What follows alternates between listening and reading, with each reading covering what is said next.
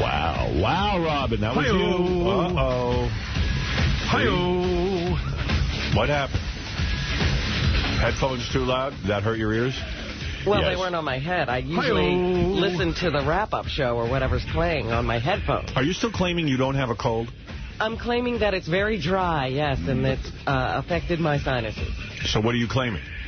I'm claiming that it's very dry, and my sinuses have been affected by the lack of humidity.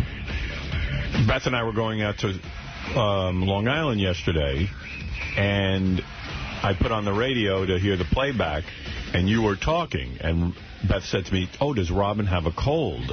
Is there something wrong with her voice? I said, yes, she has a cold, but she won't admit it because she's in this new vegan lifestyle. I feel fine. Have you ever had the experience of feeling... Colds make you sick. Right. I feel fine. It's just this nose thing. And now I can breathe, but I still can't. You know, it's still a little clogged. No, I told Beth that because of your new diet and vegan lifestyle, you don't ever want to be sick You're or so admit silly. that you could get sick. So ridiculously silly. And then she looked at me, she goes, what? Yeah, she thinks you're silly, too. Thank goodness for her. I said, you and your theories. I have theories about Robin. Right? Does anybody else share that theory? You have theories. What's the basic theory? My basic theory is that Robin, when she... Show no weakness. Yeah, Robin gets into a new lifestyle. She wants to feel that it's invincible. Invincible. That's like a magical. Well, she found the magic bullet. She found the way to perfect health, and it's possible to get ill even on your healthy vegan lifestyle. Right. She is the point person, I think, for all vegans right now. Dr. Ronnie's probably calling her and... Well, it drives her crazy that, Artie, you're eating like, half a human child, and you're healthy. You're not... Wait a minute. I'm not healthy. Hold it. Who has missed the days here since Artie's been working I'm arguing your point right now. No, but that has nothing to do with his diet. That has to do with some sort of intake from some other substance. Artie's always calling in sick.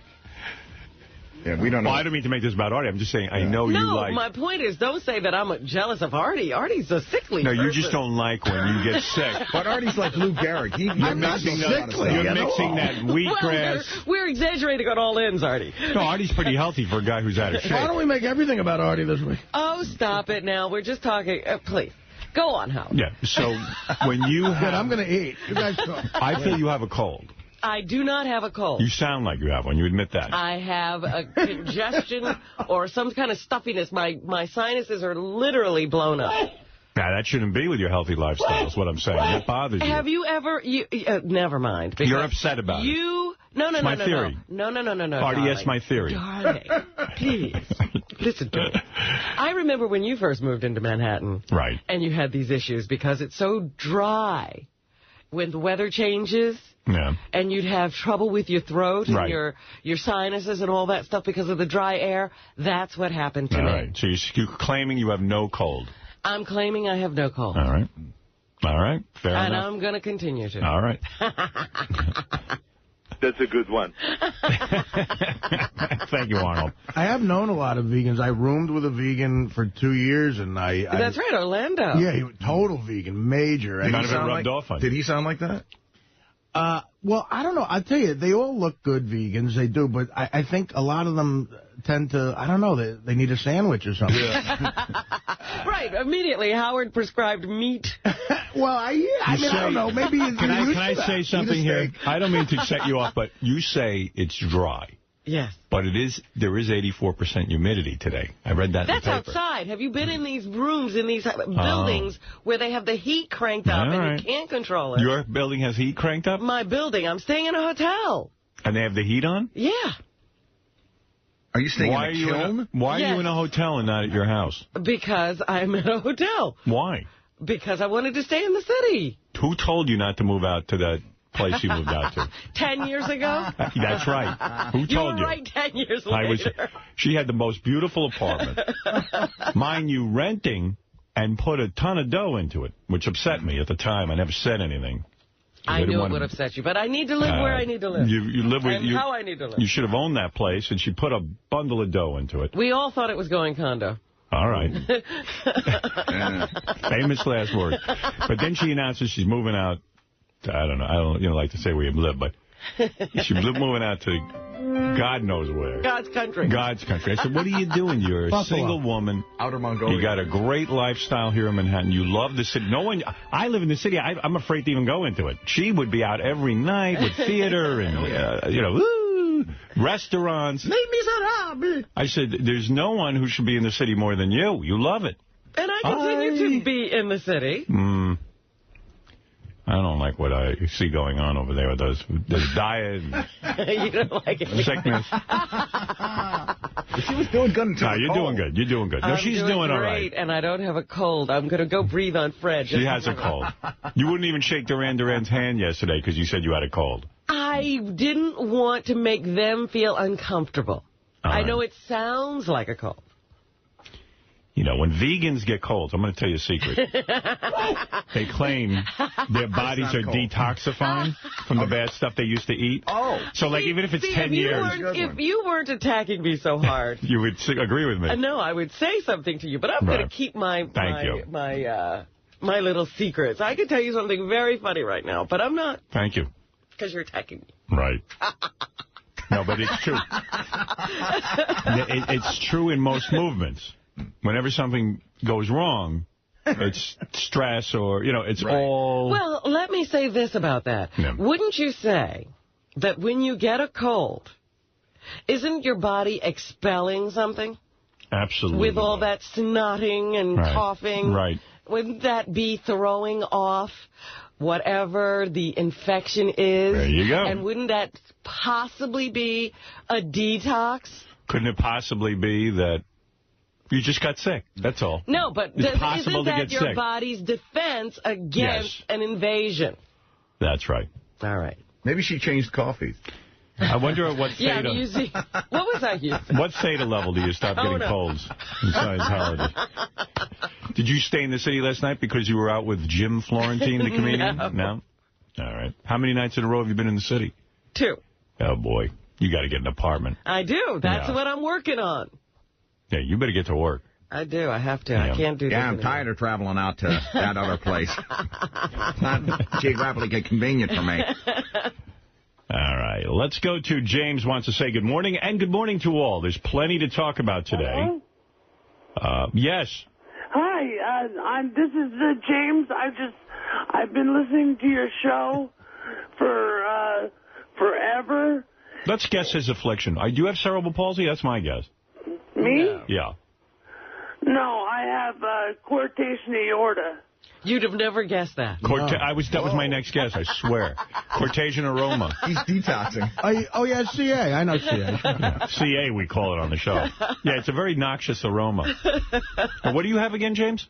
Coartation of the aorta. It's the main vein that goes to your heart. Coartation of the aorta? What is that? It's the main vein that goes to your heart.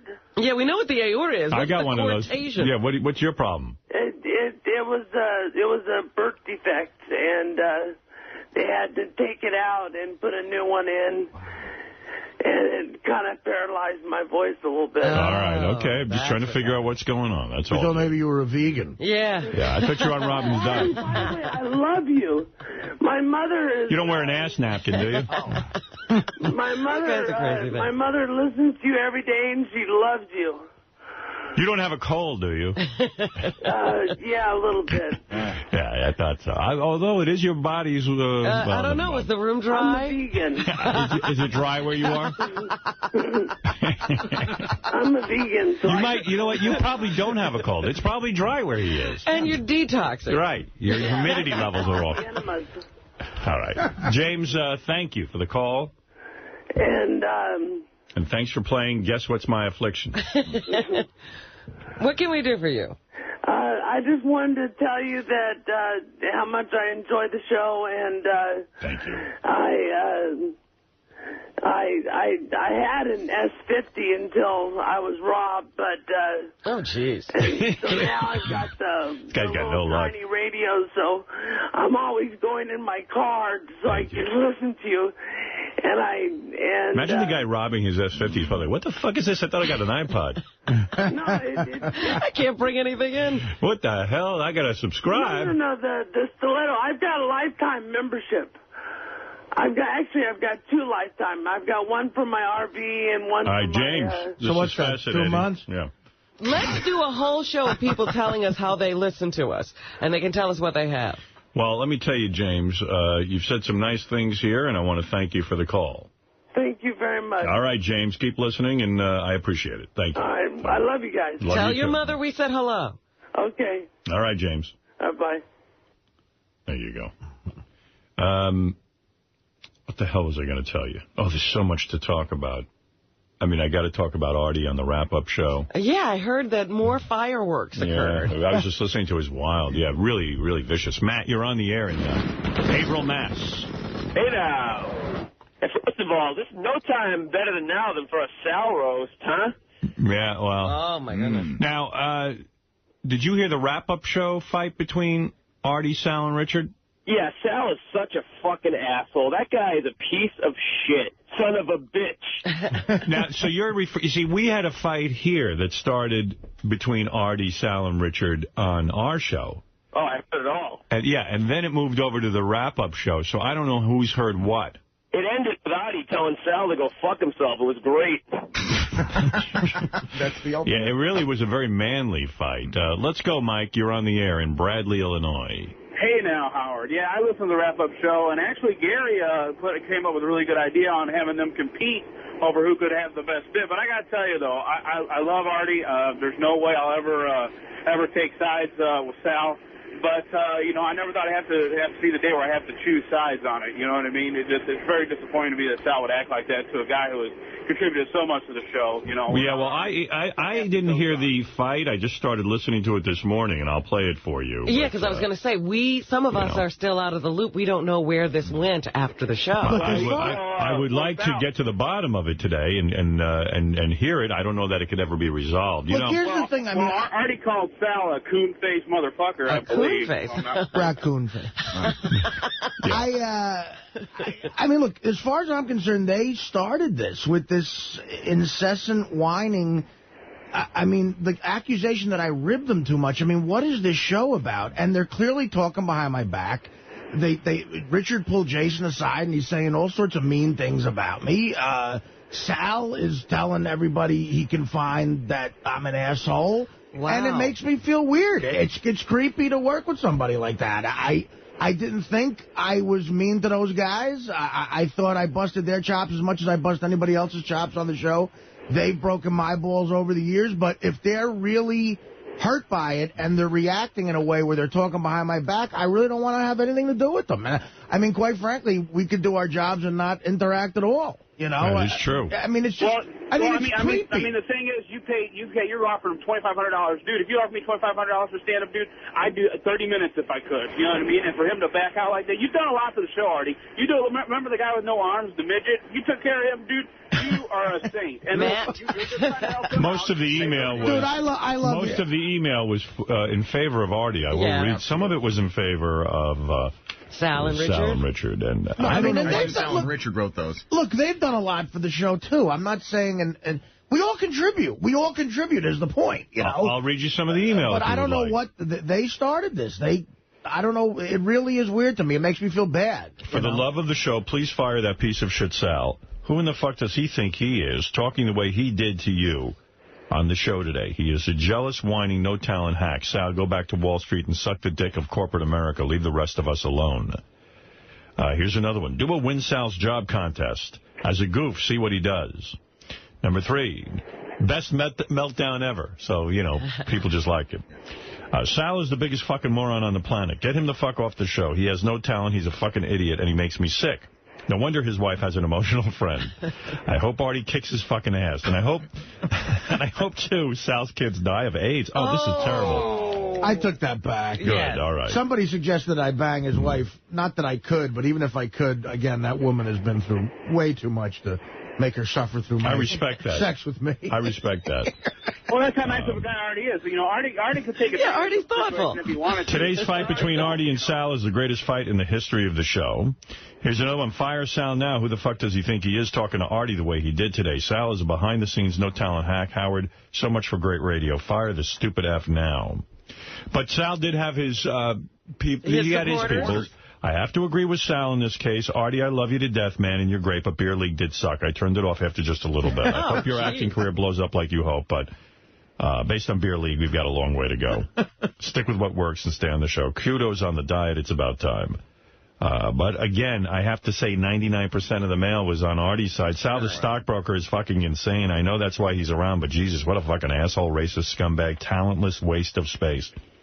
In case he may not know or think, there are thousands of us who wouldn't walk across the street to walk his shit, whatever that means. And Artie Lange is a real talent, a real actor, a real comedian. Newsflash, Sal, you're an idiot.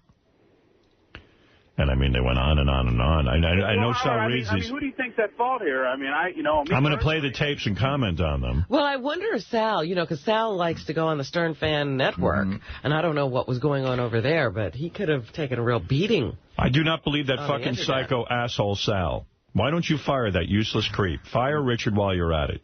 You can get any two faggots off the street to do what they do. These two faggots have no right to fuck with Artie this way. This rant Sal went on is embarrassing to the show. You should be ashamed of that segment. However, it was great radio.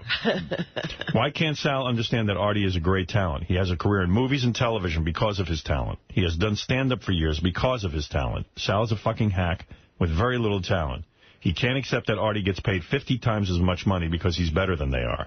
He gets special privileges because of his great value to the show. In summary, fuck that faggot Sal. Let him and Richard go to the Port Authority bus station and lick balls for $25 each. They would love it. And finally, a guy sums it up. I'll read you the last one. All right. Jesus, stop the screaming. The problems that are happening can all be attributed to one thing. People love Artie, and it hurts them when he says mean things to them. Artie can't stand being loved, and he will meet true admiration with a flamethrower. Sal and Richard do admire Artie. They do resent being goofed on so regularly.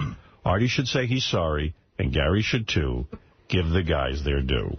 Okay, that guy sounds like a rational guy, but, I mean, isn't the show about busting each other's balls? I mean, I don't feel I say anything mean about them. Well, some people feel you have been too mean. I will read some of the email that was negative. Artie is such a fat baby. He makes millions from the show. Don't belittle dudes that make shit money just because you are a hungry, petulant turd. Artie's comments about Sal's kids, way out of line. His kids didn't do anything. Fat boy should be ashamed of making these statements. I don't particularly like Sal, but Artie went too far. That was out of line. So there it is. I agree with that. But, wow, Artie, you really came off like a pompous piece of shit this morning on the wrap-up show. Oh. Where do you get off telling people that they're not comedians? I've seen Sal's act and your act. Thinking back on them, they are different. If he isn't a comedian, then you're not one either. Wow. You're a fat sidekick with drug stories. See, everybody's... It's just shit on Artie Day, ain't it? Well, listen, there was a lot of shit flying. I'm reading you the email. I have to say it was the 99% with Artie, though. I'm telling you what I'm reading here. A lot of people feel that Sal and Richard are experiencing some sort of jealousy with Artie, and they're taking it out on him. Well, I think they feel like second-class citizens. Right. And I've noticed, now nothing has happened here that's different, but they have begun to act as if they don't belong. They keep themselves closed up in their little room. Right. They don't talk to anybody. And they're back there feeding each other's insecurity. Well, that's the problem. Richard, though, Richard was bitching at Gary, and Gary's the fucking producer, and he makes the final call on what's good and what's not. So why couldn't Richard just take no for an answer? If you go to any other job, they've been fired. All right.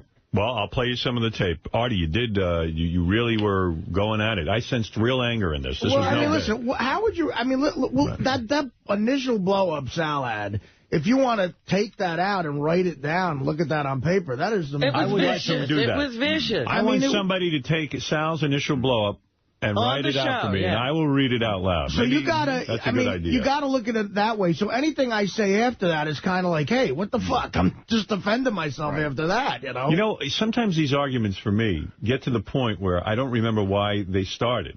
Right. Like, you know, they just kind of happen. Well, it was a conversation on the wrap-up show the day before about Artie getting special treatment. And then that started. And then they kitchen sinked everything. They put every gripe that they had against Artie they piled on that day. This was wrong with Artie, that was wrong with Artie. So Artie had nothing to Fred, do. no one's gotten your opinion on this, and that's mainly because we usually forget you're here. Well, but now that you've chimed in, I'm calling for a Fred segment on that. Hold on, let me see if I can find that theme music. I mean, there's no sense in that. I'll give you a twofer today too. This is great. All right. Thank you. As long as we're playing here, let's do it right. I can't wait. Fred's going to weigh in on this. He's a Fred, he's wonderful Fred. He's a Fred, he's wonderful Fred. He's a Fred, he's wonderful Fred. He's a Fred, he's wonderful Fred. He's a Fred, he's wonderful Fred. He's a Fred, he's wonderful Fred. He's a Fred, he's wonderful Fred. He's wonderful, wonderful Fred. Thanks to Joey Pajamas for that theme. Yeah, beautiful theme. Legendary. All right, Fred, please tell us, what are you thinking? Did you hear the wrap-up show clips? Would you like I did hear the wrap-up show clips, and I don't want to comment on those as of yet. But taking it from when Sal walked in and the clips and everything like that, it started off with one conversation, and as the conversation kept evolving, Sal kept letting out more and more stuff that he was mad at Artie about. And that was unfair. I mean, if Artie's getting special treatment, then just focus on that. He took it to, even the score about, like him, maybe not being nice to him, ribbing on him and whatever. What they forget is Artie's a comedian. Well, be angry with me if Artie's getting special treatment. Yeah, but no, they're just angry at Artie. At that point, they're taking anything they can to get their point across. Artie is a comedian. I mean, when he does the stuff with, High Pitch Mike, High Pitch Mike is getting cranked up, but you can clearly see, and at least I can see it, that Artie's just goofing with him. And I think that's what it started with yesterday, but these guys just kept going and going and going. And there was real anger. And then when Sal got into that thing about saying, Artie was shit on Mad TV and that his movie sucked, that was, number one, it was all lies. And it was just mean. And at that point, Artie had no recourse except to, go at him. Sounds to me like you're endorsing Artie. I'm endorsing Artie on this one. Yeah. It's never really clear to me what Fred is going to come out with. I got that out of it. No, I'm saying I didn't know where he stood. He was taking a guess, and he guessed right. But unless he was acting like, whatever, it's like... look, Howard, I feel it was interesting to hear what Fred had to say. Absolutely. Yeah, and by the way... I'm glad we... And by the way, speaking of wackos, I think Seinfeld is the wacko, so there you go. All right, there you go. That's my opinion. Fred giving us two opinions. He said it would be a two for today. Yeah, I usually limit him to one, but... Can I tell you why I think he's a wacko? All right. There you go. He's America's sweetheart, and yet here's the guy that was dating a 17-year-old high school student, and also he stole another guy's wife when she just came back from a honeymoon.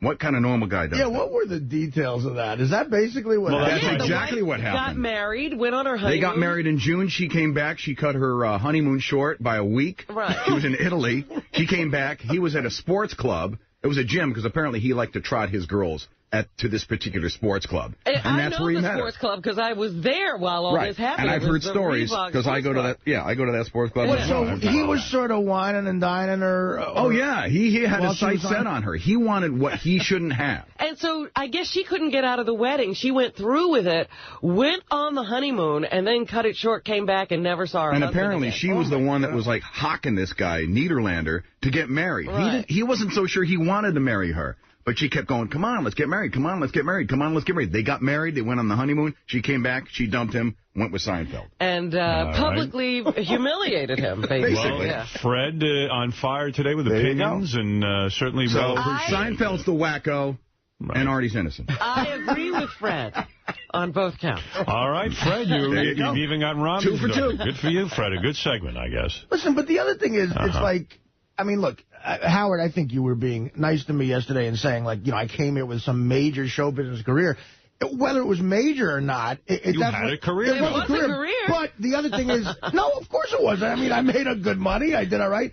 But I didn't come in here with an attitude like I did have a major career. You know what I mean? I didn't. Right. They're sort of projecting that on me. Like, what evidence do they have that I came in here going, listen, guys. Well, why don't I play the clip? It's your luckiest day ever. Right, because you get to work with me. I came in here as humble as I still am now, and as just as appreciative as I am now. But, Artie, why don't I play the clips now? And then, who knows, Fred might even comment some more. You don't know. Yes. Or Fred could change his mind. I can change my mind. That's right. No, well, listen, again, I'm pretty confident I'm going to stay right there. My only defense about whatever I say is that Sal continues to say brutal shit. And the other thing that comes out is Richard is pulling people aside and talking about me. That is just creepy, and I don't want to deal with... I don't want any, like, office politics like that. It's awful. I don't want to deal with that. David, you're on the air. Go ahead. Hey, what's up, guys? Hey.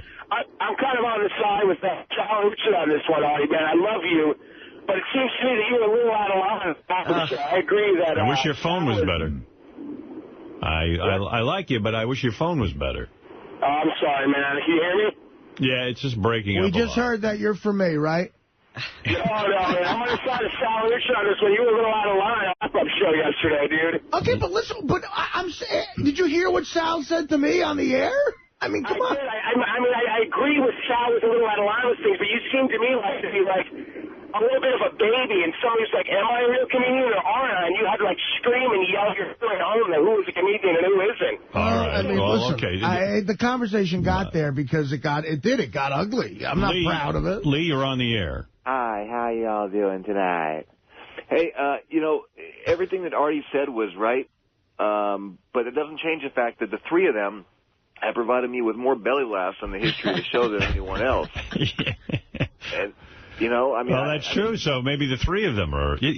Hey, he's almost drawing the Three Stooges analogy, Artie. Wow. You're Mo, and those two are Larry and Curly. This is the very first Three Stooges analogy I've been involved with where I'm not Curly. Good for you.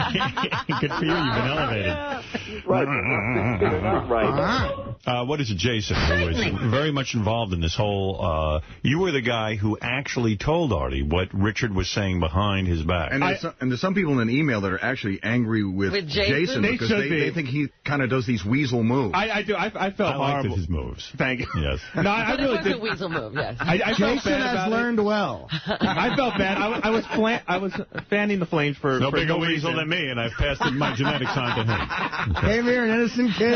I just do want to tell her, it wasn't like Richard pulled me aside to badmouth you. I was just trying to say on the wrap-up show, which I stand by with that, I think Richard was angrier at you than he was letting on. Based off things he said, but it's not like he's running around. Where was he saying it, though? Over the course of a normal conversation that you just, we're friends, we hang out, but it's not like he's running around pulling people aside, bad-mouthing you. That's all I want to clarify, because I know... Let me teach you something else. What? When you're a weasel, don't try to weasel out. Don't try to weasel out. Richard asked me to come in and say that, and it's the truth. I'm not making it up. Yeah, but how did the conversation get to me and what you're... Well, let's listen to Richard, is there anything you want to tell me bad about Artie? Yeah, why? That's the point. Why in a normal, friendly conversation am I coming up? I don't know. But it wasn't like he pulled me aside and said, let me badmouth Artie. When Richard badmouthed Artie... It was more like everyone... Why did it even come up in the first place? What was Richard's whole... Did you go on a fishing expedition? I'm pretty sure it was one of those days a couple months ago where Artie either made fun of one of their phone calls on the air or, And Richard said what to you about Artie? He was angry that, he felt that Artie says one thing to his face and then another thing behind his back, and that, Artie, just constantly undermines him and puts him down, and he doesn't get it, and it really upsets him. That to be the case. I mean, I tell you, they're under a delusion back there. They're making each other paranoid. I sit here, and there's times I've had tears coming out of my eyes crying at some of the shit they've done. What are they talking about? They never hear any of that. Well, let's get to the wrap-up show, because it got ugly, and not everybody heard it. It is ugly. It is ugly. It's as ugly as it gets. Here we go in no particular order, Robin. I don't know how much of this you heard. I didn't hear much of anything. All right, so then you are probably lucky to be hearing this Yes, now. I am. All right. Sal cares so much about what the audience thinks of him that I was surprised that he showed that side of himself to the audience today. Sal set himself back 100 years, because it's almost like a racist who doesn't want to be racist, and then one day he just blows up and starts blurting out the N-word. Like, that was a side of Sal that even I'd never seen before. Well, here you go. Sal thinks every listener is as big an asshole as he is. You understand? Because when Sal was just a listener, he was the bitter motherfucker. And if you made him mad, he was the one who got on the computer like a little faggot with no time on his hands and said, we hate Fred because he said this, and we hate Artie because he said this. He thinks everybody is as big a lunatic and a psychopath as he is. So that's why he cares what the audience thinks so much, because he thinks they're all as nuts as him. Guess what, Sal? They're not. They're all normal compared to you. You're the nut. I find him to be, I never thought he was funny. I think he's a winner of a radio contest that we let come on the show. He's willing to blow Richard and make phony phone calls. He's nothingness. Well, then it escalated. There you go. I'm just going to play them. That was before Sal got there. Wow. Yeah, you gave it to him good, and then Sal finally came in to defend himself, and then it got even better. It's so funny how Sal, this is another example of how he wants to be in the comedy community so long. A middler, Sal doesn't know what the fuck a middler is, more than he knows what ammonia is. He's not a comedian. He's not a comedian. He's not. He's not. I don't care what. I mean, then that's me being truthful. And, I mean, look, he can have those opinions all he wants about my comedy, but would it hurt me? Like, it would hurt me more if Bob Levy felt that than it did Sal. If Sal was going to critique my... Like, say I became a swindling, dishonest stockbroker, and I wanted to milk people out of money, and I wasn't educated, and I somehow passed the Series 7 test because I paid somebody off or I cheated, and married a chick way hotter than I should have, and somehow had children with her, and then embarrassed her in life. If I was that guy and he insulted that lifestyle, like you said, you're horrible at swindling people. You're a horrible phony stockbroker. Then I'd be upset because that's something he's an expert at. I'll go on the record right now. I'm not angry at all. I think Sal is not angry. He's not funny. He's not talented on any level. He's a horrible stand-up comic. And the reason the reason he got mad at Nick DiPaolo and blew up at him that one time is because Nick looked at him, like, you got to understand, a guy like Nick, he's not as famous as Sal because Sal's on this show. So a guy like Nick, who's a brilliant comic, looks at Sal as like literally like a monkey, like he's a monkey act. Sal is Beetlejuice to Nick. Right. So it just hurts Nick to do a gig with Beetlejuice. You know what I mean? Like I got to do he's a whackpacker. Right. And that's how Nick will always look at him. And quite frankly, that's how I look at him. Wow, that's rough. You know, like it left the world of funny into rough. Tough love. Rough. Well, the funny train moved out a long time ago.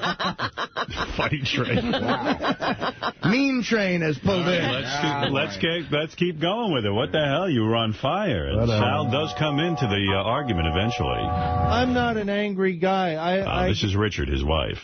Oh. I'm not an angry guy. I get annoyed. You're passive-aggressive. Well, listen, dude. Listen, just stay clear of me. I don't want to talk to you two anymore. I really don't. Because I don't like you guys either. How's that sound? I never said I don't like you. No, I don't like you or Sal. So from this day on, stay clear of me. And we won't have any trouble. It's like the Godfather. And if you write a song parody about me, I may take my jabs again. What, I can't say that I get a little annoyed when you rag on. That's not what Jason's saying, and quite frankly, I believe what Jason's saying. Well, what did I say then? Do you want me to go into it? Go ahead, man. Yeah. It's out on the table. He first of all, he gets insanely angry, when you guys take a swipe at his comedy, and he'll just go on and on about it. But more vicious than you're getting on the air. Who does Artie think he is? He says one thing to your face and then another thing behind your back. That's true. But you say it in a very malicious. No, I have said that because. And you say it angry, much angrier than you're saying it on the air. I don't want to go and rehash the whole thing where we argued at your roast. I think that when you took a shot at Richard's comedy, it wasn't during your roast part. It was earlier in the morning when we were talking about it, or earlier in the evening, and you just sort of said offhand, I think Richard's act sucked. He took that very hard. Part of show business is being phony. It really is. I got news for you. Everybody in this room thinks that they're going to go on and be the honest people that they think they are. You can't live in show business like that. You have to be dishonest. Does Gary like Gina Gershon? No. But I'm not like Gary dying to hear her album? No. But you have to be phony. You have to, otherwise you will not survive in this business. You will not. Yeah, but I'm not that kind of person. I'm not a phony. And when you said to me after that gig, I took it literal when you said I did a good job. I didn't even see your set, Richard. Well, then you said, why'd you say good job? Because I was being phony. Wow. Wow.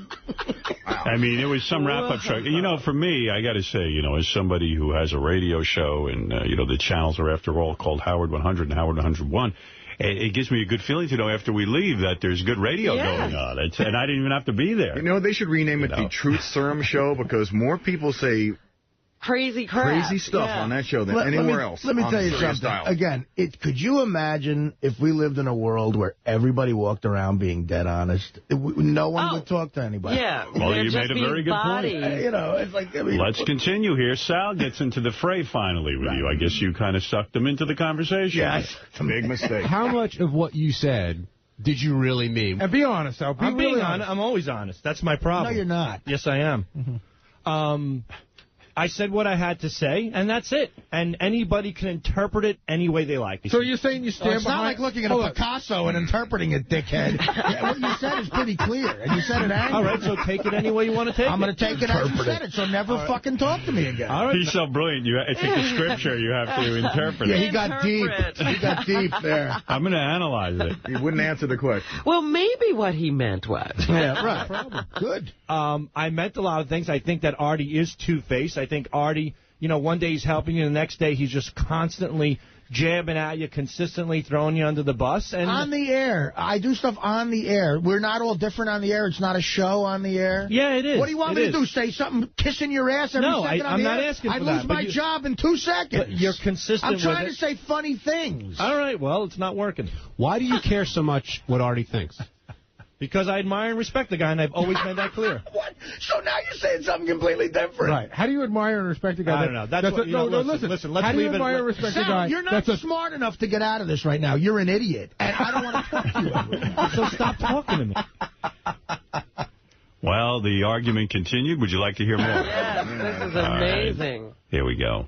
If this show had a budget for writers, you guys would be whack packers still. This show does have a budget for writers. Oh, yeah? Barely. See, that's the thing, Artie. You don't know what we write. We're on Lotus Notes every day. I've seen you guys write. The last couple of sketches you wrote that didn't involve a phone call or a reality thing, I mean, my God, they were so embarrassingly bad. Like, Was Porn Star Family Feud good? You said it was great, and it was a great idea. That was your idea. I came, No. But I'm saying, have an idea like that. Okay, there it is. There's the rebuttal. So when you challenge me, you go back to 6-year-old. I'm talking about a sketch where everybody in the sketch is a character. There's no porn stars who are meth to bail you out when you need something funny. What sketch were you in? Hold on, Sal. I got to step in for a second, because you said something that's really making me nuts.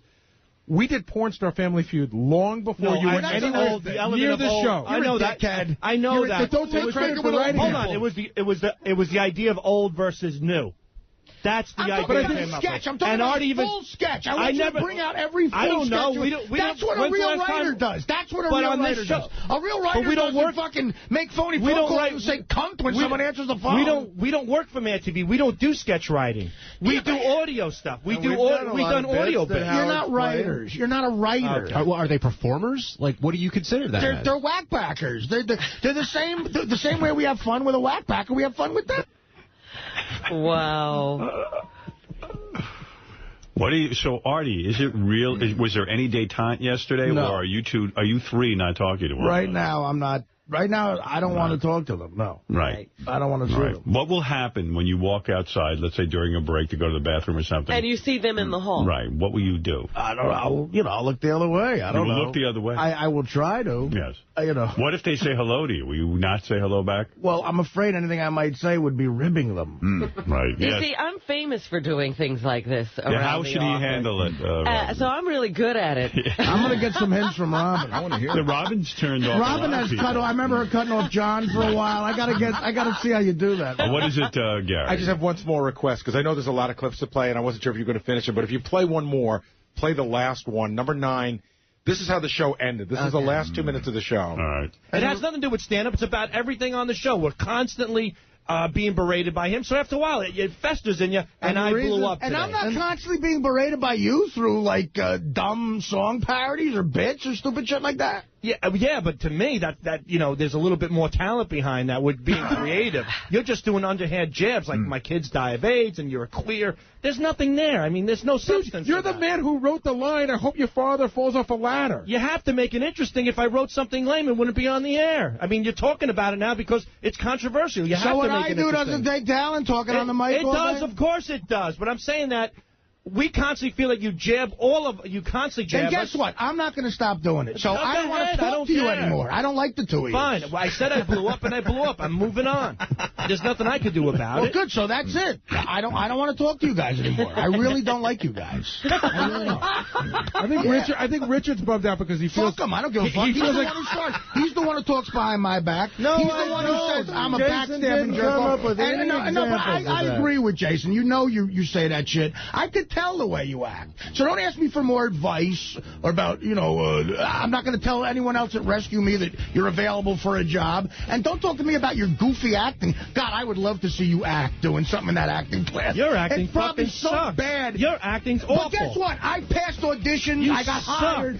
Rescue Me stunk. What leg do you got hired so you can flap your fat lips on the show and plug it. Right. And it was disgusting to call yourself Artie Lang from Rescue Me on Letterman after all the fucking things Howard did for you. That was awful, too. What do they call you? Show up. Don't talk to me, Artie. What do they call you on Letterman? What do they call you on Letterman? Don't talk to me. What do they call you on Letterman, Sal? They call me Sal Governale. Somebody who works for the Howard Stern Show and is proud of it. That's not me. Really, Sal, go fuck yourself. I never want to see you again. Stay in your little smelly hole. And thank you for listening to the rap. Stay in your little smelly fucking hole. And thank you for listening to the rap show. Put on some more makeup, you raccoon. Howard 100, Howard 100. Howard, you have to understand, when Artie's going, stay in your I didn't know you didn't like Gina Gershon. You know what I like? John Hein calmly going, Howard 100, Howard 101. When Artie's going, stay in your fucking hole, Sal's at the door, still yelling like it was so real. Yeah. Well, of course Sal's it's yelling, real. Fuck you, and Artie's going, go in your fucking hole. Look, sometimes you interact with people you don't like. I don't like those guys. Did this screw up your diet yesterday? Did you manage to... Were you so upset that you had to start eating? I thought about that, too. You know what? No, I actually stayed on it. Yeah, good. Yeah. You're going to show them. That's the most right. That's right. Good for you. Doing it for them. Wow. Well, actually, there was one or two more clips. I don't know if you want to hear them. I mean, that was amazing. Yeah, that was good stuff. I have one here called Sal and the Power of the Show. Okay. And then I have another one, Bob Levy on Who is a Comedian. Oh, Bob Levy on Who is a Comedian. Levy went to the mic. This is classic Levy. Right. Levy went to the mic, Howard, and the first 10 seconds, no one knew what he said. All right, let's hear it. Bob, you work with both these guys on the road. Yeah. Where do you assess this? Is Sal not a comedian? Okay, Artie comes from like this, from us that were comedians. We start off as comedians.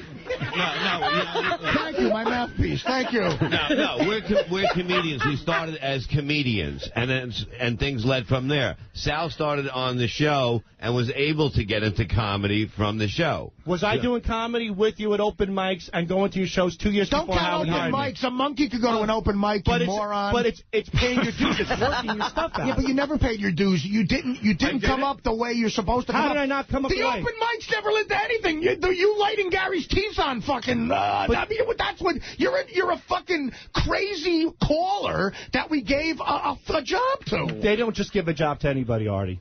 Yeah, it was a contest. I mean, what the fuck? I didn't win the contest. I was hired just like you. You didn't win the contest. Hold on, guys. How do you answer the charge that Howard leveled against you guys today that it's similar to the way somebody won American Idol? That you're at that big level. Yeah, Howard said it, not me. Maybe you haven't earned it. And I'm not saying... I don't care. I'm not looking for... I'm not looking to... I just want to do my job and have a little more respect for Artie. And then just stay... You're not getting it now. Stay away from me. Do your job and I'll do mine. It's all rather sad, actually. Yeah. Really? I'm not sad at all. Well, you know what? I thought we had a happy little home here. I did, too. I didn't know all this dissension was brewing under the surface. When we came to Satellite, it seemed as if everyone was excited and loving one another, and now here we are. It's a big rift. 2 years into the experiment, and things are worse than ever. A chasm has opened. A jism. A jism. Somebody shot jizz into the chasm. That's right. Chasm is filled with jism. That's what happened. I do have this clip called Sal and the Power of the Show. I haven't heard it. I want to hear Sal's Power of the Show speech. I would just replay this whole show, and then I could go home. don't even know what a middler is. You're a doofus. When's the last time you... Sal, before you got on the show, when's the last time you were in a club in Iowa on the road talking about middlers? First of all, I'm not comparing my comedy to yours. There's no comparison.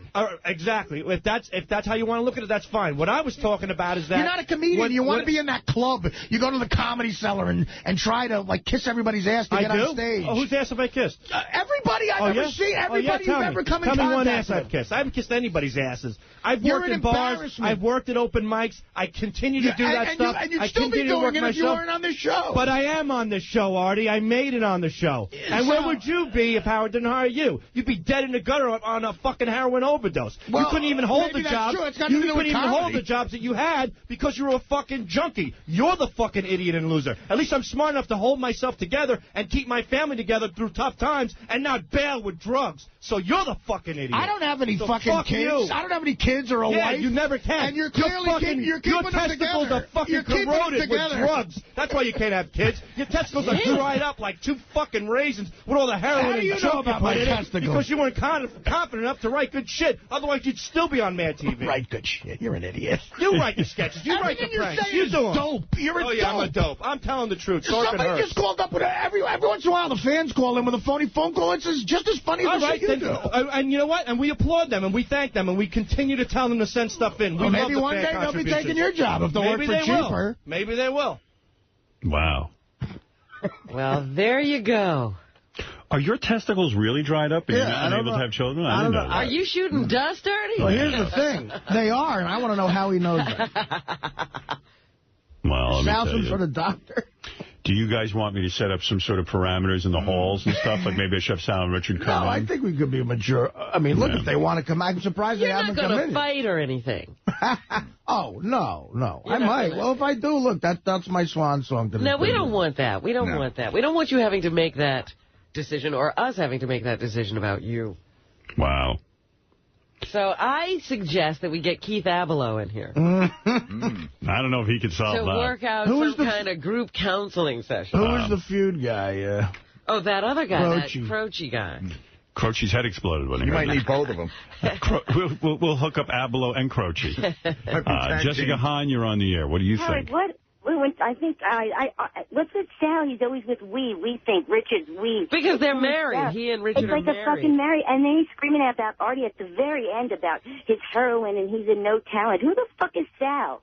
Sal is who the fuck is he? Him and Richard are in that room, and he's like, we think this. He's never said once, I think this. It's always we. We think Artie's hurt our feelings. He does go around telling people, pulling them off to the side. Artie hurt his feelings because he thinks he's not funny. We think Artie's not funny. We think Artie's it's his heroin thing. Artie gets away with murder. They shouldn't be discussing Artie so much anyway. Yeah, I don't really. know why. I mean, it's weird. But I'm telling you, the two of them are like... victims of some kind of war where they're hiding in their little bunker, feeding each other. Like rape victims. Feeding each other's paranoia. All right, let's go to... Thank you, Jessica. All right, thank you. All right. Hello, you're on the air. This is Mike. Mike in Boston. Hey, now. Hey, now, Mike. How's it going, guys? All right. Hey, this whole thing with Artie and Sal, man, he's right. It comes down to jealousy. Right. And, Sal just got a lot of other things going on. He blew up at Artie, but he's more concerned with what's going on with the rest of his life. Well, he can't take it out on Artie. No, yeah, that's exactly right, but the whole blow-up, I think, is just him being fed up with his whole life. Well, you might be right, Mike. I don't know. But I also wanted to call out because I actually talked to you yesterday, and I watched that Miss Howard reality. Miss Howard Stern reality show debuted on Howard TV, yes. Oh, man, she is a mess. You sure? It's a pretty amazing show, actually. She's trying to bang this guy. She's talking about his big cock. And she all of a sudden she's in the bathroom with him, and she falls in the bathtub. All of a sudden she's in the bathtub. She's naked. She's ridiculous. I don't know what goes on with this girl. I got to say, when the guys came to me and they said, we want to create a reality show for Andrea, Miss Howard Stern, and I said, gee, well, okay, let's see what happens. And they put together a great show. And I don't think there's a minute in that show that's slow. She may be too real. Yeah, she's very, very real. And I saw the first. I haven't seen the second episode yet, but I'm really looking forward to it. Halfway, the whole beginning of the show is her sitting at this picnic trying to figure out which guy at the party's got the biggest cock. Yeah, and then once she figured it out, she zeroed in on How it. does she know? She can, like, look at guys and size them up like that? No, her friend had seen the guy's deck, and she said he has a really big one. She kept asking her if anyone there, like, oh, how big's he, and this and that, and then she's like, I don't know. Well, I tell you what, I even saw an unedited, a version that was even less edited. In other words, they have to make it tight to make it interesting television. And she was just on a mad frenzy for finding a big penis. But so she likes them big, huh? Yeah, she likes them big. But, yeah, we have more episodes coming up, by the way. That's only the first one. Yeah, I'm looking forward to seeing the rest of them because, man, I'll tell you what, she's a mess. All right, cool, Mike. Thanks. Thanks. Yeah, the second I saw that show, I knew it was a hit. It was a hit. Yeah, I did.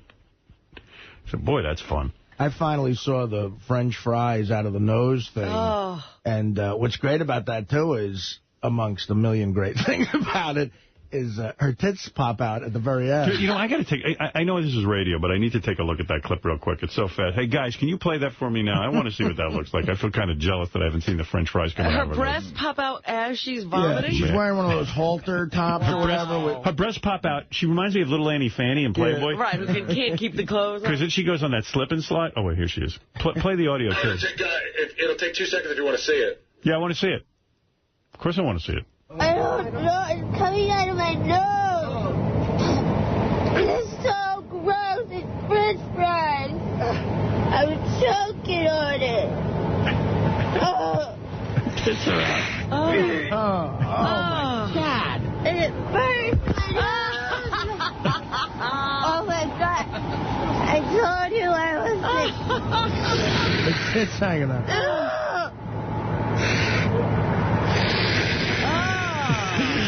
There's French fries coming out of my nose.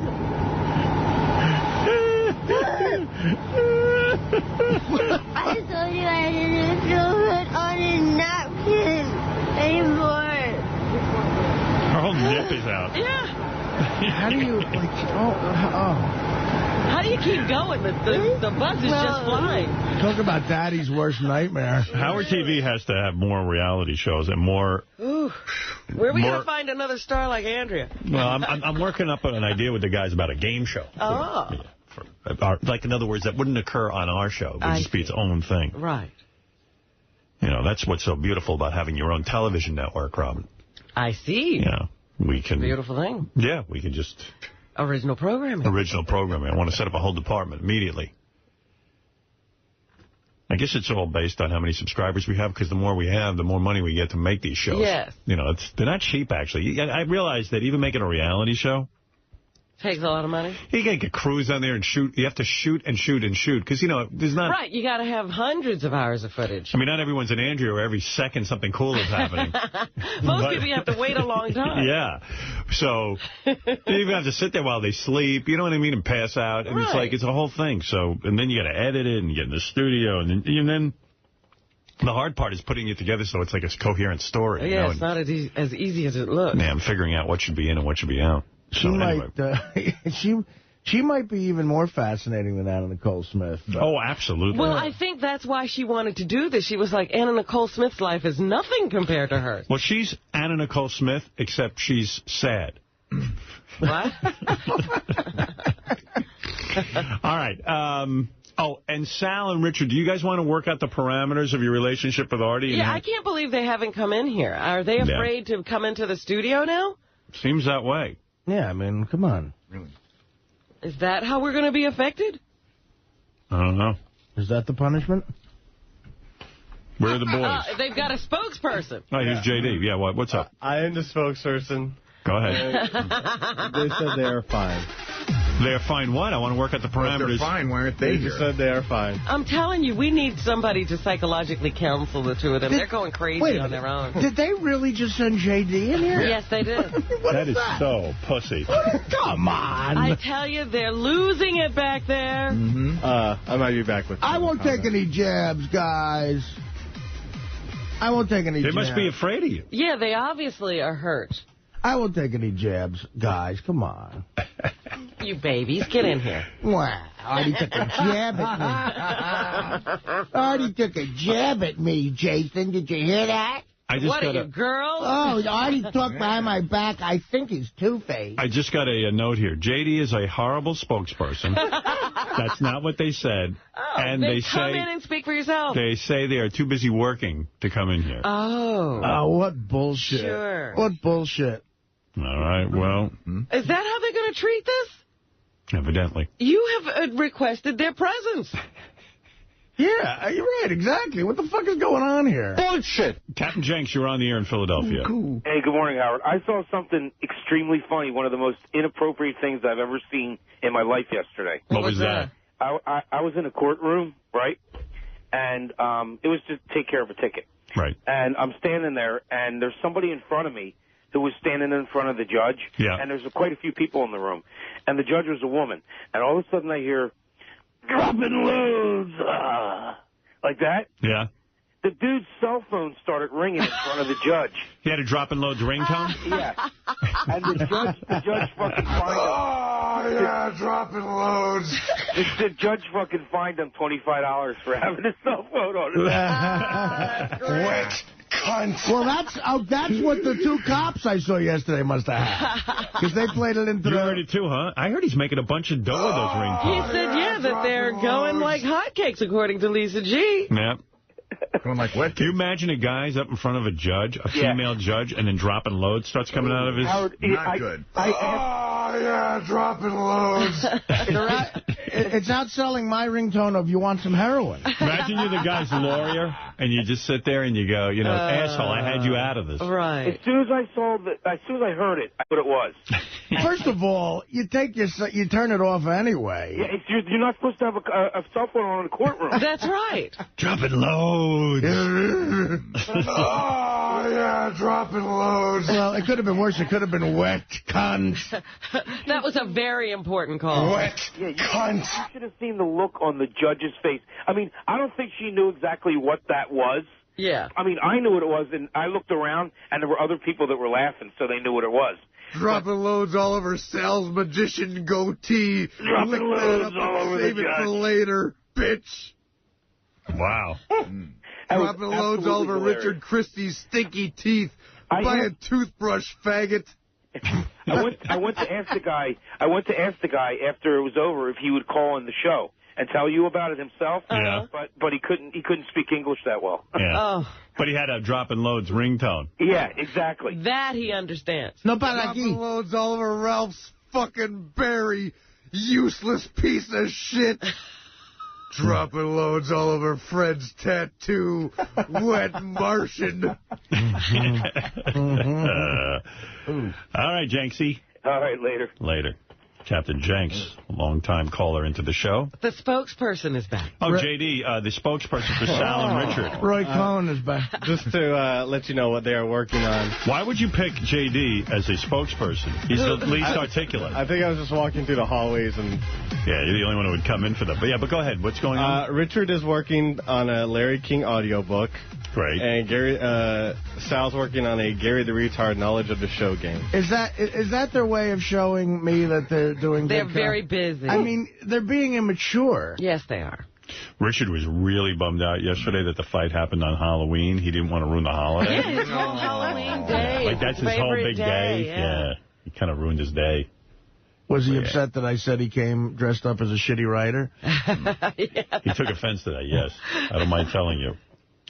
Well, I love you all. And I can't believe they won't come in here. And I appreciate everyone's contribution to the show, and I hope that you guys work this out. I mean, know. It's a shame that you have to hear this. It's very upsetting to me. I guess there need to be parameters, because they obviously aren't coming into the studio if Artie's in it. What? Yeah, I mean, guys, seriously, I won't say anything nasty or something. Or what's the matter? I don't know. I'm a little disappointed. I mean, they're actually turning down airtime. But don't you Why think... does everybody come in on the wrap-up show, but they won't come in on my show? Yeah. Here's JD. They got to be kidding me. They got to stop I mean, talk about passive-aggressive. This is a way of saying, look, Art, enough of your silliness. We're getting back to writing. Yes, JD? They want an ISDN line in their office. See, they can't come in here. They're afraid. They're afraid to be in a room with Artie? Yeah. Boy, that's a pussy move. I never thought I thought those guys were fearless. I guess I had it wrong. Yeah, I thought they were, too. Yeah, that's a little shocking to me. I thought they were fearless. They want an ISDN line in their office. Well, then you clearly won the argument. If they're afraid to come near you, you're like an angry bear. Listen. Who defeated them. I mean, They don't want to tangle with the bear again. You clearly won. You've intimidated them right out of the studio, and they love you. And you know how they love airtime. I mean, it's like winning an argument with a couple of chimps. Here's J.D. I'm back again. Their spokesperson. They say they're not mad, they're not busy, and they're not looking for busy. Fox contracts to leave the show. They said they're not mad and they're not busy. They're not bad, they're busy. They're not bad. No. They're busy. This is busy. Where are they, J.D.? They're not mad. They're not busy. They're not mad. They're busy, and they are not looking for Fox contracts to leave the show. Fox contract? Because I had a Fox contract. I got news. I got news. No one's offering it. You don't think we'll lose them to Fox? Yeah. Wait a minute. We should test that. See if we can get someone from Fox to offer them a contract. Exactly. You're kidding me? We do have a busy show. In fact, Artie, you'll like this. John Hanson from the USO is going to call in and explain why Artie can't go to Iraq. Oh, yeah. What happened? Slash from Guns N' Roses is going to be in here. He just wrote a book, which is going to be kind of cool to hear about what happened at Guns N' Roses.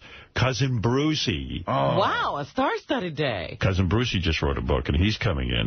I never thought I'd see what's in his book. I was reading about the paper. It's kind of like a scrapbook or something. I understand that Slash has a book in him.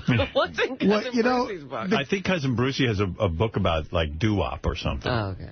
The kid I'm writing my book with wrote the book with Slash. Yeah. That was his last thing. My goodness. Anthony Boz, he's a nice guy. And, he said it was interesting trying to, just get Slash available to tell a story. So you get calls at like 4 a.m. and Slash, you go, hey, I got a story. You get ready. You got a pen. Yeah, it was whenever Slash had a story, he'd wake up and call it. Well, yeah, and the kid would have to he was groggy, and he'd get like a pencil, and he'd go, so me and Axel are double teaming and shit. And he's like, wait a minute. Me and Axel.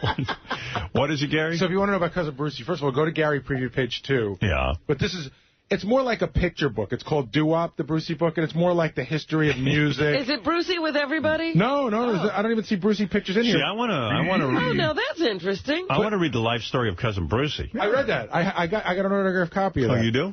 There was a life story of Cousin Brucey? I think he's done 2 of those books. Wow. I'm going to interview him about his life. But if you go to He doesn't have an audio book? He might. If you go to Gary Preview page 2, Howard, I put a bunch of Brucey stuff up there, but I always thought it'd be funny. Do you remember when Cousin Brucey talked about what a horrible person you are, that you're a schlock jock? I threw that clip up there. Oh, did you? I love that clip. That's my favorite. I never thought I'd see Cousin Brucey on the show. I'm thrilled to have him here. I actually have a lot of questions for him about radio and about his career. And I read the notes on him. What? He says flat out says he's a millionaire from radio. Of course. But I need to figure that one out. Robin, you know how many people aren't? He owned radio stations. Yeah. But it wasn't like he just got it from being on the air. Let me tell you something. You hear 7 horses' mouth. Cousin Brucey met up with Bob F.X. Sullivan in 1967. He presented the idea that Cousin Brucey become the program manager / general manager of some small market radio stations. And Cousin Brucey and Bob Sullivan went in business together in Russian history. And that's a clear channel. I can't wait for that interview. My favorite story about Cousin Brucey is how when he objected to Good Morning Vietnam. That's right. Let me say that. Cousin Brucey wants to make this perfectly clear. Good Morning Vietnam. Robin Williams did not wear headphones, and he kept the microphone at least 4 inches away from his mouth, too far. And if they had hired Cousin Brucey to be the consultant on Good Morning Vietnam, and who would have happened? And I had 6 of these people. You've got to hire a radio personality to replace Robin Williams. But Brucey did a good thing with that, because after complaining so bitterly about that, he was hired by Dirty Dancing. That's right. Dirty Dancing. Everyone was legitimate. And you never saw equipment or microphone too far from the person's mouth. Headphones are always on. Turntables that actually work. What do you think he talking about Sennheiser microphones and Sennheiser? No. Hold. In Dirty Dancing, there were no Sennheiser headphones because no respectable disc jockey would wear Sennheisers because you would hear feedback. Isn't that right? Am I right? All right. Now, what do you think Brucey thinks of private parts as far as that from a technical? Private parts. Was he called as a consultant? No. but at least you had a radio guy consultant. Now, there were 2 instances where I found what I like to call misdemeanors. You're not talking directly into the microphone during that. It was very unprofessional. That would have been great if you hired Cousin Brucey as your radio consultant. Your movie would have made a fortune if you'd hired the Cousin Brucey. Let me tell you something. Let me tell you, Good Morning Vietnam would have grossed twice what it grossed if they had an authentic radio scene. Your Cousin Brucey knows, and your Cousin Brucey's still waiting for his chance to do a Cousin Brucey movie. Play with doo-wop soundtrack, a Cousin Brucey soundtrack. What about Cousin Brucey's private parts? That's right. Now, let me tell you about Cousin Brucey's private parts. I got a cock the size of a beer can. See, he doesn't like that. Don't like when you talk about your penis. Now, Howard, if you're going to say penis on this interview over. I'm going to go join Sal and Richard back in the room, and I talk to you or Artie. JD will be my consultant. And if you see me in the hall, look the other way. Now, Howard, I have to ask you, hopefully that you'll keep all your money, right? So that when you get to be 70-some-odd years old. What is he going to do to lose it? I'm just saying, so he'll keep all his money and you'll be 70-something years old. Are you still going to feel a burning desire to do radio at 71 years old? No. How does he know that, though? I've lost my burning desire to do radio. You don't know what you're going to feel at 71. Well, let's see in 3 years what I'm doing. No, I'm just saying at 71, did you know what you'd be doing at 50? Yes. No, you didn't. You didn't know how you'd feel about it, and you didn't know what you'd be doing at 20. I lost my desire to be in radio in 1979. Play that clip of Cousin Brucey. It is funny. It's Cousin Brucey. It's look to the left. There's a so-called shock jock. Why does Richard Christie like to play with Sal Cock? Why does Richard Christie... That's all the way to the left. What are you talking about? There's a whole Cousin Brucey row, and then there's one on the top. On Gary page 1? No, Gary page 2. On the left? No. There's a whole Cousin Brucey row, and then to the left of that, there's one... There's no Cousin Brucey row. There isn't? No. You don't know what you're talking about. Then maybe it's on page 1. Yes. No. Page 1. Oh, yeah, it's on page 1. Okay, I apologize. You don't know what you're doing. I'm bad radio. Yeah, person. I mean... We do simulcast in New York with the Howard Stern show. Now, what are your views on that type of radio? Well, I call that kind of radio shock radio. Most people just call it shock. I'm a traditional broadcaster. I'm not a conservative guy. I'm kind of a character. I've always looked at radio and these microphones and the people that let me into their homes and cars like they are right now. It's sacred to me. It's a tabernacle. And it sounds very corny, but I'm a corny guy. I don't like to take that trust and rip it around. Howard Stern, or it's not fair to pick on him because a lot of these schlockers are on the air today are using, they've gone past irreverence. I have nothing against irreverence, being irreverent on the radio. But now we're getting into way past bad taste. I don't think it should be on the air. However, listen to this now carefully. I have been going on television all over this country. I've been on network television screaming for the First Amendment. All right. And that means freedom of speech. So here I am defending Howard Stern on one hand. Right? They have every right in the world to say what they want, do whatever they want. Thank you, but now the answer I'm going to give you is my personal answer. I don't want to ever see a religious group or a political group tell you, Steve, or Cousin Brucey, or Howard, or anybody. Or Cousin Brucey. You know, this is going to be something. I'm not a conservative guy. I'm a bit of a character. I'm corny. Hey, the thing you got to know, that too, sounds corny, and I am corny. Yeah. Will pre-interviewed Brucey yesterday, and there is one place that he doesn't want to go. Let's hear what that is. Can I say? Because he's not here. He just, well, if he didn't want to go there, why are you saying it? All right. Well, with the hair thing, it's fine. I don't care shit about we that. We can honor that request. Can you, Robin? Yeah, I don't do it with William Shatner, do I? Yeah. That's true. He wears a hairpiece? No, I'm going to do a serious interview with Cousin Brucey. I got to figure out what the fuck was going on with this guy. The only thing he doesn't want to talk about is his hair. I didn't realize Brucey introduced the Beatles at Chase Stadium. That's a pretty big deal. Everybody did that. I think everybody's, it's like Eddie Murphy's leather pants. Everybody Murray the K did it. Scott Muni did it. Felix Mayon. I think the Beatles had every disc jockey in the country come out and introduce them. Right. They were smart. They know how to play these things. These jockeys are so desperate to get near the musicians. It's unbelievable. Oh, Howard, you know what? That is so right. And what just popped into my head makes that point so clear. Scott Muni was that times a billion. No wonder he drank. I listened to NEW all the time when it was classic rock, and I would hear his show because I like, a lot of the music that he played. He had a promo that he played at least twice a day. The Stones announced their world tour in '75. They come through New York, and he says, guys, Scott Muni, WNEW. and Mick Jagger and Richards go, "Hi, Scott." And they acknowledge that they know his name. Right. And he plays that as a promo. like you can tell the whole point of the promo is, first of all, he just said his name. Right. And then they went back like, you see, we were friends. They went, "Hi, Scott, hi, Scott." The whole, you know, when I got into radio, the whole push was, you know, there was nobody on the air doing what I do. So I got in, and it was all about the music and the musicians. And basically, you would walk around trying to prove to everyone. Who was the guy in Philly who used to go, "Hi, my name is Ed Shockey." Ed Shockey, friend of Billy Joel. Friend of Billy Joel. That was his name. Ed Shockey, friend of Billy Joel. And, like, it was like who you knew and who you could get close to. I mean, even Meg, I was talking about how great an announcer she didn't care about that. If she got to hang out in the parking lot with the Ramones, that was her pay. Well, that was and when you listen to Brucey, it's all about that. Remember, he would be very upset if he didn't have the Brooklyn Bridge. Let me tell you something about Brooklyn Bridge, Robin. Look, you can make all the jokes you want. Those are a great bunch of guys. Brooklyn Bridge knew Cousin Brucey's name. They would say, "Hi, Cousin Brucey." I would say, "Hi, Brooklyn Bridge." We all knew each other. Scott Muni didn't have anything on me. But did you see in the notes that he said that people, like big celebrities, big rock and roll people, would call him to thank him for playing the records? Look. I'm a character, you know that. Everyone knows Cousin Brucey's a character. But I'm not conservative. Bottom line is, all the artists appreciated me. They all knew my name. He said Elvis used to call him and thank him. Elvis called me up and said, "Hello." He didn't say it like that. He would say, "Hello." And I would say, "Hi." And I said, "Do you know who this is?" And he'd say, "Yes, Cousin Brucey." And that was, I have a promo that runs on TBS FM. Elvis says, "Hello, Cousin Brucey."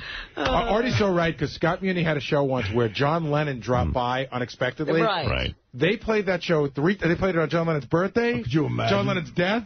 John Lennon's fucking brisk. I mean, they played that fucking show and he desperately needed to prove to everybody that he knew John Lennon. Well, he was Mr. Beatles things and things that are Beatles. Did you say they played that at John Lennon's bris? Yeah. That's good.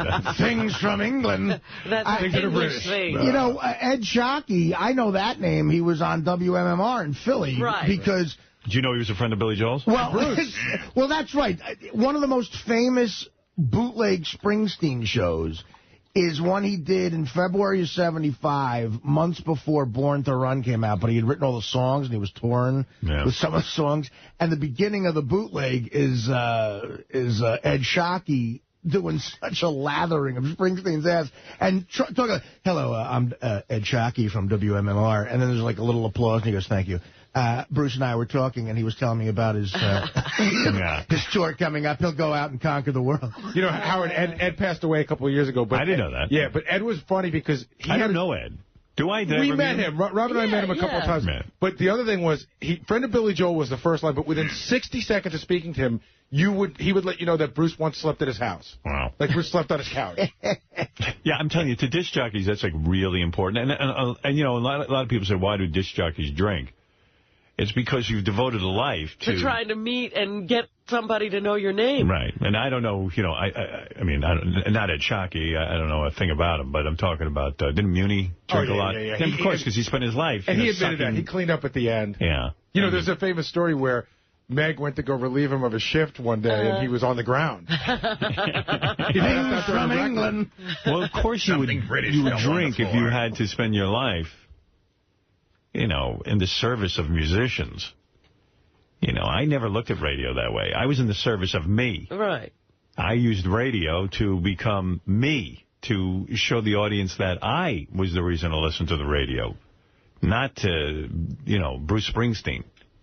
But that's what those guys did. They elevated these guys to gods, and then they had to serve them. Yeah. You know what, though? Scott Muni, looking back, I mean, he did a lot for radio. He did. He really did. Well, he was one of those defectors to FM early on, right? Yeah. He did some cool stuff. But he did some cool stuff. So that's why I'm saying he didn't need to suck these guys' assholes. Hook Nose Mike, you're on the air. Hey, good morning, Howard. Hook Nose, you bastard. What's happening, brother? Yes. Where have you been? In Florida. I've been working, man. I ran into him when I went down to Bubba's show. Hook Nose was the first guy outside the studio there. I was hanging out with him. That was great, man. That was great. Beth came over and Beth's like, "Who's this fucking freak with you, Howard?" She didn't say that. She said, "Who is this?" I introduced me. Who is this freak? She didn't say fuck it. I said, "This is Hook Nose Mike." Yeah, it was a good time. It was really nice seeing you guys. Are you guys going to make another trip down here at any time? Maybe. I don't know. We had a good time when we went down to see Bubba, but we don't have anything really on the books, so to speak. Awesome. Listen, I just wanted to say why aren't those two little pussy faggots getting in the fucking studio? Why are they hiding? Howard, you're their boss, bro. Tell them. No, I mean, if they don't want to come in, they don't have to, but it is a pussy move. But my point is this the way the show is going to be now? We never see Sal and Richard? They never appear in the studio? It's up to them. And this JD thing, this is really... and now they're sending him with written notes. I mean, what do you want? They said they are not attention whores, and they also have a couple emails that you ended up skipping over. That they my goodness. I skipped over many pro-Artie ones and many pro-Sal and Rich. I can't read every email. I'm sorry. Yeah, Sal probably sent them all anyway. Right. Thank you. Thank you, Hook Nose. All right. Should I not read these? No, I mean... If they want to read it, they should read it. They can come in and read it. That'd be fine. They're now sending you in to tell Howard how to do the show? Wait a minute. I got to hear J.D. read They just want these read. You want to hear J.D. read? All right, go ahead. All right, you can read. Yeah, read anything. Email number 1. Artie is an asshole. Listening to him on the wrap-up show makes me realize what a piece of shit he is. He cannot hide behind personal problems or addiction anymore. He has shown his true self on the wrap-up show now. He has some respectable comedy experience, but that doesn't give him license to beat up very funny people like Richard and Sal when all they are trying to do is gain some experience themselves. Artie could leave the show and I wouldn't care. In fact, I hope he does as long as Jackie doesn't replace him. He sucks too. I listen to Faye because of Howard and the comedy of Richard and Sal. By the way, Artie, Mad TV sucked when you were on it. I don't dislike you. I'm indifferent to you. Wow. There you go, Artie. Well, you did get some negatives. That did sound like... That sounded like an 8th grader reading it. Well, it was very funny. All right, thank you. Hi, my name is J.D. All right, J.D., thank you. Sorry. So, Howard, you're just going to let these fucking guys not come in, huh? You're going to let them push out?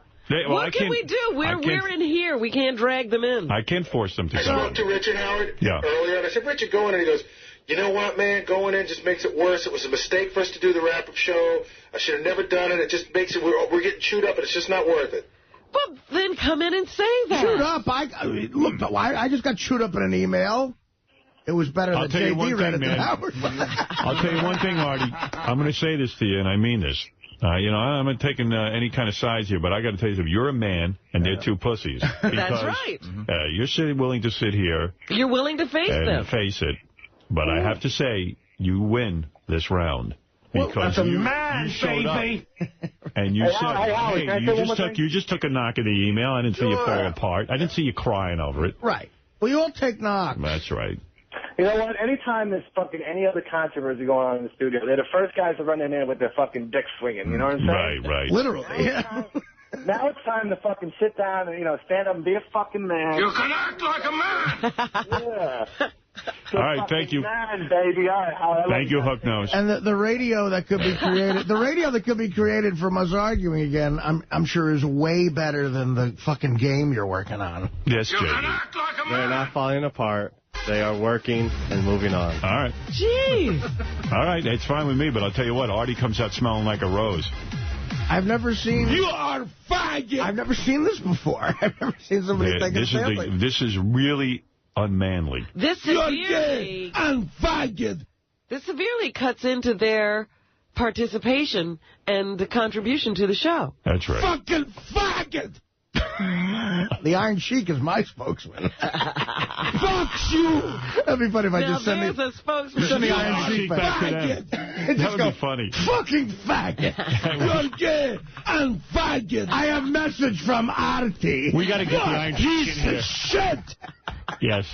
They know you're trying to bait them. I'm not trying to bait anyone. I'm telling the truth. I'm going to tell you what they come off like, and I know everyone in the audience is thinking it because I'm thinking it. Oh, they think Howard's bullshitting right now? I don't know. They just tap in pretty good to the audience. I'm telling you, they look like two maggots sending you in here like you're their mommy, and they're hiding behind your skirt. And Artie's just sitting here saying, "Hey, man, all I wanted to ask him was, what are you going to do if you see Artie in the halls? Yeah. And how's this all going to work? That's it. The argument was over already. It's a puss move. They're afraid of Artie. This is bullshit. It shows their fears, and it shows that they're scared. Did they spend all night on the Internet typing to each other about what a big mistake they made? I am Sal, man. They've been intimidated by Artie. They have. They were talking to other SFM people. Hey, Artie's black bloated liver. Weren't we right? Yeah, I would bet 99% of the people on Stern Fan Network right now are writing that Artie wins and Sal and Richard are pussies. That's right. I really don't think those guys like me too much either, so... Well, I guarantee you've won over some fans here. But he's being called back for another statement. I would this never, is really unbelievable. That's bullshit. I would never send in a spokesperson to speak for me. On this show? I've never seen this before. I would never have a spokesperson. It's like the Cold War. We're experiencing detente. And if I was insane enough to have a spokesperson, it would never be J.D. Yeah, exactly. Yeah, go ahead. They just said they created a great bit by sending me in to be their spokesman. Great. That's what they do. You eclipse them as performers, then. That's what they're saying. Oh, so you're the bit. I guess so. Yeah, all right. Well, then don't come in. And this is better than if they showed up themselves. Okay. All right. Anyway, I do have to take a break, and I'll get Lisa G in here real quick. Slash is going to be here. I want to hear from the guy from the USO. I've got a bunch of things to play for you, including Heather Mills McCartney's crying statement that she doesn't like that everyone's picking on her. She is the worst actress. Now, you can talk about Artie's acting all you want. She is the worst actress. It is great when Why do we have to even bring up my acting? No, I'm not looking for an award. I'm trying to make a living for you. Competition. We will be back right after these words. All right. Yeah, thank you, baby. Let me just get...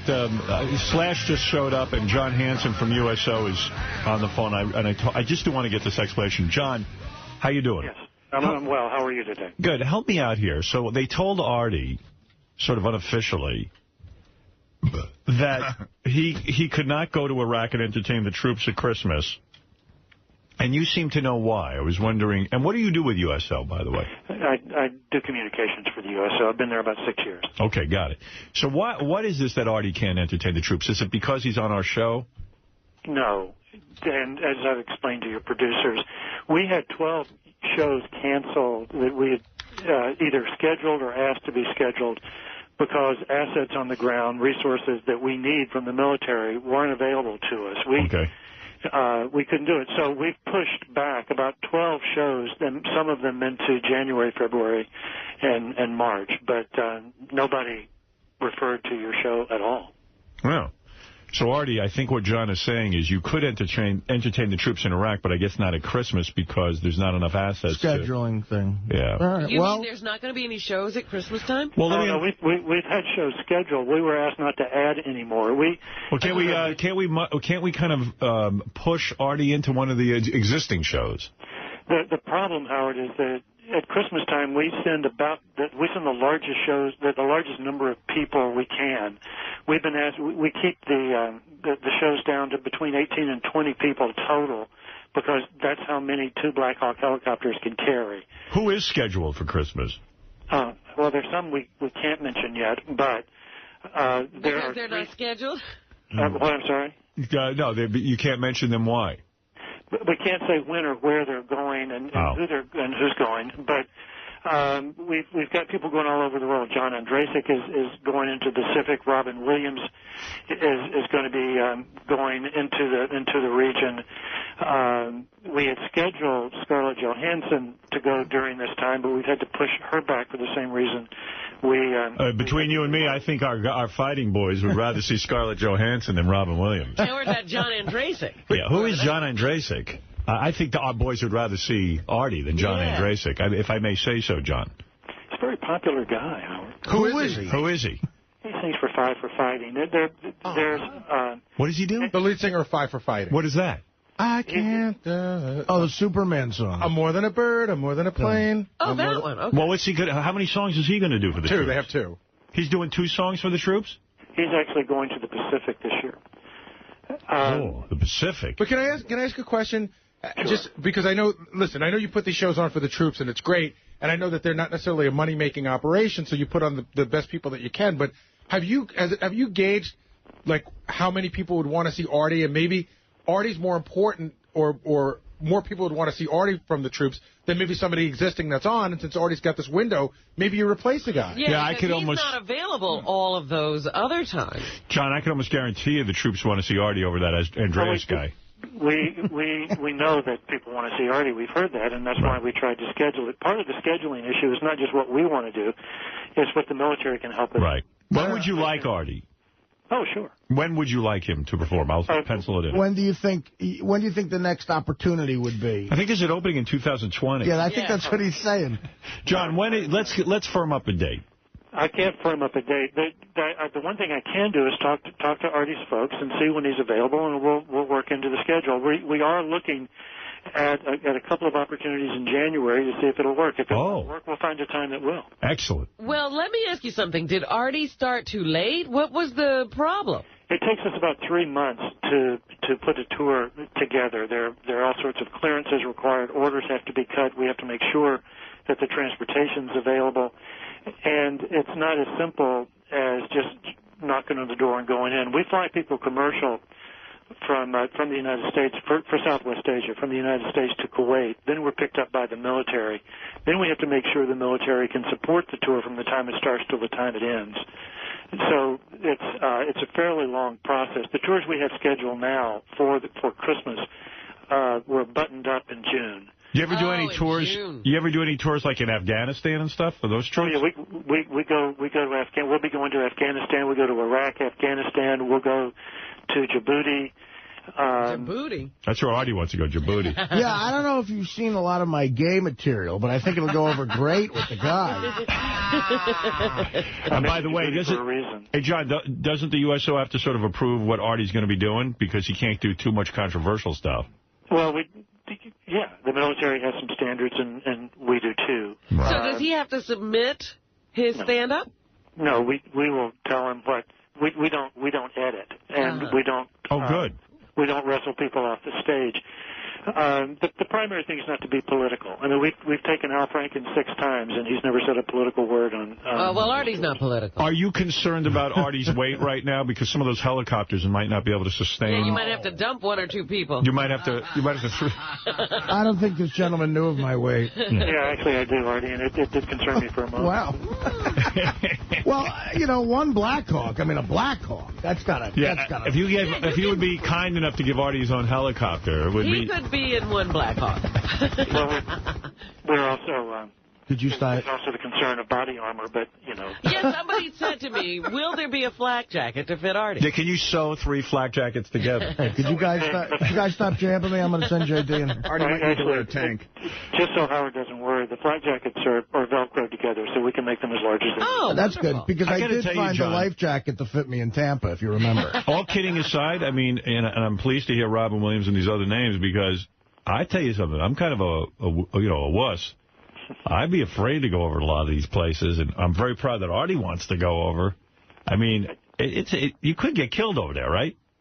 Well, that could happen in New York City, too. Right. No, you know what I mean, though. Have any USO performers ever been killed in the line of fire? Sure.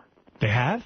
In World War II and in Vietnam, it's happened, sure. Wow. Who got killed in Vietnam? There were a number. I don't have the names here, but we've got some of the names back at work. And no kidding.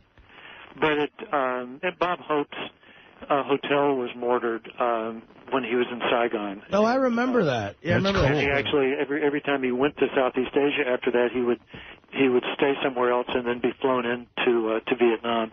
It's one thing. One reason we don't talk about scheduling is that these shows draw a lot of people. And they could be targets. Huh? And once you have a footprint that big, we don't want to make it too attractive.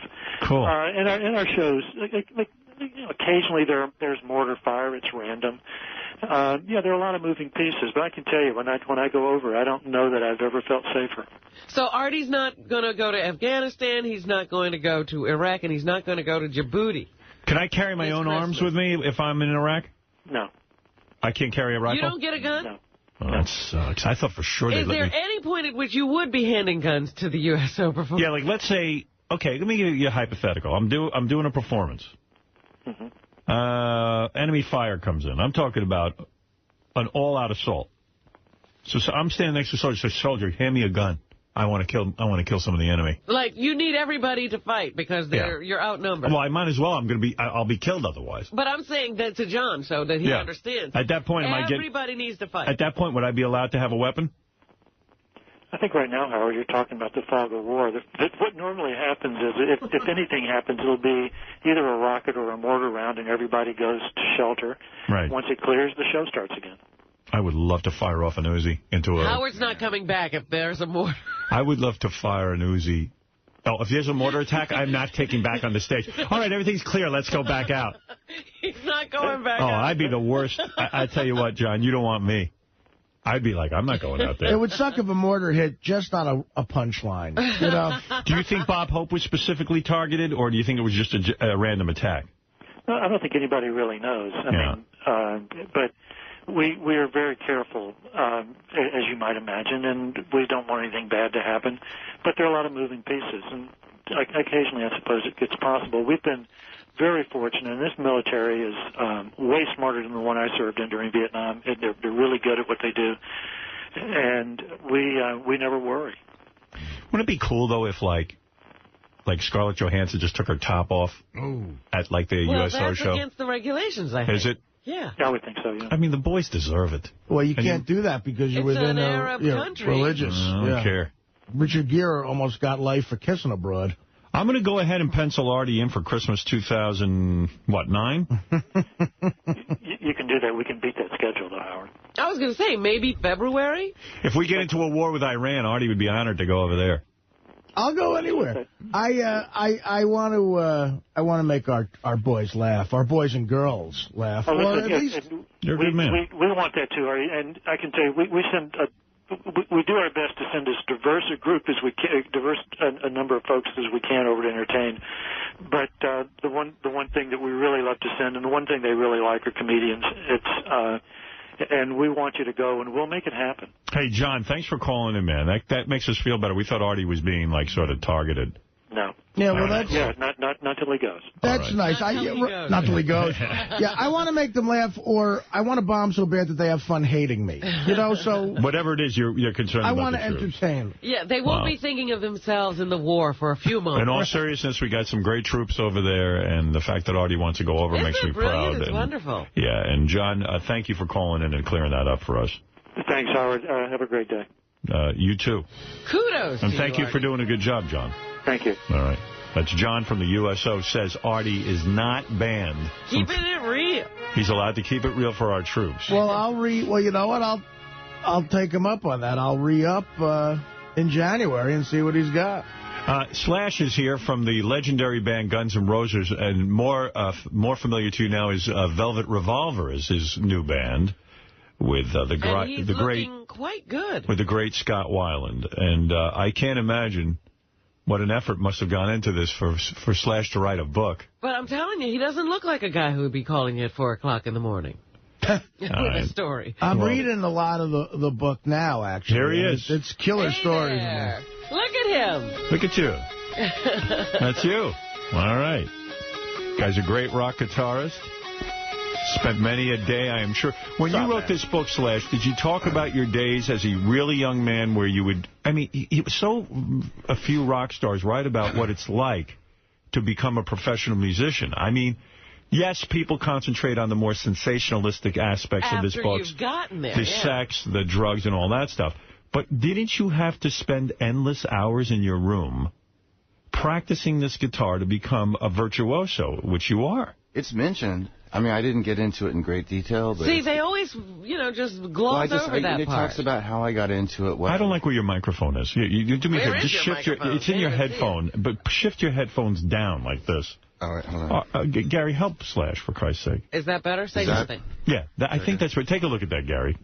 Help Slash out, for Christ's sake. The man's not a professional broadcaster. Oh, there it is. Okay. There it is. Cool. Okay, now it's good. Now it's good. So what I was getting at was, I mentioned how I got started and what I was into, what I was listening to at the time.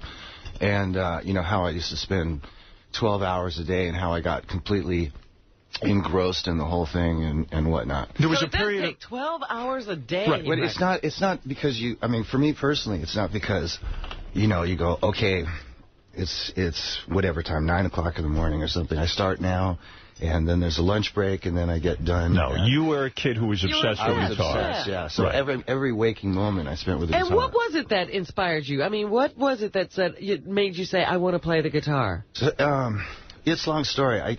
What happened was Steve Adler, the original drummer for Guns N' Roses, he and I met when we were about 13. We basically ditched the 7th and 8th grade together and just were best friends, and he had a guitar, a little cheap guitar, electric guitar, and a cheap little amplifier, and he had a little turntable, and he used to crank Kiss, you know, as loud as it would go, and then turn the amp up. And he didn't know how to play, but he would just bang on it.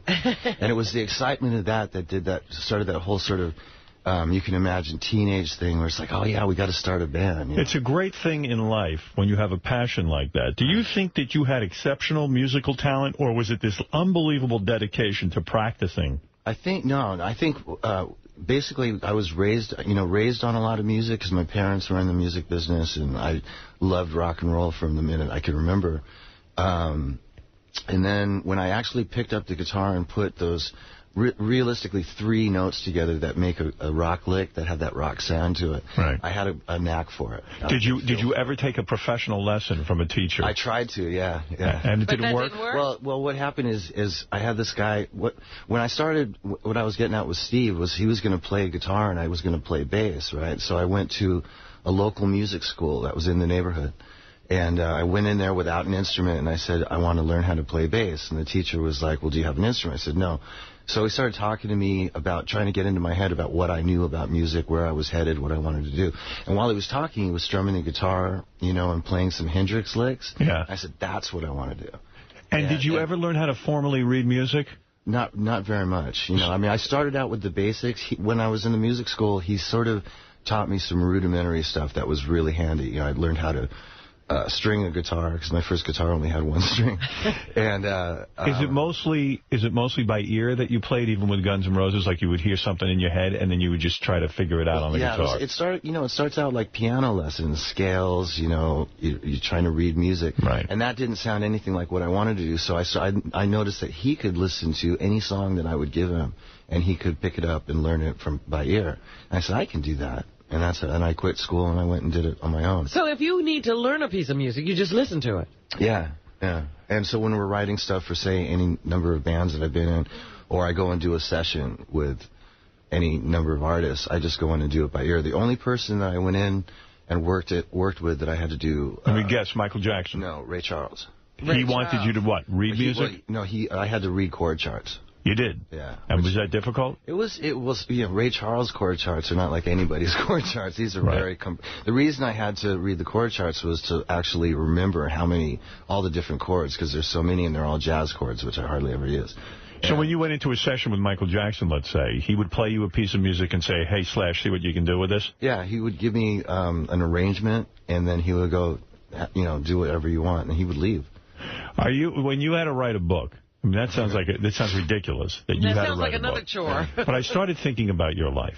Mm-hmm. You are a guy, like a free spirit. I don't think you really sat and worried. Like, you've been married 3 times. Twice. And twice, okay. Well, one of your wives, didn't you bang some chick like the night before your wedding? My current wife. Yeah. You cheated on her the night before the wedding, right? Yeah. And that marriage is working. Yeah. But don't you think... Yeah, it is working. Well, she's got balls, you know. But don't you think, like, in a way, I mean, with all the drug use, out-of-control behavior, all of this stuff, I go back to your childhood. It was a wild childhood in the sense that your mom, even, was having this torrid love affair with David Bowie while you were just a child. Is that right? Yeah. True? Yeah. Yeah. Well, torrid's a pretty heavy word. No, I mean, you mean affair like that? She was still married to Slash's dad? No. My mom and dad were separated at that point. And was your dad a black guy? No, he's white. My mom's black. Your mom is black. Is Bowie's thing black chicks? No, he's dated a couple. Yeah. Yeah, and he's married to a black chick now. I think that's his thing. Yeah. Wait a minute, why does it have to be a thing? Actually, a lot of white English guys like black girls. You know, my dad too. Yeah, he's English. Yeah. And I've noticed it also in some other, occasions. You would I don't want to stereotype them, but yeah. Right. Did you because people don't think of you as black. Do you think of yourself as black? I don't think of myself as anything, really, but when it comes up, I'm just a mixture of the two. And was your mother rejected by the black community because she married a white guy? No. I mean, maybe, I was too young to really say anything. about that because I wouldn't know. But as far as I could tell, there wasn't any issues. Was there ever shame or humiliation? I'm sure there was a little bit. Was there ever shame or humiliation in your life that you had a black mother? Did white kids try to shame you for that? No, but I think there was moments. I mean, I really came from a different side of the tracks, no matter which school I went to or what neighborhood I lived in when I was coming up. So I was always different, and that just added to... right. the mystique. But wasn't it weird for you? Here you are, a young kid, and your mom is carrying on with what is a very, very famous rock star. And there were almost no rules how you grew up. Yeah. Didn't one of your mom's boyfriends do drugs with you, like heavy drugs, like smoke coke with you? Yeah. Who? Wow. I mean, you were what, 12 when that happened? 12, yeah, 12.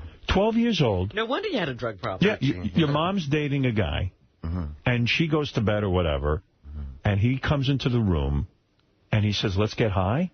No, my mom didn't know anything about it. Right. She wouldn't have allowed it. No, understood. No, he at some point, he came to me and he's like, I know you do this stuff. Like, he was a photographer and he needed, misery loves company. He needed somebody to get high with, is what it was. And we'd go in the dark room and he'd get me loaded. And then we'd go out and hang out. 12 years old. All night. Around 12 years old.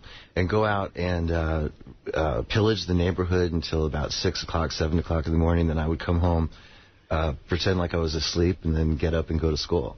But when adults are doing that with you... Well, yeah, mentally... It's got to screw your whole head up. Like, there's no rules, there's no boundaries. And no wonder you seem weird to the kids at school. Well, by the time I was 12 and 13, I'd already established sort of a tearaway kind of personality. And so, but I'm talking about when I was younger, like when I was... But you know what's sad about this? 7, 8, 9 yeah. If you hadn't had the musical gift, if you hadn't been, Slash from Guns N' Roses, you could have easily just ended up a junkie, no money, no life whatsoever, because these adults were not willing to parent you. Well, all things considered, that's probably true. I probably would have ended up being an artist, though, because that was the original thing that I was... Yeah, but you're talking about having some talent. We're saying if you had no talent... Yeah, then I would probably... But I mean, you live in a $7 million home. That's the only reason I'm... the whole professional aspect of it and the musical...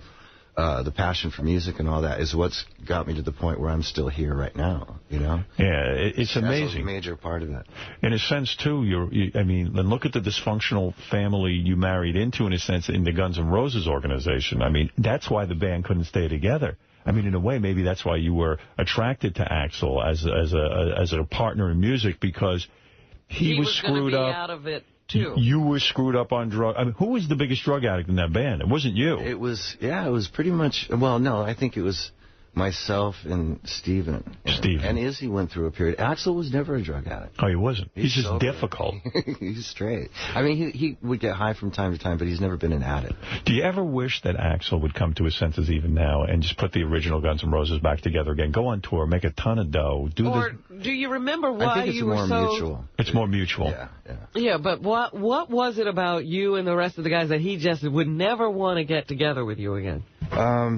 Well, at this point, I think, with all fairness to Axl, when I actually left the group, and I think he feels sort of...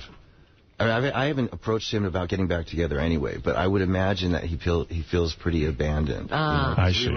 We were, Why did you leave the group? I just couldn't. There was certain things I just couldn't take anymore. Like what, though? It's so worth it. It was such a great band. You know what? What couldn't you take? I couldn't take. There was a lot of it had to do with just not being able to control him, the time that the band went on stage, when we were doing anything on a professional level, and then after the Use Your Illusions tour was over, which was 2.5 years of a lot of roller coaster kind of behavior, and then also another thing was losing two of the original members of the band, which was Steven and Izzy. So that I realized there was a chemistry about the way that we all worked, and also in relationship to Axl. Izzy was very much a sort of the glue, the in-between guy that kept Axl and I sort of on an even keel. Right. Because he came to L.A., basically, they were both from Indiana, so they had a certain kind of a relationship that really helped how the rest of the band sort of functioned. Like the album name, Appetite for Destruction. Maybe it's just that's what it had to be. It had to destroy itself. You have a really, really explosive band, which obviously is going to have sort of an implosive thing, Right.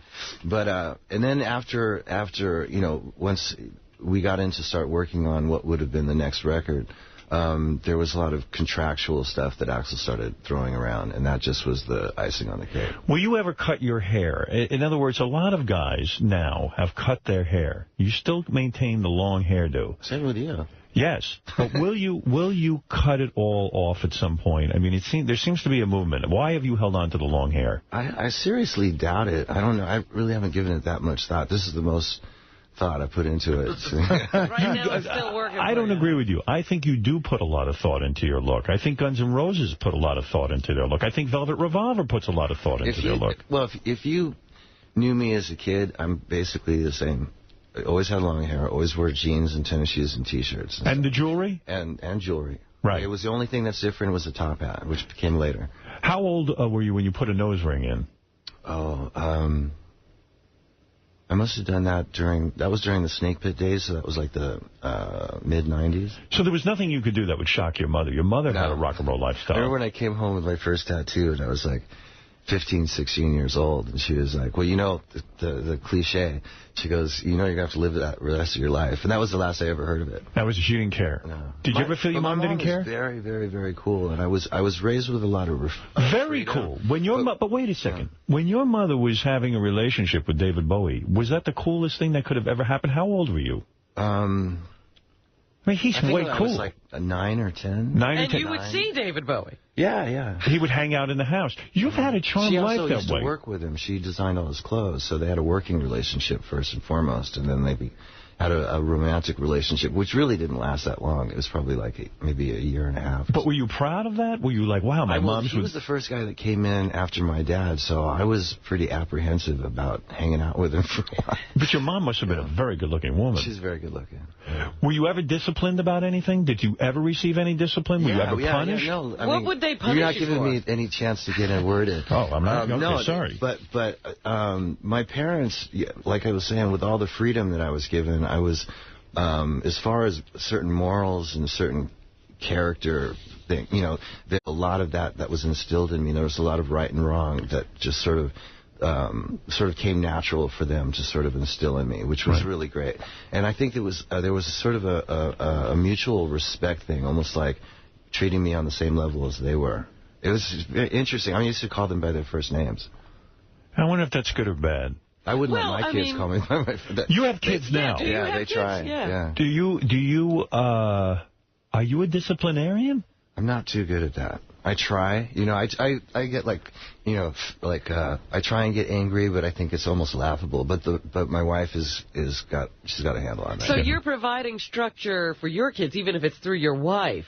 Well, and also, I mean, you know, I've obviously learned a lot over the years, and I have a pretty clear memory of coming up, and so you just sort of you have sort of a natural instinct for things and what the kids should be doing and what you might have done wrong that you want to teach them not to do. See, when I sit with you, you seem like such a rational guy. I can't imagine you almost throwing it all away on heroin and cocaine. I don't see it with you. I almost see you like a businessman. I mean, okay, despite the rock and roll persona and all that, I see you as a very reliable guy, a guy who shows up on time for interviews. You have a sense of the business. You respect rock and roll. You love what you do for it. You have such a passion for this guitar. What attracted you to this heroin to the point that you were, you know, every minute with it? I mean, it took over your life. It was downtime. Do you think that you were depressed? It was. I wouldn't say. Most of it was fun for the longest time, so I can't say that I was actually depressed. If there was a psychologist here and we did a one-on-one for an hour and a half, he'd probably come up with some answers that maybe I wouldn't be thinking of right now. But it was mostly fun. But the thing about the drugs was it was always when I wasn't working. And I'm so hyperactive, and when I'm sitting here with you, or I'm sitting in the studio, or I'm out on the road, I'm actually in work mode. And that I can deal with. And as long as that's a constant, I'm fine. But when the downtime comes, would end, I wouldn't know what to do with myself. And the pace of being in a band and touring constantly and living that life, touring is something that still to this day, I love touring more than I like being at home. Right. I still can't mellow out. Right. And I'm learning how to adjust to life not working so that I don't go into the abyss like I normally would. Is it hard for you to be a husband and a father when you really yearn for the road and the freedom of the road? I just have to take them with me. I mean, I love them to death, so I make it work, but I have to admit I'm a little antsy when I'm at home for too long. The last time you cheated on your wife was before you married her. You've been able to remain faithful? On all honesty, I haven't cheated on her once since we got together.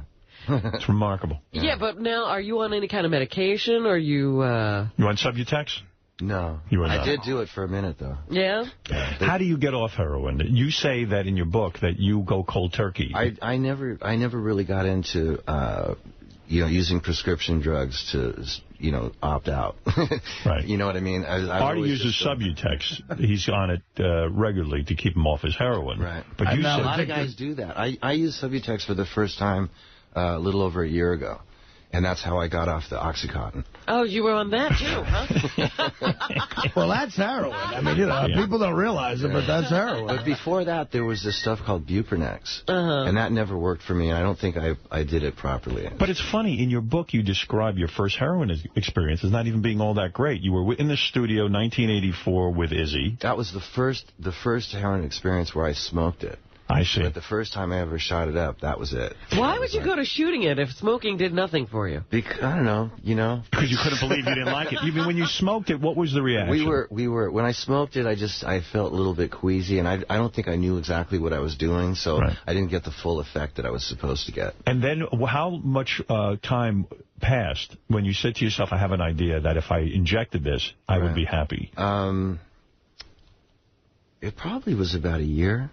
A year? Yeah. Maybe in those days, a short amount of time seemed like forever. So it could have been 6 months, but it seemed like a year. You mainlined. Yeah. But isn't it a weird thing, Slash, to start wrapping your arm with something and cooking up drugs? It's actually half the fun. Oh, really? Yeah. It really? Do you still dream of it? Do you still miss it? No. You don't? You know what? Because I stopped doing it on a regular basis in like 1991 as soon as Guns N' Roses went back out on the second record. And I stopped, and I chipped a couple times along the way over the course of however many years. I probably put like maybe 7 or 8 times.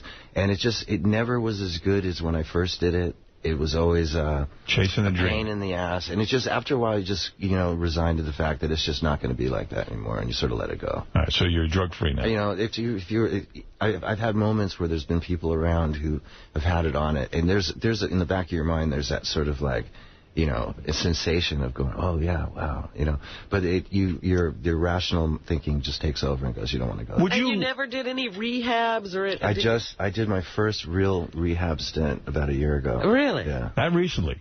Would you laugh at guys like Aerosmith? When you guys would go out on tour with Aerosmith, when you were in Guns N' Roses, and they would have rules where, in order to protect their sobriety, you couldn't even drink alcohol around them, or you had to hide it and drink it in a cup and this and that or the other thing. You don't place those kind of demands on other people, do you? No. I actually like it when, within reason, that people are... I like to be out with people and know that they're able to drink and stuff like that. It makes me feel more comfortable. You don't even drink anymore? Wow. Nothing?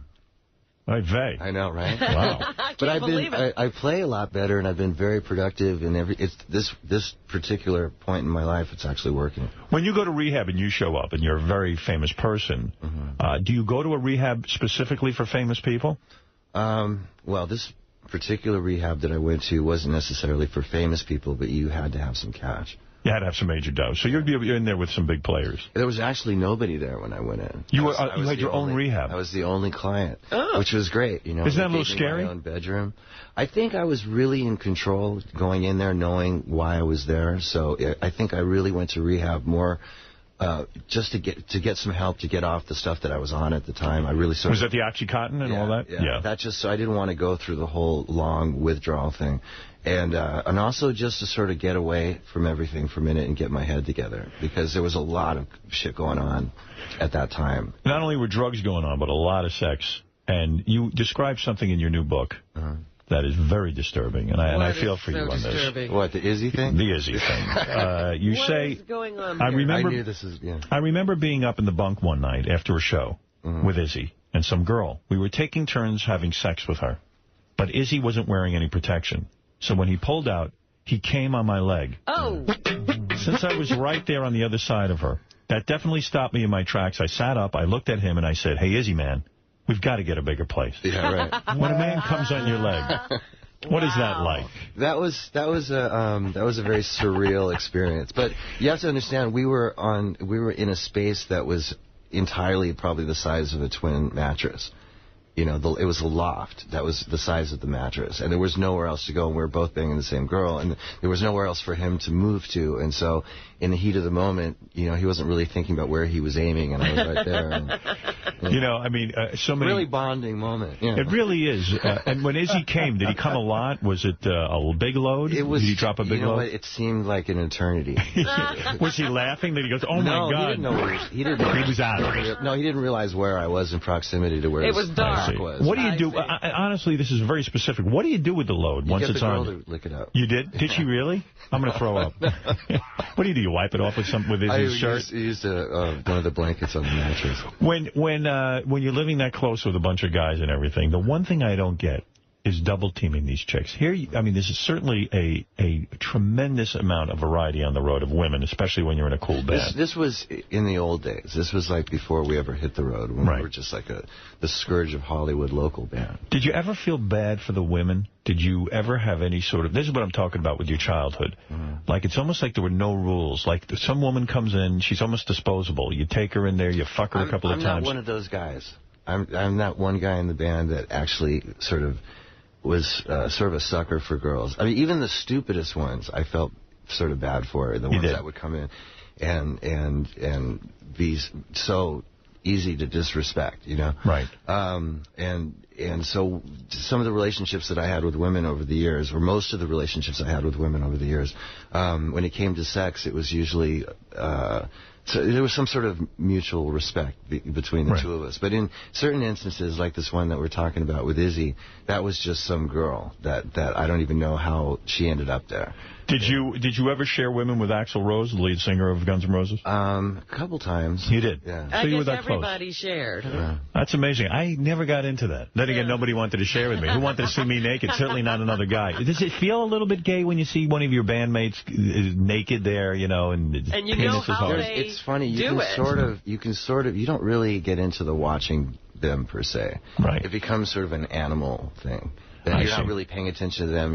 You're with the girl, and he's with the girl, and you're not really focusing on him at all. And you don't want him in any... Like, I had an incident a long time ago where I used to have these parties at my house, and party-loving people would come over, and we would have a lot of, you know, interaction. Yeah. And I was on the landing in my house with this girl, and I was on the floor, and she was on top of me, and Ron Jeremy happened to be there, and he came up behind her without even asking, and then sort of got behind her, and I was like, oh. And then all of a sudden I felt invaded. Yeah. So there has to be some sort of, it's not one of those kind of things. I watch some porn movies, and I just couldn't handle. There are rules, in a sense. Yeah. You didn't want Ron Jeremy joining in. Yeah, there can be some awkward moments. Awkward in the sense, too, like, when you have to follow Izzy, let's say, or Axl, you're the second guy in the girl. And these guys have already come inside the girl. I mean, does any of that bother you? That bothers me for some reason. Why am I so uptight? Yeah, really, of all people. Am I uptight? It's not really being uptight. It's just certain people have certain limits to what they think is, you know... acceptable. That never bothered you? Yeah, there's certain aspects of it that bother me. You know, I'm not... I'm sleazy to an extent, but there's another part of me that's got a moral center that you know, there's certain things I won't accept. But are there rules as to who goes first? I have a wide... Yeah, but like, are you the king bee in a sense that, like, you go first and then the guys follow? I never thought about that. I'm actually racking my brains trying to figure out how that works. So did there come a time when, let's say, Izzy was banging a chick, he finishes, then you say, now I'm hopping on? I don't think it ever really worked that way. It was usually one of those kind of things that if we were sharing a girl, it sort of all happened at the same time. So would you prefer the mouth or the anus or the vagina? Well, we never did the anus. Anus, you know, the two, you know. Right. Yeah, that's way out of control. What's that sign that they got? What is that called? Double, not DP. It's not double penetration. I learned this in Canada recently. I can't remember what it's called, though. Anyhow, I think he would be doing her, and I would be getting oral. Right. We might switch around, not in any particular order. Would it be something sort of if you weren't well hung? I would prefer just having a girl, the one girl or two girls. I don't really like having guys around. Yeah. I could probably count on two hands how many times you shared. I shared, yeah. Because it's a weird thing. Do you ever get into gee, my penis is bigger than Izzy's? Or I would get into that. I mean, I'm not saying it's because you do naturally compare, and any guy who says they don't is lying. Also, don't you see him doing some weird thing? Go, oh, look at what he's doing. There's awkward moments, yeah. Did you ever see Izzy, looking at a girl's butthole, and then you go, you know what, Izzy's gross? Yeah, right. No, I don't remember that. But I do remember some incidents that happened with some other people in other bands where you have, a few girls come from a strip club or something like that, and they come into a hotel room, and everybody's partying, and then all inhibitions go out the window, and next thing you know, there's two girls giving one guy a head for a minute, and then the other guy comes along, and then you're all standing together, and they're all doing it. And you sort of, at that point, it's a party, but then there's another element that comes in. It's like, okay, now we're all doing this together. I didn't know you that well. No. Yeah, there's some moments out there. When you wrote the book, did you leave some of those things out, like you saw the lead singer of AC/DC do something? I didn't put anything in there. There was one mention of my good friend James Hetfield. From Metallica. Right. Yeah. And I put it in there. I didn't want to get him into, I didn't want to. What'd you see him do? What'd you put in? He was in my hotel room, in the actual bedroom part, and I let him use the room with this girl that he was with. And this was a long time ago, way before he got married. Pre-marriage, yes. Yeah, of course. And I needed to go in the room to get something, so I sort of opened the door and was creeping in, and he was head fucking her against the wall. Wow. But he was doing it. He was doing it in the James Hetfield kind of angry. He was going, oh yeah, this is fun. Rock and roll. I mentioned that because is your penis bigger than Izzy's? I can't remember. I think we're roughly around the same. Roughly around the same size. Axl had a small penis, I read. I don't know. I never actually went there. I see. Never took a look at that. Well, it's a fascinating life. The sex, Are the you drugs. talking to Axl now? Hell no. These guys can't stand each other. We haven't talked since when I quit. That was pretty much it. An unprecedented sort of kind of thing. Yeah. I don't think he thought that I was serious. And I think that really caused a lot of bad blood. You deal with the financial aspects of being in Guns N' Roses, too. Your signing bonus, when you first get signed to a record label, this is how out of control you were, which is so opposite the guy I kind of know sitting on the couch. You blew your signing bonus. I tried not to. You blew it on heroin, right? Yeah. Well, sad, right? I bet. How much money do you think you missed out on? It wasn't that much money. It was $7,500. Yeah, but at the time you had nothing. At the time it was huge, and I couldn't put money in the bank because I had a lien on my income at the time, and so I had it all in traveler's checks, and I really tried to maintain it. But you have to understand that when Guns N' Roses got signed, that we couldn't do anything. We couldn't do any gigs or really do anything except for sit for about a year and a half, and it was pretty hard to do it. We were bored shitless. Is there an unbelievable aspect to fame that, aside from your mom introducing you to David Bowie at an early age, all of a sudden you start to get in a band, you start to get some kind of name out there, and suddenly, like you say, your first son was conceived in Ron Wood of the Rolling Stones house. Mm-hmm. You're hanging out with Sly of the Family Stone, smoking PCP and crack with him. You're doing... Well, I didn't actually smoke crack with him. But you saw him doing it. Yeah. It's hard to believe. He seems like such a normal guy. Yeah, when I saw him last, he looked fine. And then all these wildest things. Drugs do weird things to very normal people. And then wild things happen to you. A woman blew him while he was asleep. That's great stuff, right? She wasn't a woman. She was a kid. What do you mean? She was, she must have been 14 or 15 years old. And you were asleep? I was sort of asleep. I sort of half woke up for that. This is not a normal life. You know that. Most it's guys... It's all fun, though. I got to tell you. You bet. I have no regrets. Oh, I bet. I was going to ask you that. Certainly you shouldn't. Also, my parents, I came from sort of the whole free love generation. Right. Everybody was very uninhibited in those days. And when you talk about David and whatnot, I was raised around a lot of musicians, a lot of entertainers. Right. And it was all like that. I remember walking into a friend of my mom's place one time. I mean, adults were always having sex when I was a kid. And it wasn't... You see all of this. Yeah, it wasn't lurid, that kind of sex. It was just sort of a more loving kind of... I'm telling you, he had a childhood with no rules. Yeah. I mean, you thought it was normal to walk into a room and see adults having sex. Well, I mean, it would have been abnormal for them to keep me around. Did you ever see your mom having sex? Only once. Who was she having My sex dad. with? With your dad? Yeah, I walked in one time. That's weird. Yeah, that was weird. What position were they in? I bet it's frozen in your mind. It was missionary. It was? Yeah. And did you stand there and watch? There was that second that lasts forever. Yeah. You saw it going in and out. No, it wasn't that close. I was on the other side of the room. That's got to be traumatic. Yes, Gary, what do you want to ask? No, I just want to ask Slash, because there's stuff that you're reading. I heard that you don't talk to Axl anymore. And there was that weird incident a couple of years ago, and I just never understood, Guns N' Roses, the Axl Guns N' Roses, played the Hard Rock on New Year's Eve. And Slash went there just to see what was going on, but I never understood what actually happened. What happened was my wife and I saw an ad for Guns N' Roses at the Hard Rock at the Joint in the Hard Rock, and so we made a plan to go there. It was New Year's Eve, so went down there, sort of got myself set up, made a phone call, got set up, and then went down there, and I was forbidden to enter the venue. But did you ever say to Axl, hey, I want to come by and see you? No. And he didn't want you in? The whole building knew I was coming. Why do you think you went there? Were you looking for confrontation? Were you looking to say to him? They were saying that the rumor was I had my guitar and my top hat, and I was going to go in there, But why go and torture yourself? But no, I just wanted to go see Guns N' Roses because I'd never seen them before. Yeah, but wait a second. That was it. You had to be angry. This isn't Guns N' Roses. But this was years after. You have to understand, when I quit, whatever he went on to do after that was fine. Right. And I knew he was going to continue on with the name because that was one of the things that was leading up to the split anyway, when I first came up. And so, I was really intrigued. I wanted to go see what Guns N' Roses was. What do you think of, like, Van Halen right now, where they get rid of Michael Anthony, the original bass player and backup vocal guy? They put in Eddie's son.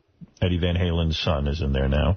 Like, does that kind of burn you up a little bit? Because that's what Axl tried to pull with Guns N' Roses. He tried to replace the whole band. Right. Do the fans deserve to see... They don't want to see Van Halen or Guns N' Roses with other players. Well, I think it needs to be made very clear to the public that the original members will not be there, which...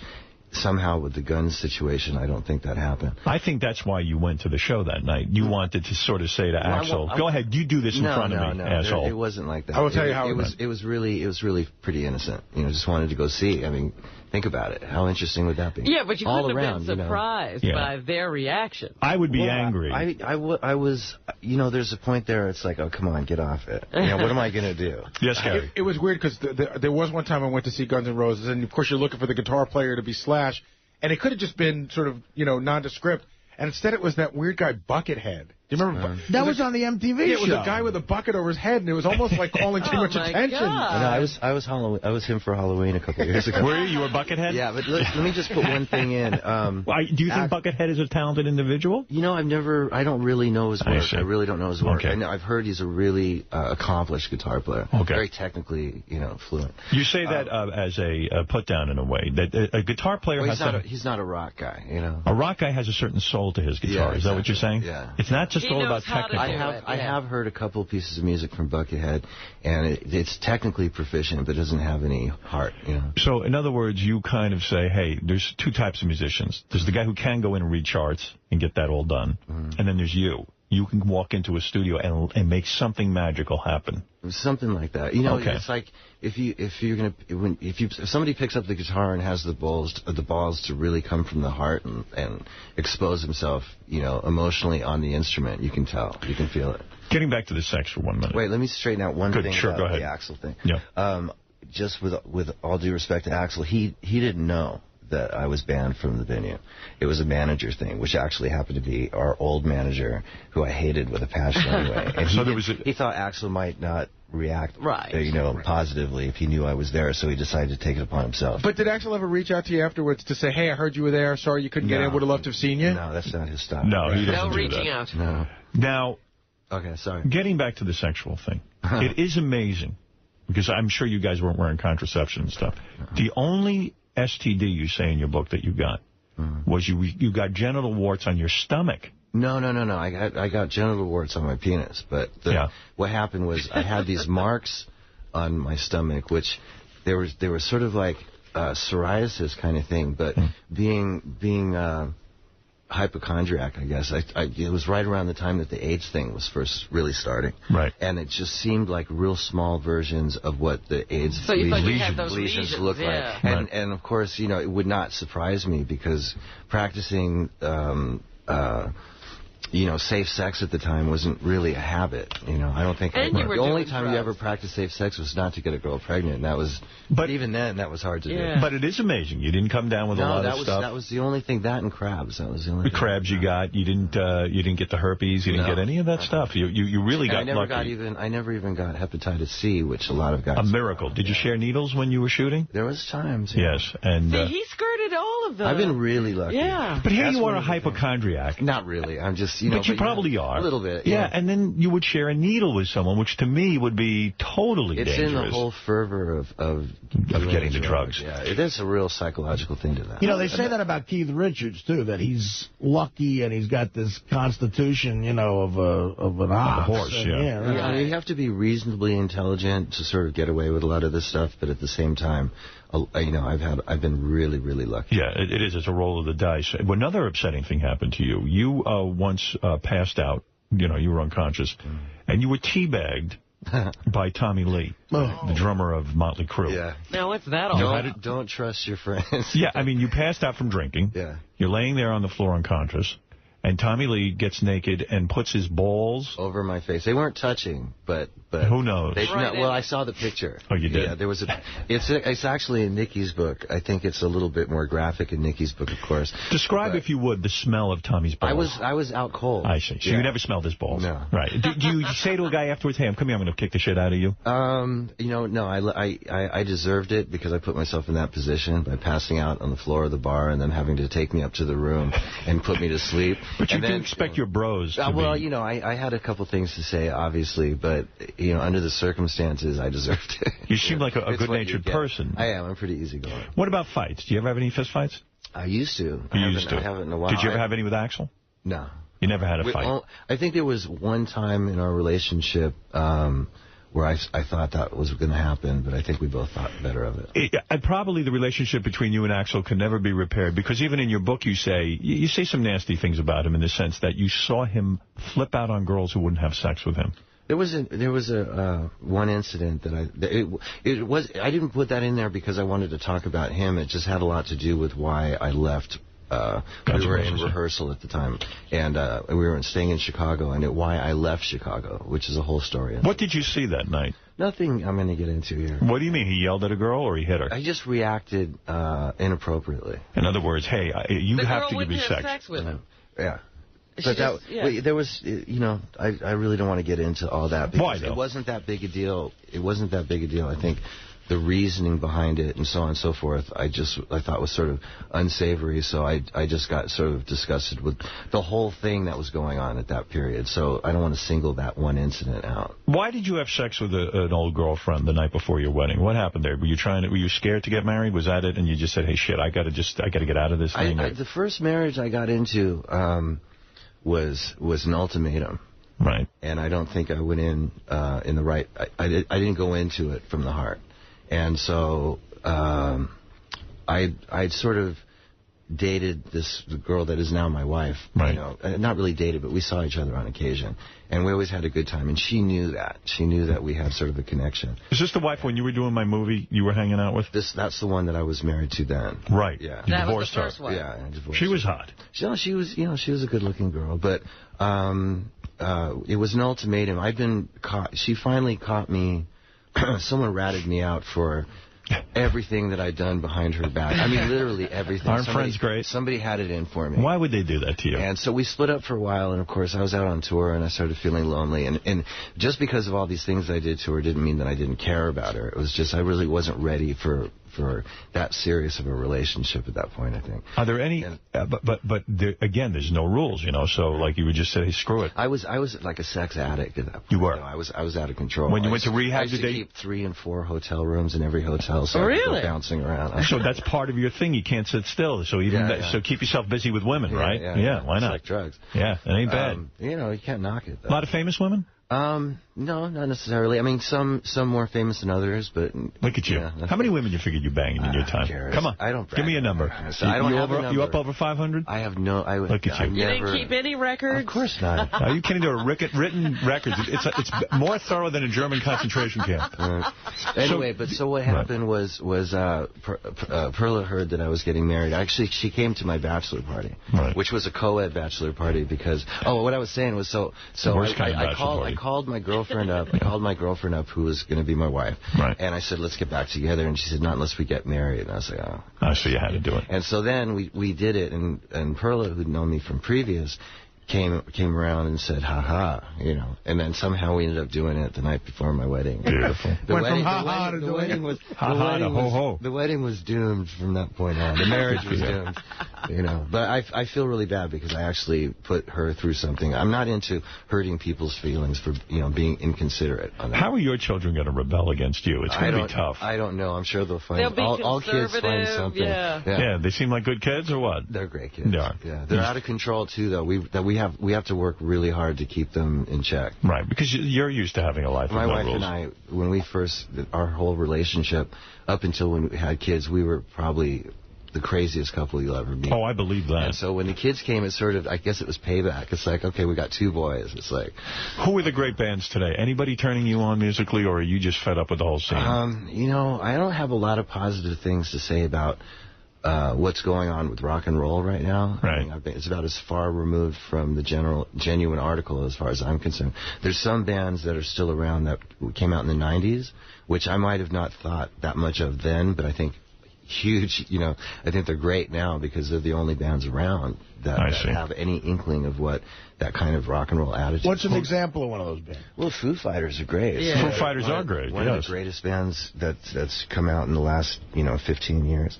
Did it surprise you when the drummer from the Foo Fighters turned out to be a lead singer and guitar player? Yeah, I mean, what did I say? Drummer from Nirvana. Yeah, from Nirvana. Yeah. I remember the first time I saw the Foo Fighters was here at what's the place by Dave Letterman. Right across Roseland. I saw him at Roseland, and it was great. And that was in, not too long after Kurt died. It was shocking to you, probably. But he is a great band, and he's a great songwriter. Yeah.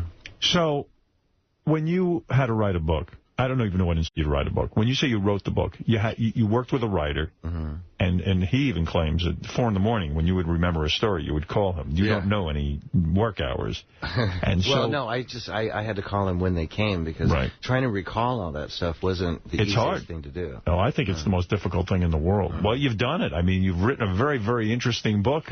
This is great. Slash's new book, Slashed. That's the name of the book. It's just Slash. That's what I said. Oh, I thought you said slashed. Yeah, no. you did say that. I thought, Sloshed. Slash's new book. Slosh would have been a good title. That's a good one. You should have talked to me. The book Slash is in stores now, and you can check out Slash in Guitar Hero 3 in stores now as well. Best game ever, by the way. Isn't it cool? Guitar Hero, Howard, is the best fucking game. It's one of those things I got involved with that I don't consider a sellout because it was so cool. Better than chess? No, chess is great, but that's a different animal. I see. I keep chess on my BlackBerry. You play chess? Yeah.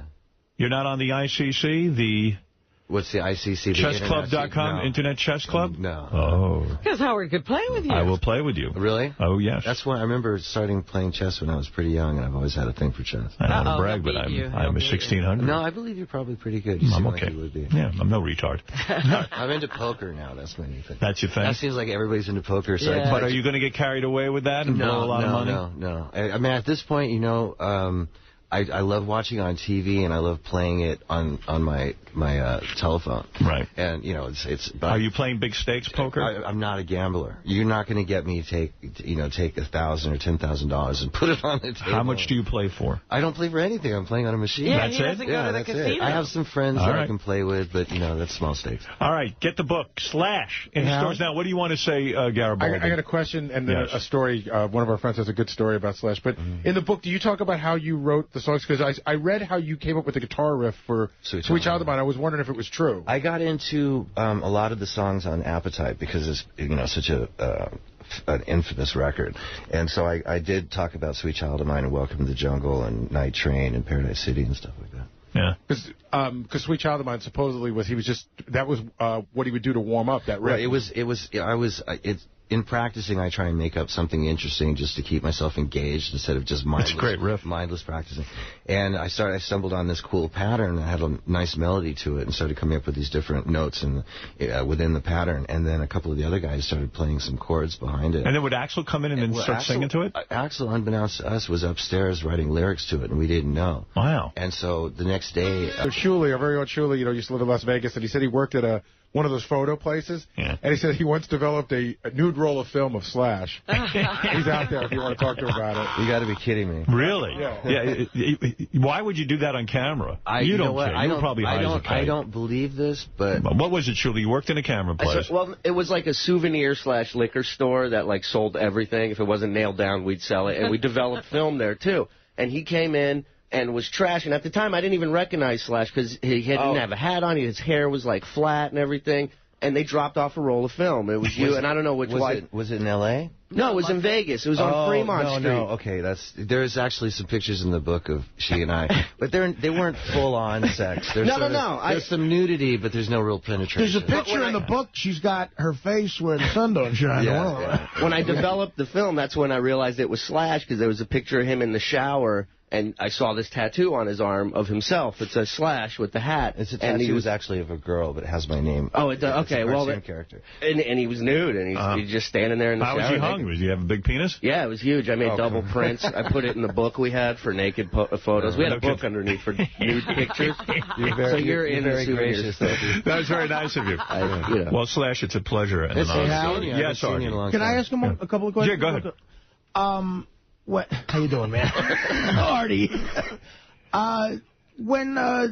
You guys were like a great sort of band in the tradition of classic, rock and roll. When you saw bands like Nirvana and Pearl Jam, that whole grunge thing coming on, did you feel like you guys were in trouble in any way? No.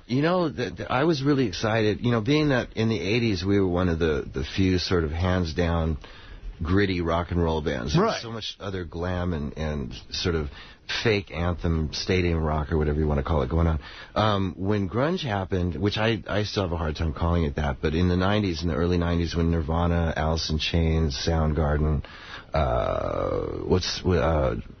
what's the other band? Pearl Jam. Yeah. And bands like that, those were the main ones. I thought it was great because it was like some new blood, and I was really addicted to a couple of these records. So was it a turn-off to you? You liked it? What would you rather call it? Just rock and roll, like anything else, It was right? basically just an extension of what we were doing. Right. I agree. I agree. And just one real last thing. I've struggled with drugs, as documented on this show, and I'm curious. What created more chaos in your life? Because I have a definite answer to this. Yeah. Coke or heroin? What do you think created more chaos? What made you more out of control? Coke definitely made me more out of control. But we keep mentioning Coke, but I only speedballed Coke, so I always had it with heroin. Oh, really? I did a couple lines here and there. Like, I used to hang out with Sam Kinison back in the day, and he used to blow my mind. He'd do a line the size of this table in one hit. Really some serious business. Yeah. Coke's not really my drug of choice. It's too up. So you always had heroin? I'm a heroin guy. Wow. Yeah. But some of my weirdest stories in the book are about when I'd run out of dope and it just end up with the Coke left to shoot, and then the hallucinations that go along with that. Right. And you said at one point you put your fist through a piece of glass shower. There was something that happened, an incident in Phoenix, where I probably would have gone to jail for a good amount of time. Oh, really? And luckily, there was a promoter there. My manager called. That was probably one of the few. What happened? One of the few good things they ever did for me. They got me on a plane and sent me back to L.A. like like that. What did you do, though? I tripped out in this resort. Coke. Yeah. You started to hallucinate. Yeah, completely. And I was running around this resort, running from something I thought was chasing me. You were naked, weren't you? Yeah, I was naked, and I ran into this maid who pressed charges. Goodness. For what? For what do you call it? You know, like indecent exposure. No. When you punch somebody, what do you call it? Assault. Yeah. You punched the maid. And then you were naked and you punched the maid. No, I just ran over her. You thought she was a monster. I knocked her down. No, she was in my way. And and you were running from what? What did you see? I was running from these little imaginary demons that had these little guns that were chasing me. And I trashed my hotel room trying to get away from them, and then went through the front door. It doesn't sound like fun. No, it was. You could have lost your mind. Yeah, in the book you described them. What do you say that you described? I said they looked like the little predator guys. Yeah, that was the best thing I could come up you with. were real hardcore with this stuff. In fact, in the book, Slash goes into the fact that he got a virus from drinking too much, and they had to replace something in your heart, didn't they? They put a defibrillator in my heart. Right. Wow. Yeah. And they told me that this is hardcore. That I wasn't going to live. They said that you have 6 days to 6 weeks, and I refused to. I remember that was serious, and I didn't have a problem quitting drinking to sort of go along with doctor's orders. But I was really concerned with getting all because I had to cancel the tour, and so I wanted to make up those dates. Right. And that's what got me through it. And I was back on the road within months. Because when you're on coke or heroin, at least me, you can drink endlessly. And when I would go on a coke binge, I was more into coke in my 20s because it forced you to be social. Cocaine, you were out, and that's why it created more chaos. But heroin, you want to withdraw and be by yourself. I'm an introvert by nature, so doing coke and socializing, it's like, it's okay. It makes it more... Like, I go out now, and I realize why I did so many drugs, because I just can't stand being around people. It's boring. Hang out at a bar, everybody's talking, and you're like, this is why I used to drink. Well, anyway... Hey, by the way, you were at Anna Nicole Smith's funeral. Yeah. How did that... Were you close with her? I wouldn't say close. She was more of an acquaintance to me, but she was close to my wife. Oh. And, we didn't know each other all that well, but... what's the guy's name? Howard K. Stern. Howard invited us, and Perla thought we should go, so we took off and went down there. And that was a real scene. And Nicole's mom was a real piece of work. Really? Yeah. She showed up at the funeral. I guess it was about an hour to 2 hours late because she was at the courthouse still trying to win that. Yeah. The custody deal. Yeah. Pretty wild. Man, you've done it all, and you've put it in, and you've put it in a book. Everywhere, yeah. Yes, and I got to tell you something. It's a great book. Good for you, man. Slash's new book, Slash, in stores now. Check out Slash and Guitar Hero 3, by the way. And we have Velvet Revolver's got a new record out. Yeah, Velvet Revolver, and that thing's going well. So we're touring. I'm just on a quick break. We're going to Japan and Australia. Very nice. Yeah, and I can't believe you got Scott Weiland under control. He's the angel in the band. No kidding. Yeah, it's unbelievable. I wouldn't call him an angel, but he's doing really well. Well, it's great. It's always great to see you. I love when you come in here. I love to sit and talk to you about your life. It's fascinating. All you guys, and I heard you were sick, so you might not be here, so I'm glad you're here. Oh, I'm here. I'm not sick. Don't believe No, she's sick. She's the healthiest one in the room, Slim. That's right. We will come back. Cousin Brucey is coming in. That's a big deal in our world. And we'll be back right after these words. Thanks, Slash. Right, Good luck with the book. You going to do any of those book signings? That's what I'm here doing as well. I did one last night. You did one last night? I did Barnes & Noble the night before last. I did the book review in Long Island last night, and I've got New Jersey. I can't remember the name of the store. Today you're appearing in New Jersey? Tonight, yeah. Tonight? Yeah. All right, we'll find out. I'll mention it. I'm sure a lot of people will show up just to shake hands. It's been pretty cool. We've been moving some books, I guess. It's just, the editors are really into that. They're like, we want to. It's like, record company people. Yeah, they want to sell the book here if you want to take it, Yeah. But they're like, no, we got to sell some copies. We'll be back right after these words. Hey-oh, yeah. Okay. Hey-oh, hey-oh, hey-oh. This is a radio first, and the great Cousin Brucey visits us. Cousin Brucey's had a legendary career in the radio business. There he is, your cousin, everyone's cousin, Cousin Brucey. We're all Wow. And with his book, his new book, Doo-Wop. It's a beautiful book. There you go. What a day. From Slash to Cousin Bruce. We're going the whole gamut. Cousin Brucey? A pleasure. A pleasure. Take a seat, please. We'll talk to you. Cousin, or should I say Brucey or Cousin Brucey?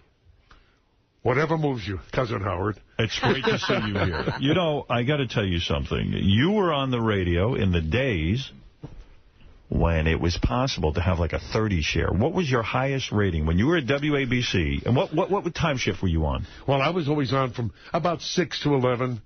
10, you know, 10 o'clock sometimes. Always nighttime. Why? They put me on during the day a couple of times. Are you not a morning man? No, not really. Why? No. What is the difference? I don't like to get up. I'd rather stay home, listen to you, and listen to what's going on. But sometimes you don't have a choice. No, you do not. And why did you go into radio? Why do you think radio was your calling?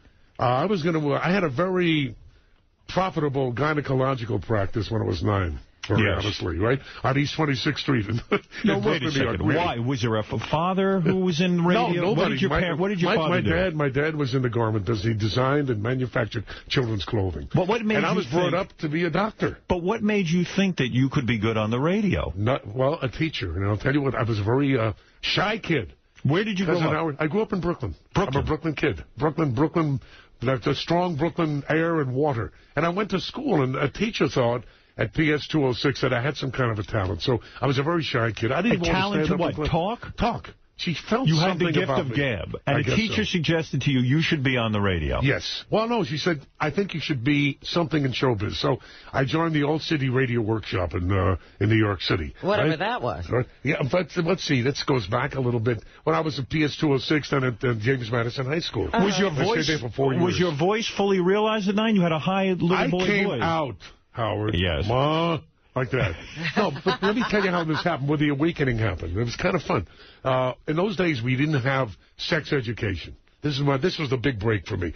We had hygiene classes. Right. Which was great. I mean, it taught us how to prepare for life. I learned how to wash under my arms and brush my teeth and things like that. And one day they had the annual event called a hygiene play. This was a dental play. She asked me to please audition for a cavity. I became a cavity. And that day, I went on the stage, and as I said, Mommy tells me brush my teeth, I eat my muscle, and I so wait a second. You didn't want to be in radio. You wanted to be in show business. I wanted to be in show business. I didn't know about radio. Did you go to college? Oh, sure. You did? Where did you go to college? Well, I started at Brooklyn College. I couldn't find the classes, and so I left Brooklyn College. Did you go to the radio station in Brooklyn College? Is that how you... No, New York University. I founded the radio station at NYU. I really found my life at NYU. NYU. Are you an active alumni of NYU Yes, now? I am. You help I teach. You teach at NYU. Yeah. You teach radio? Kids. Yeah, broadcasting. I get the kids ready. Well, I haven't done it in a while. It's been kind of busy up here. But I taught for many, many years. But I went on that stage and I realized, Howard, that this was going to be my life. I wanted to communicate. I felt an electricity between me and that audience. And from that day on, I haven't stopped talking. And did you? And how did you get your first radio job? I mean, who was hiring you? I sent out, as you know, we sent out tapes. You went through this kind of demos. Tapes, little tapes. And you had to do it in 8 minutes or 7 minutes because the program director listened to the first 30 seconds. Right. I got 8 responses out of 10 demo tapes. Where was your first job? 6 responses told me to go into my father's business. Right. 2, the second one came in from Panama City, Florida. I'll never forget, this is a funny story. The guy said, Mr. Morrow, can you start next week? Now, I never had a job before, and I was scared stiff. What did I called my dad on the air. It was $85 a week. Yeah. But I didn't take it, because here's the bit. My father said, I couldn't speak. I was scared stiff. I was leave home, my mother, my meatloaf, my chicken soup. I didn't want to leave home. So he called and he said, well, this is what happens. They work 4 hours on the air and 4 hours in the other business. So my father, being a very astute businessman, grew up in downtown New York, East Side, said, what's the other business? So the guy says, well, the boys also work in the car wash. That ended that one. Quickly. So, wait, was your father supportive of this career? Oh, very. He liked it? He thought you could be good at it? My mother and father, yeah. They were proud of you? Yes. Yes. And you took this job in Florida? No, I turned it down. I don't want to work at a car wash. You never eventually went to it? And then the next day, I received a call from Bermuda. And that's where it really all started. You went to Bermuda? Yeah, I lived there for a year. You broadcast mostly to black people, I would assume. Well, that island was very heavily black. And however, in those days, the Bermudan people were not very friendly to black people. I mean, the white people. No, the white people were not friendly to the black people. Right. Right? Because they kept control, and that time black people couldn't sit upstairs in a balcony, couldn't own property more or Your less. first job was in Bermuda Radio. Yes. That's ZBM. Well, you were not Cousin Brucey then. You were Bruce Morrow? They called me the Hammer. The Hammer. I was the Hammer because they never heard anybody speak like the music I brought into the island. It was a very quiet island. Were you a ladies' man growing up? Yes. Oh, I always loved the ladies. What age did you I told lose... you I had a great practice. What age did you lose your virginity? 11. 11? Get out of here. Yeah, well, I didn't know it, though. Oh. How do you not know it? What do you mean by that? I didn't know what was going on. Well, it's kind How of... old was the girl? But it wasn't a girl, it was a woman. How old was the woman? The woman was probably in her 30s. Yeah? You're telling me at 11 years old, a 30-year-old woman seduced you? Mm-hmm. A friend of your mom's? No, I cannot say who it is because she's one of your listeners. How would you meet... She ain't one. She's probably dead. Well, I'll tell you that very honestly. And we got to stop this because it's one of my next books. Right? All right. I want to write about it. It was somebody who worked for us at the house. All right. So a maid. Wow. You grew up fairly middle class. Yeah. Okay. Wealthy enough to have a maid. We had a maid. We had everything. My parents, gave me a very beautiful life. Have you ever discussed this with your parents? No. They never. Now, in those days, you couldn't talk to your parents about sex. Right. I mean, there's no way. I learned about... Well, we found the woman who first banged you, and we're going to bring her in right now. Oh, no. I hope not. I don't think she's around. Come on in, I learned about... Nice. You know where I learned about life? In my backyard, we used to put tents up. Was this a black woman or a white woman? Black. A black woman. Black woman. So black people have played a prominent role in your life. You broadcast to black people. You made love to black people. Yeah, but I never looked at anyone being black or white. I just looked at people, which I still do today. So you were molested as a child? No, I submitted very nicely. And, but at 11 years old... You see this smile? Yes. What do you think this smile is from? At 11, were you capable of an ejaculation? Oh, of course. You were? Everybody is. You can ejaculate when you're 6 to 9. You know that. How do you know that? Well, I know that because I read it. You're a very sexual person. I never think of Cousin Brucey as a sexual person. No, because it's not my thing. By the way... From the waist up. We ought to tell... Why don't you come on this couch with me, please? We ought to tell Brucey right now that's impossible because Robin's your daughter. Robin! You know something? I was looking at her and I said, gosh, she does look like me. You look alike. Daddy, come home to Daddy. Now, wait a second, Cousin Brucey. You're saying to me that at the very tender age of 11 years old, your housekeeper seduced you and that you made love to her? No. What did she do to you? Different things. In other words, she came in the room and she said, I find you attractive. Yes. And she said, let's see. She says, and then I want to talk about, we'll get to doo-wop. We'll get to all Come on. Listen, there's an opportunity. Howard.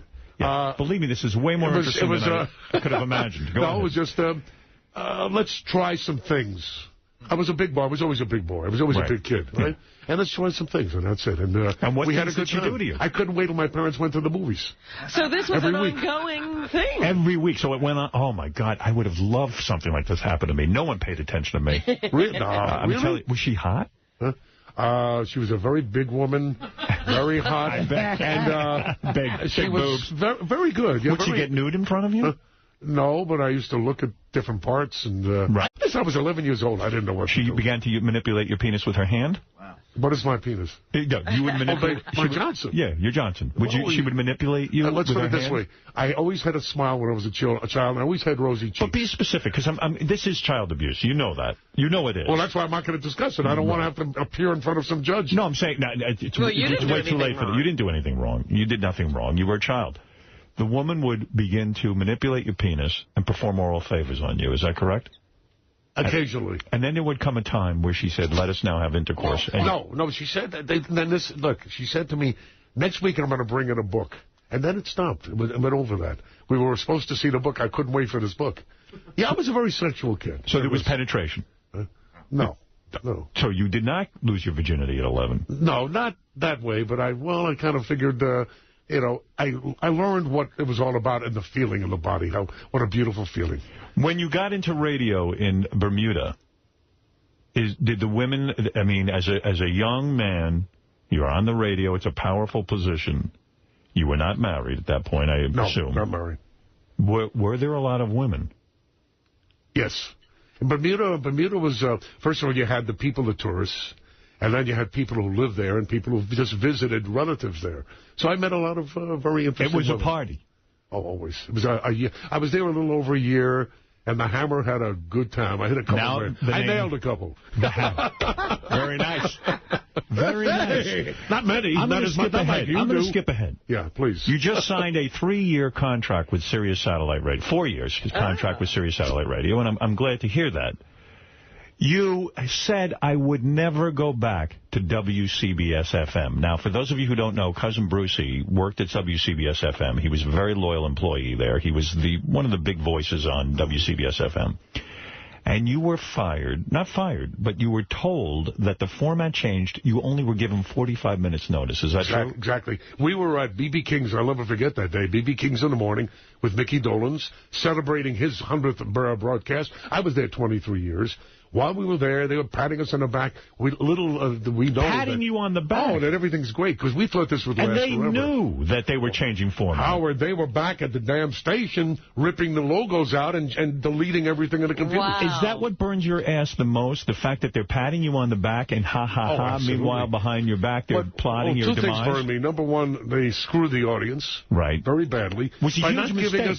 But not giving us a time to at least say goodbye. Now, look, everyone's allowed, people are allowed to change formats. Yes. But the big mistake was they fooled around with the culture of this city. Now, when a radio station goes past being just a radio station and becomes part of the wallpaper, the culture, you don't screw it. Wait a second. Right? Let's talk I'm telling turkey. you. The station was billing $30 million a year.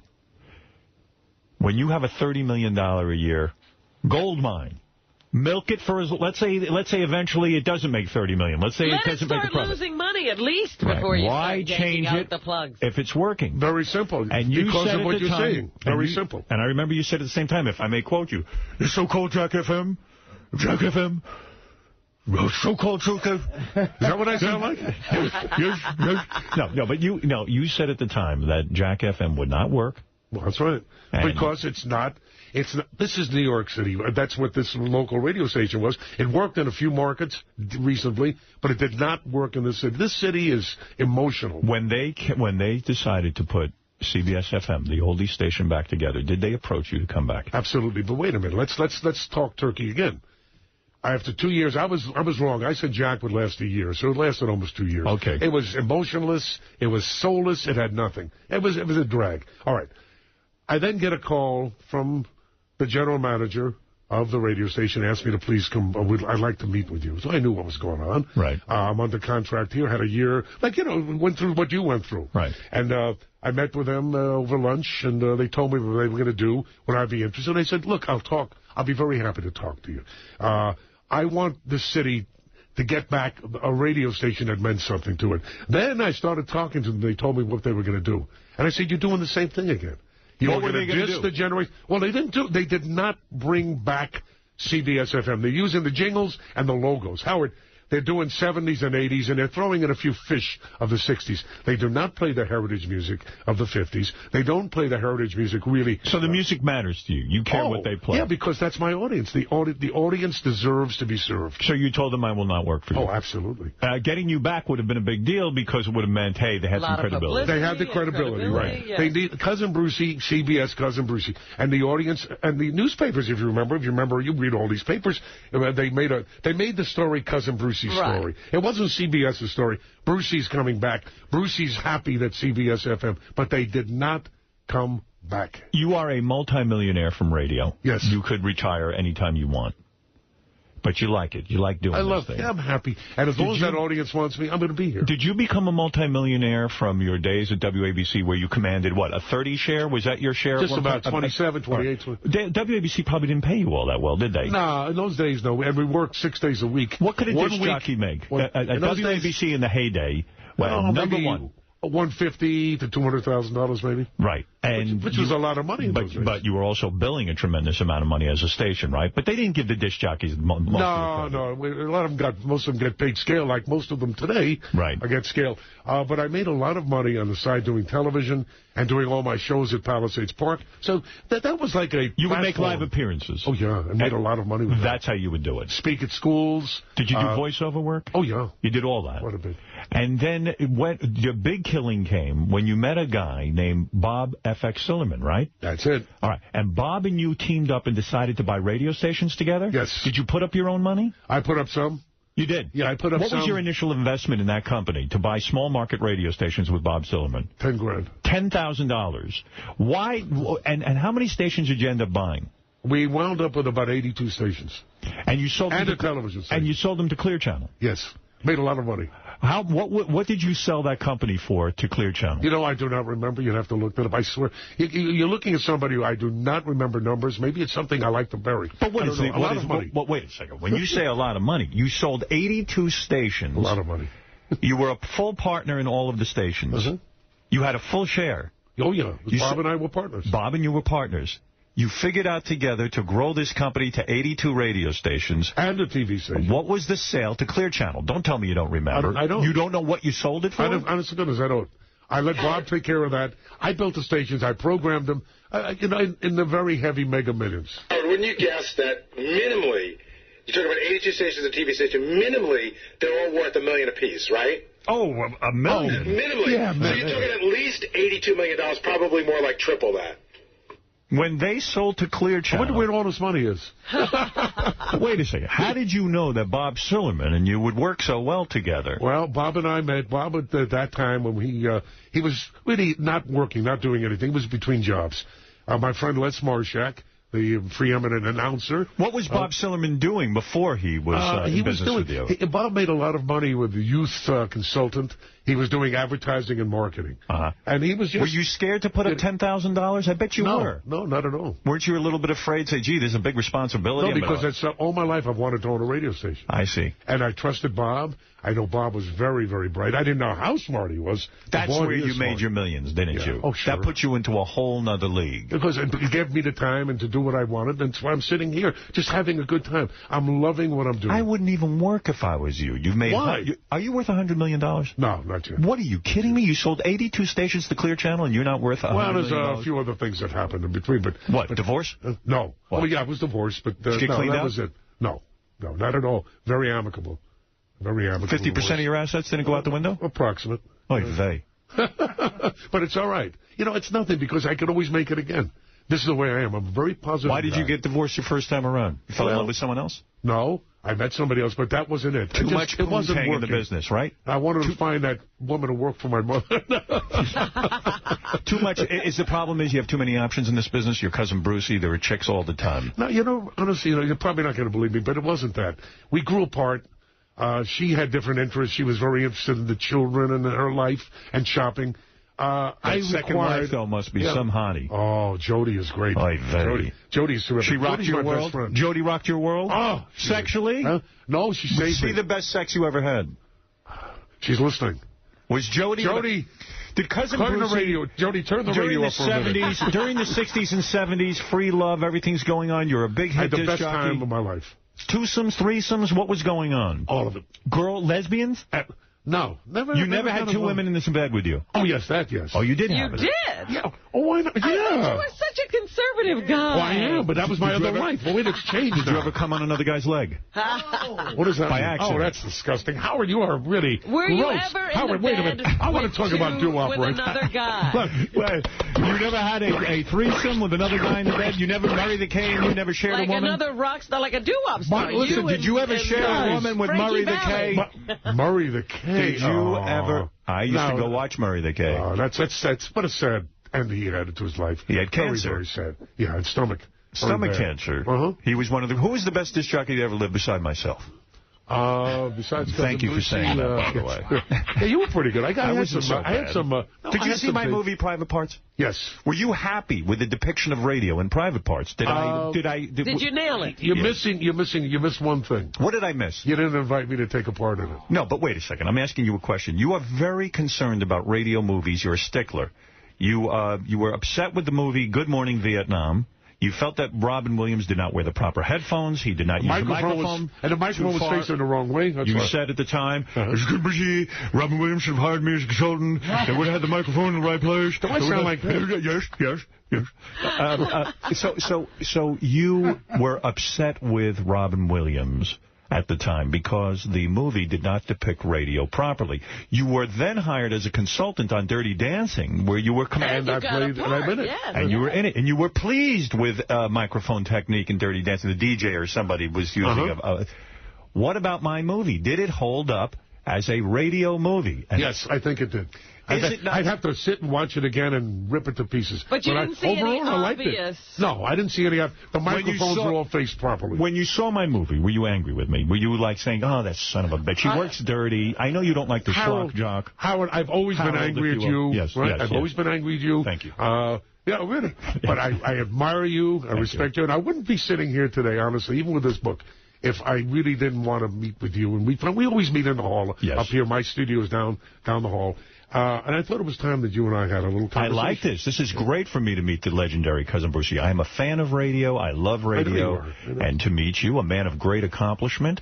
I mean, to work at the great legendary WABC for all those years and to command that audience and to have that kind of action.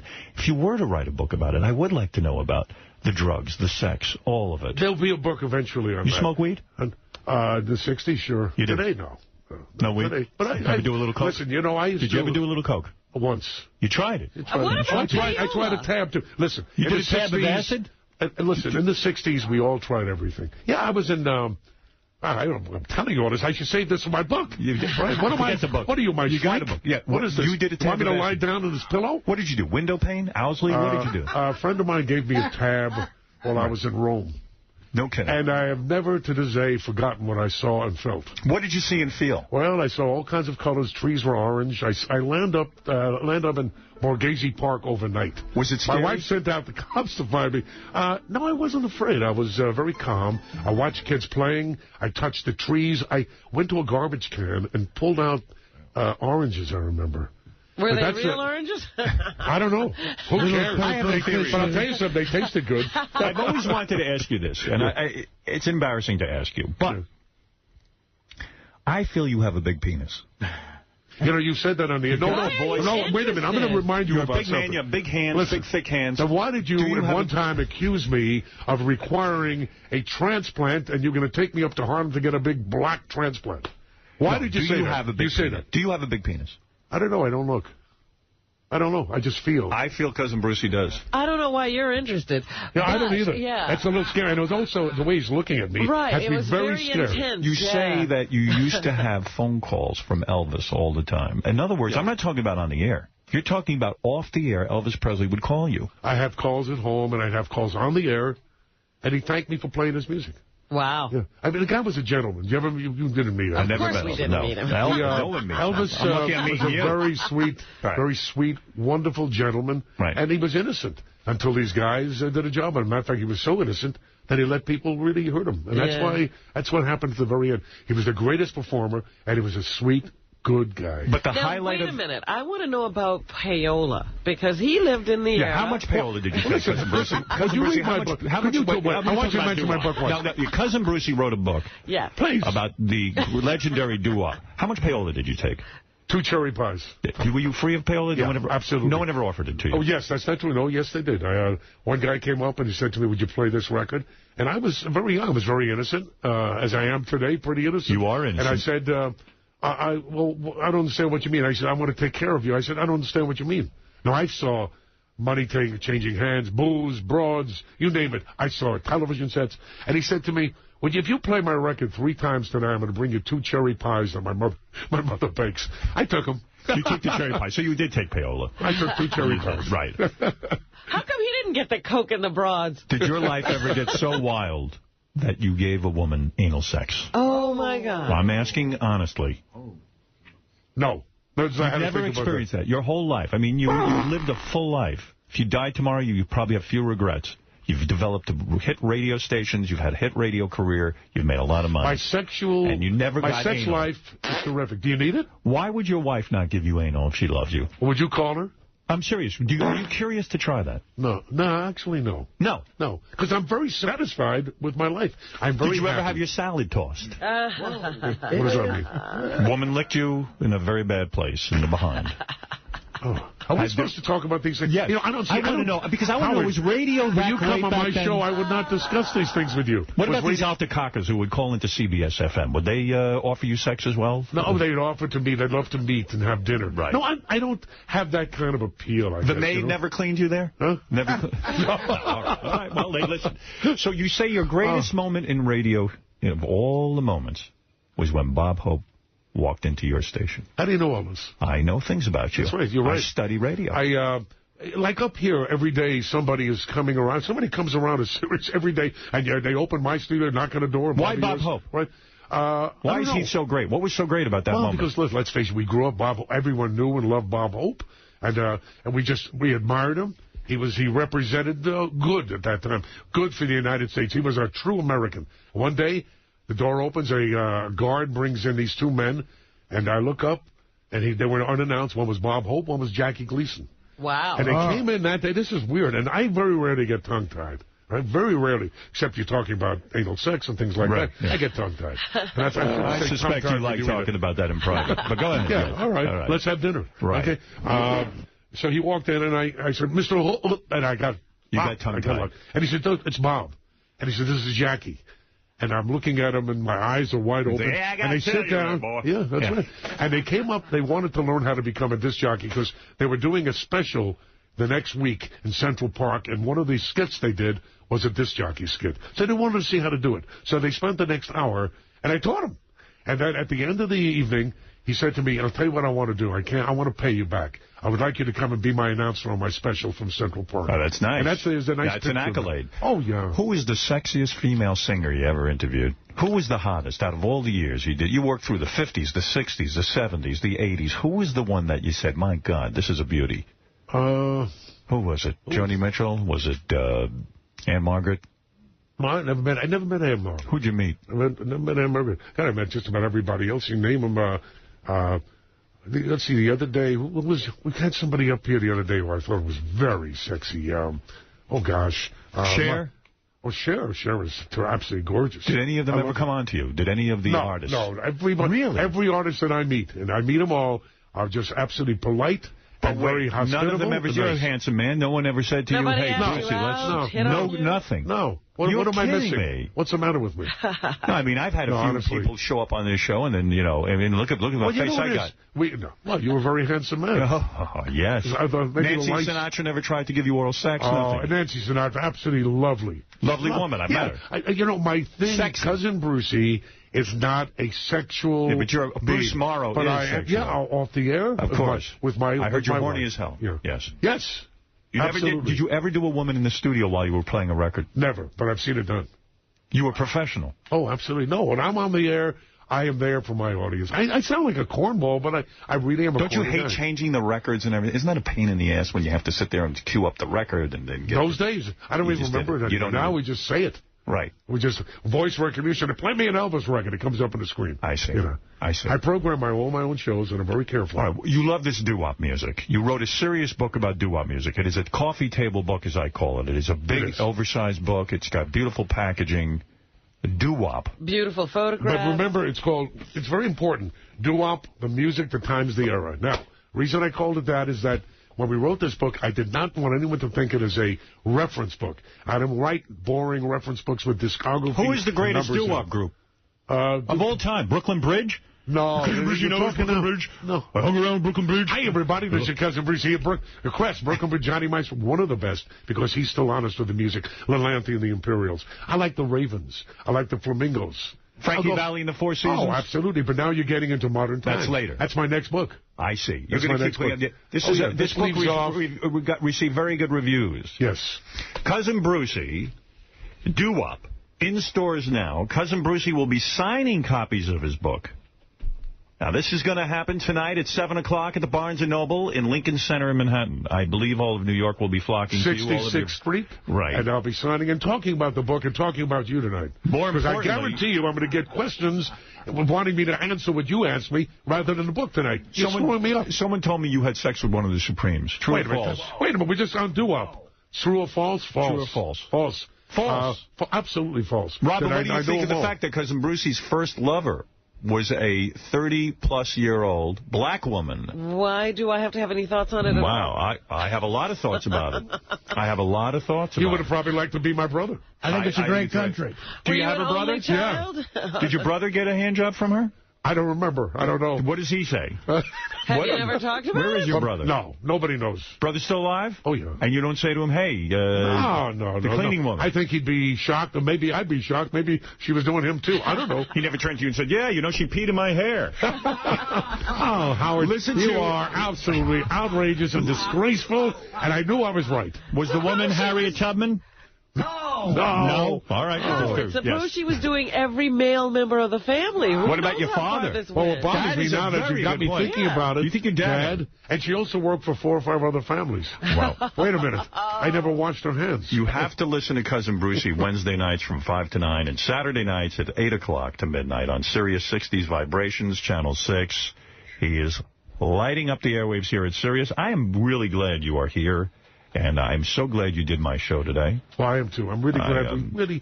I've never really had a chance to talk with you.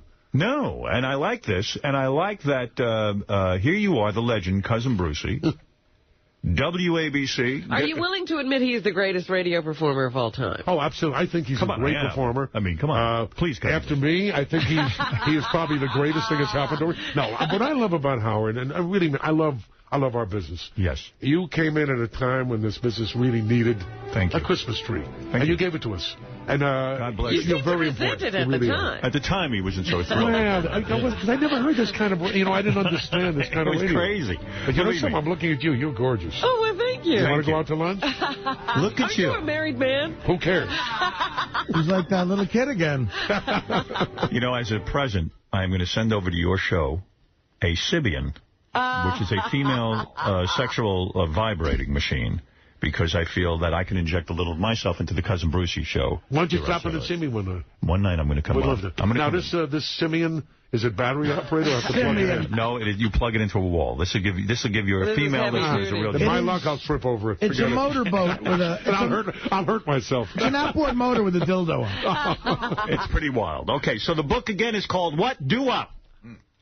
And it's really quite a collection. It's really pictures and the history of doo-wop. It's cultural, it's fun, it's movies, it's fans of that music. Yeah, so everything that was happening at the time and the music. And don't forget in there, he had sex with his maid at age 11. He did cocaine, acid trips. And it's all in the book. Threesomes. This is a very you didn't see page man. 69, did you? I can't believe you had a threesome. I never would have imagined, but it's true. You're in show business. Doesn't everybody? Have you ever done that, Howard? I got oral sex from 2 girls at once. How do you do that? Wait a minute, excuse me?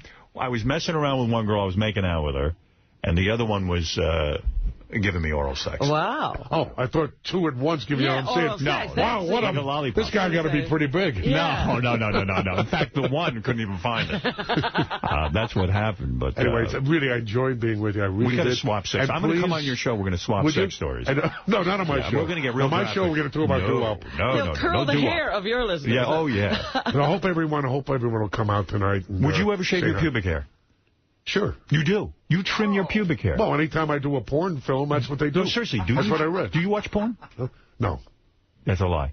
It is. We caught you in a lie. Cousin Brucey will be signing copies of his book tonight at 7 o'clock at the Barnes & Noble in Lincoln Center in Manhattan. Listen to Cousin Brucey Wednesday nights from 5 to 9 and Saturday nights 8 to midnight on Sirius 60's Vibrations, Channel 6.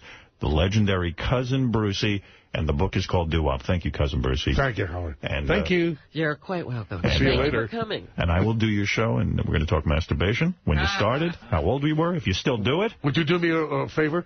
The day you're going to come in, would you let me know so I can take that night off? Yes. You do the show. No. You're doing it with me. We're going to talk about Viagra. Oh, God. Have you done it? Sure. You have? Of course. You do Viagra? Why not? I would do Viagra if I was 15 years old, if I knew it would help. What's wrong with that? It's like a facelift, anything. It's, You've never done a facelift? Probably. No, not yet. You would do one? Sure. Absolutely. Why not? If you can make yourself feel better about yourself, no matter You're what going to it end is, up looking like you a do woman. it. Don't do it. Don't do the facelift. Don't do it. If I look like a woman, would you... No, what are you going to do to yourself? Stop it. So what? All right, leave it alone? Leave it alone. You look good. But there's nothing wrong with it. I think, look, the main thing is to feel good about yourself. I feel wonderful about me. Do you feel good about you? You're saying you could get an erection. I feel good. I feel reasonably good about myself. Not I great. feel great about me. I don't feel that great about me. I don't feel that great about you or me, quite frankly. No, I'm saying you're saying you take the Viagra. You don't need it. You're saying you can get it up without it. Sure, you don't need it. It's an enhancement. Why not? No kidding. With your wife, you Listen, would say, I get hey, these honey, things. Have you ever seen these bubblegum things you smear on? But doesn't your wife think it's an insult in a way? Oh, Cousin Brucey, you need a Viagra to make love to me. Viagra's not insulting. Thank God we got it. What does it do? It makes you harder? What's that? It makes you harder. Probably, I guess that's what it like a young kid. Yeah. And you can go two or three I can levitate. Can you go 2 or 3 times on this stuff? Oh, you can do more than that. Really? Listen, you know what Seinfeld said? You ever see Seinfeld talk about Viagra? He says, if he had you, they warn you, if you have an erection for 4 hours or more, go to a hospital immediately. Right. So, would I go to a hospital? You out of your mind? I would go to a hospital. I'd go out running all over town. That's what Seinfeld said. And I would do the same thing. I wouldn't go to a damn hospital. Let me out. Let me out of this house. Here I come. Did your wife ever call you Cousin Brucey in bed? She didn't even say Cousin Brucey. She says Your Majesty. Yeah, right. No, my kids call me Cousin Ted. Are your kids in radio? We have, one they do voiceovers and writers, and one's a producer. And my son's a doctor. 2 sons? One son and 2 daughters. One son's a doctor. Yeah. One daughter does voiceovers. Right. Imagine if I should have married one of your daughters. Oh, my God, I would have given you a heart attack. Can you imagine me as your father? Can I imagine, forget having you as a son-in-law? It'd be wild. I don't know if I'd be a happy man anymore. All right. I'm coming on your show, and I'm going to ask you. I love the Top 10 show. Did you like the Top 10 show I did for you? You were great. I will do it again. I'd love to do it again. I appreciate you doing that. I really do. Anytime at all. Thank you very much. Cousin Brucey. The book is called what, Robin? Doo-Wop. Doo-Wop, and it's in stores now. And go say hi to your Cousin Brucey tonight at 7 o'clock at the Barnes & Noble in Lincoln Center. Can we buy the book from Don K. Reed in the Doo-Wop shop? Absolutely. He'd probably sell it if you make a buck. Who was your best friend in radio? Les Marshak. Les Marshak is the consummate, the top voiceover announcer in the world. That's one of your best buddies. Yeah, and then I love let's see, my good friends I grew up with is Harry Harrison. I love very much. Harry Harrison. Harry Harrison. He's the morning guy. Morning guy. Right. Hello, love. Harry Harrison. That's it. That's Ron Lundy, the greatest singer in the world. Harry Harrison. Good morning, everybody. What's happening with you? We've got a weather forecast coming up here. Harry Harrison. And Ron Lundy, the nicest guy. And Dan Daniels. I know Dan. We know Dandy Dan. Dandy Dan is the nicest. He's a good guy. We worked with him at NBC. Is what you get. Right? Did you work with Imus at NBC? Sure I did. You liked him? Yeah. I like Imus. Well, your wife. Oh, come on. Give him a break. Come on. He was... Nappy-headed hose. Hey, so, come on. But you are talking? Howard Stern, is throwing a rock? Ha! Stop it. All right, Cousin Bruce, there's a lot more to talk about. We're going to talk about if you masturbate still when I come on your show. That's what's going to be the big question out there. I want to know who you're thinking about and what kind of porno you're watching. Cousin Brucey, thank you. Thanks a lot. And congratulations on this accomplishment, Doo-Wop. We'll be back right after these words. I want some, too. I'm looking at some more pictures. This girl is perfect for the contest. Looking for the girl with the smallest breast, but it was super hot. Look how hot this girl is, but look at her chest. Wow. Yeah, she might be a candidate for the $5,000. Look at that. Wow. Isn't that something? See she that, looks Fred? like David Lee Roth. Can they get a shot at the camera? Yeah. I don't know where the camera is. Yeah, That's who knows? You can't see that, Fred? Nah, it's kind of faded. That's why I don't get the detail. Wait.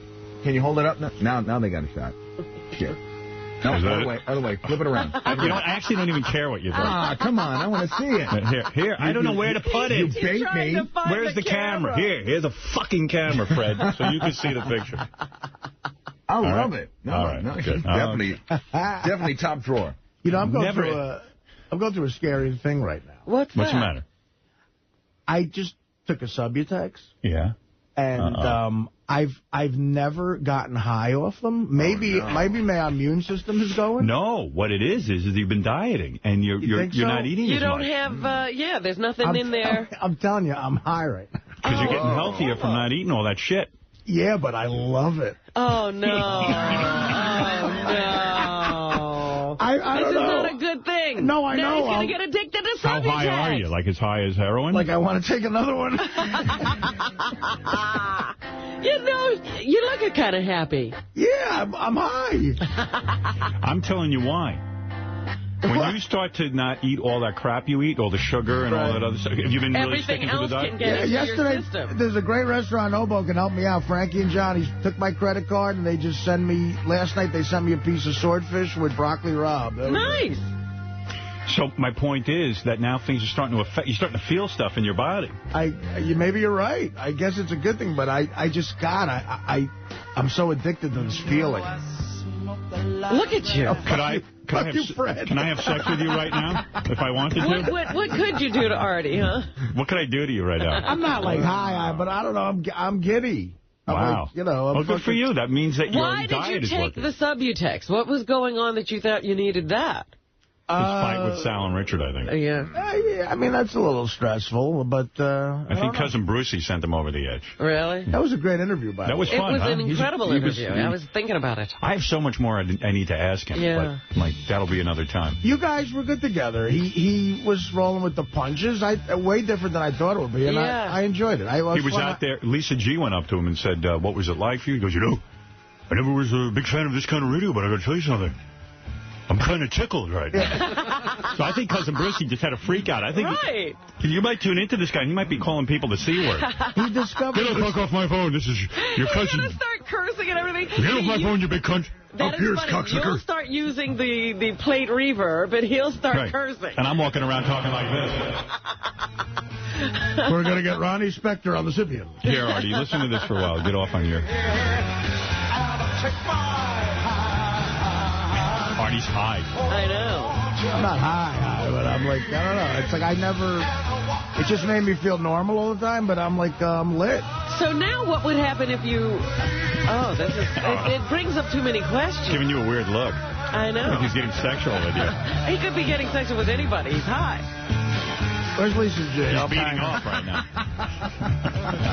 Well, calm down over there. Let's get Mike Walker on the phone. I'm going to get Randy. Oh, I just wanted to say the Howard Stern Show is looking for the hottest chick with the smallest tits to email us. That was the point. $5,000. If you want to enter, please send in a topless picture of yourself to contest@howardstern.com. The hottest chick, smallest tits contest is sponsored by thebestporn.com, the largest and most trusted porn review site on the Internet with over 4,000 adult pay site reviews.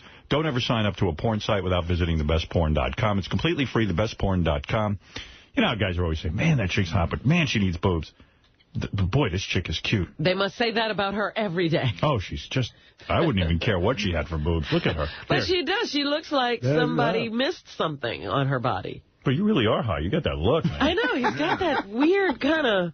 crazy look. Crazy. Just just like happy. The eyes don't match where he's looking. Easy does it. Just happy. Just happy to be alive, Robin. I think Artie took that Subutex as soon as he heard Slash talking about Subutex. Well, he did have a tough time during that interview. Yeah. And when he said when he interrupted and wanted to ask questions, I said, I know one of them is going to be a drug question. I was just curious about, because I know cocaine created more chaos in my life, but heroin was more, I don't know, insidious. Like, it just came in and took over. It didn't even look like it was going to mess up anything. Right. It just all of a sudden worked. It's more subtle. Coming at you for Artie right now. Here we got a little music from the Jefferson Airplane.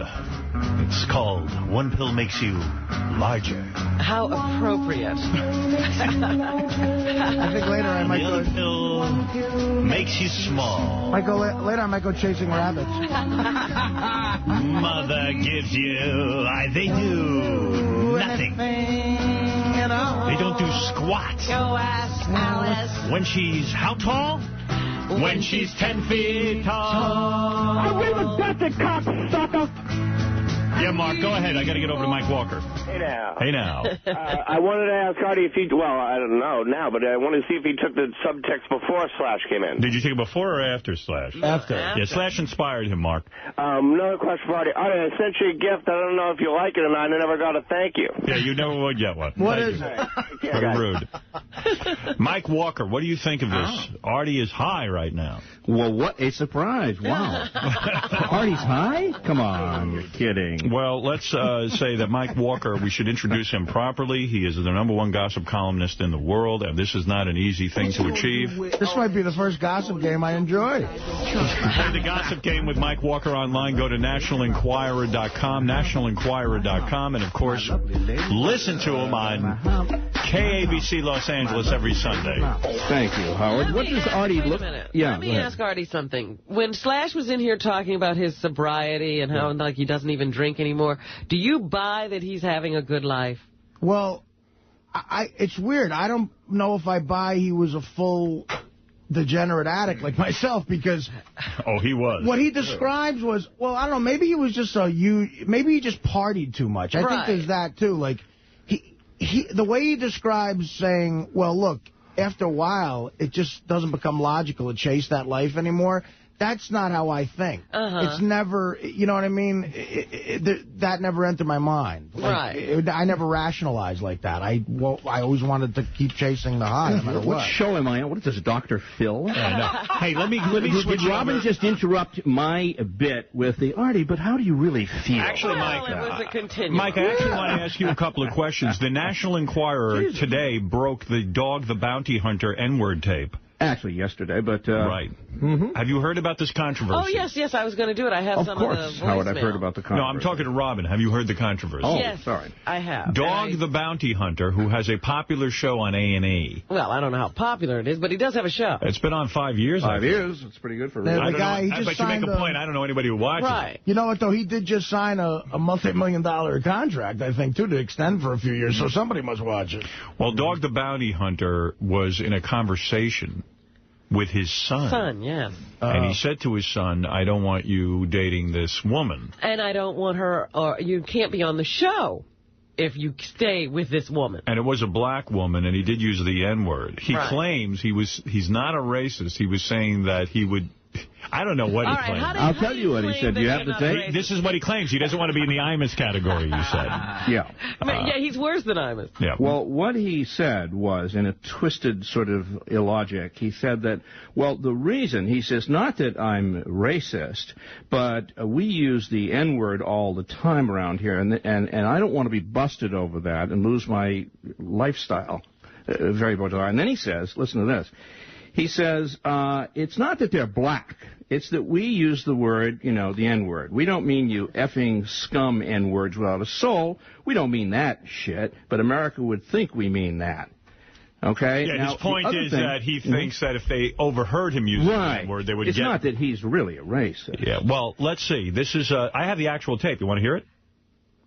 Would I like to hear it? Yeah. I've heard it, but go ahead. Robin, would you like to hear it? I'd love to hear it again, actually.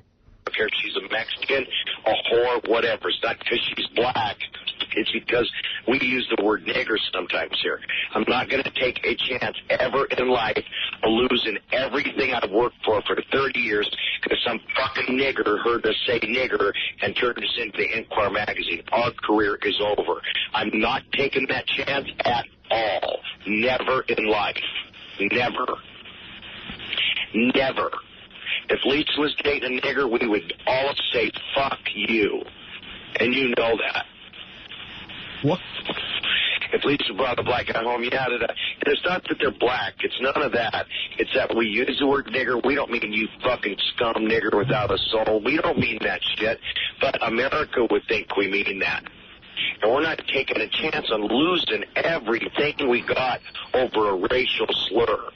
Because our son goes with the girl like that. I can't do that, Tucker. You can't expect Gary, Bonnie, Cecily, all them young kids to, because I'm in love for 7 months. I fuck that. So I'll help you get another job, but you cannot work here unless you break up with her. And she's out of your life. I can't handle that shit. It would be... Wait a minute, I don't understand. I got him in the parking lot trying to record us. I got that girl saying she's going to wear a recorder. I don't even know... Instead of giving up the N-word, he asked his son to give up the girlfriend. Why not just give up the N-word? Not only that, he's throwing him out of the house and out of his job. But he's saying he's not a racist. No, he he's just not a doesn't racist, like niggers. Robin. No, he's saying he does. It's absurd what he's saying, but he is saying. I think I understand what he's saying. No, you don't. Yeah, no, this is what I think he's saying. I surely don't. He's trying to say that everyone in his crew and he use the N-word. But he doesn't like the fact that his son is dating a black girl. Now, he's claiming in the paper today that he doesn't like this particular black girl, but he said if somebody else came with a black guy, it'd be the same thing. Well, listen, I mean, I'm just giving you his explanation. I'm telling you what he just said. I know what he just said. I heard it. He's trying to backpedal. Where were you when poor Imus was in trouble, Howard? No, I'm telling you, I'm not defending his... listen, that is racism, pure racism. And simple. Mm-hmm. I'm saying to you, he is now saying he's no Imus. He just uses the term. He uses the term, and he doesn't want black people overhearing it, especially this woman, because she'll report him to the Inquirer. But he just said, I'm not going to lose my job over the word nigger because some nigger heard me saying it. Right. Yeah. I mean, it's crazy. But he does have some sort of defense for this thing, evidently. No, he doesn't. He doesn't have a leg to stand up. He has offered a defense. It's a pretty shaky one. It's a very shaky one. He also says that if your sister did that, we would throw her out of the family, too. Well, yeah, that's what I'm saying. Yeah. All right, listen. Look, when I got here and started working with Robin, I gave up the N-word. Well, that was a prerequisite. You didn't give me up. You gave up the N-word. Exactly. Yeah. I'm not going to come here and say, Howard, get rid of Now, I got to ask you something. This was a conversation that was left on a voicemail, or is this an actual conversation between him and his son? Well, this is a conversation between you. It's a conversation, because I only hear Dog the Bounty Hunter on this tape. Well, there was you heard the other voice was his son. That's his son. And they're having a conversation. He's 24 years old. Who is taping this, and how does the Inquirer get a hold of it? Well, I mean, I don't know the ins and outs, because it's not my story, and I'm not working on it. I do my column. But I will tell you this. I mean, anything we get lawfully, and... if the next question is why should this be out there, here's a guy who holds himself as a role model for kids. Screw him. Well, no, I don't mind you putting it out at all. Yeah, but what I'm questioning is, Robin. Did the son turn him in? The son must have had... His son gave us an interview, okay? Yeah. So as a reader, I would guess that if he's giving us an interview... he feels kindly toward us. Howard said, I had to put up with a lot of garbage. Tucker told the Inquirer. Dog asked me, hey, do you guys play slave and master? He would tell people, my son's dating an N-word. N-word is a word Dog uses a lot. He's really freaked out that everyone's going to find out that he uses the N-word all the time, and his career will crumble. But it's the truth. So that's his son. So he talked to us. So it sounds like, to me, I'm not asking you to reveal a source. I wouldn't, and I don't know, so it's easy not to reveal it. All right, but it just seems to me that maybe the son gave him this tape. I mean, interesting theory. I mean, it's unbelievable. Mm-hmm. I mean, this Dog the Bounty Hunter is going to freak out on this kid, isn't he? Well, he already did. He already had. Yeah. He's threatened to throw him out of his house and take away his job. And this kid is a con. He's an ex-con. He was in jail for armed robbery. So if he's thrown out of his job, it's going to be very tough for him. He's willing to throw him out of his job because he's going with a black girl. And this guy, this ex-con, is not supposed to have a black girlfriend. That's right. I don't know, Howard. You seem a little forgiving. Are you No, not at fan? all. I hope you're not getting that impression. No, I'm not forgiving you. I'm trying to understand the story. It's very complicated. You can't have this Dog legacy besmirched by blackness. I don't know. Yeah, I mean, that family can't be with blacks. I know. I'm not forgiving at all. In fact, I'm just trying to understand what's going on here and how the Inquirer gets a story like this. I'm a reporter. Going into their business? They can't give you their secrets. Oh. You would never reveal. I've asked my daughters not to tape me. When you're using the N-word, right. All right. Listen, Mike, you've got 4 stories for us. One of the 4 is a fake story. Pick out the fake story. I believe I won last week. You did? I did. Yeah, Howard, all right. you did. I've been doing better. Okay, let's go. Right. All right, Oprah Winfrey blew up at backstage staff, blaming them for an embarrassing incident involving TV guest Jerry Seinfeld, who played like a Seinfeld episode. After Jerry plugged his new B-movie on her show, Oprah invited him to drop by her office, and when he walked in with wife Jessica, O spontaneously pointed to a wall of photos showing her with world celebrities and said, "Remember this?" As Jerry and Jessica focused on the framed photo, Oprah froze in horror, suddenly realizing the woman standing next to her and Jerry in the picture was not Jessica, it was Jerry's former live-in love, too sexy for her shirt show, Shanna Lonstein. Not that there's anything wrong with that, but an awful silence ensued as Jerry and Jessica ignored the photo, made some small talk, and split. Moments later, Big O's Summer staff read them the riot act and roared, "Why didn't anyone notice his old girlfriend was in the picture?" No one expressed the universal thought, "Why the hell didn't you check it out before you pointed it out, O?" Interesting. Number 2. Talk about potty luck. A late night flight from Maui turned into sheer terror for Keira Knightley, who got trapped in the airplane's John. The Brit beauty desperately jiggled the lock, but it wouldn't budge. Not wanting to wake all the snoozing passengers, Keira knocked lightly, hoping to get a flight attendant's attention, but no luck. Starting to feel panicked, she pounded on the door and finally started screaming until a fellow flyer heard her and summoned the flight attendants, who wrestled the jam door open and released the red-faced star. Yeah, something like that happened to me when I was on the Concorde. Going you to got France. locked in the bathroom. Oh, I remember that, yeah. Yeah, and then what it was is they just said, all you have to do is push out. I was, or no, you have to pull in. Pull in, you I were was pushing pushing out. Yeah. I was locked in. But I figured it out. It was no big deal.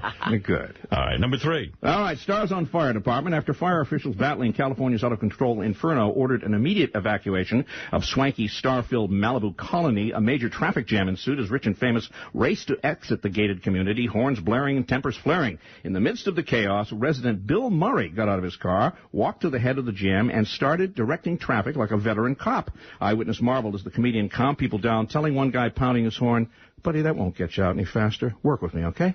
Waving his hands like he was conducting a symphony, Murray spent about 20 minutes getting the jam under control, then climbed into his car and hit the road after just arrived cops thanked him profusely. Wow, that's pretty cool. And number 4? Be gentle. It's my first time, so... Ow! Well, she's just turned 18, if you know what I mean. And even though Heroes co-star Hayden Panettiere desperately tried to be brave as she endured that fearsome female rite of passage known as the Brazilian wax job, she finally whimpered, and limped from her chamber of pain at L.A.'s swanky Euphoria star, supported by an attendant to help the tender teen to the exit, says my spy witness. Tears streaming down her cheeks, ouchie, Hayden wailed to a gal pal, "Never, ever will I do that again." All right, Oprah Winfrey, that's quite a story that she would yell at her staff because they don't realize Seinfeld's pictures with Shoshana Lonstein. Gee, I'd love to believe that's true. Keira Knightley was trapped in an airport bathroom. Malibu's Bill Murray directed traffic. And Hayden Panettiere from Heroes got a Brazilian wax job for her 18th birthday. Yeah. I wonder how the Inquirer gets those stories about a Brazilian wax job. Well, there are plenty of people working there and patrons. That's a sexy story. You going in and out. Ooh, see an 18-year-old laying there and getting her first wax. Yeah. Jeez, I don't know. I'm going to say, my first inclination was to say the Oprah Winfrey story is not true. As arrogant as she may be, Oprah would she Winfrey, really yell at her staff? From the South. Would Bill Murray direct traffic? I'd believe that. Keira Knightley trapped in a bathroom? Absolutely. You believe that? I believe that. But it's either the Brazilian wax job or Oprah Winfrey. I'm going to say the fake story is Oprah Winfrey. I'm going to go with my first instinct. I don't believe it. Howard is trying to make up now, Robin. All right. Robin, go ahead. You know what? I have to go along with you. I think it's the Oprah Winfrey story that's the fake story. Oprah Winfrey, Negro woman from the South. Artie, what do you think? You're high. You should know how to do it. Yeah, you should zero right in on this. I don't know, but I'm loaded. Really? In your subject. Are you loaded? Did you hear any of the items, Artie? Honestly. Yeah.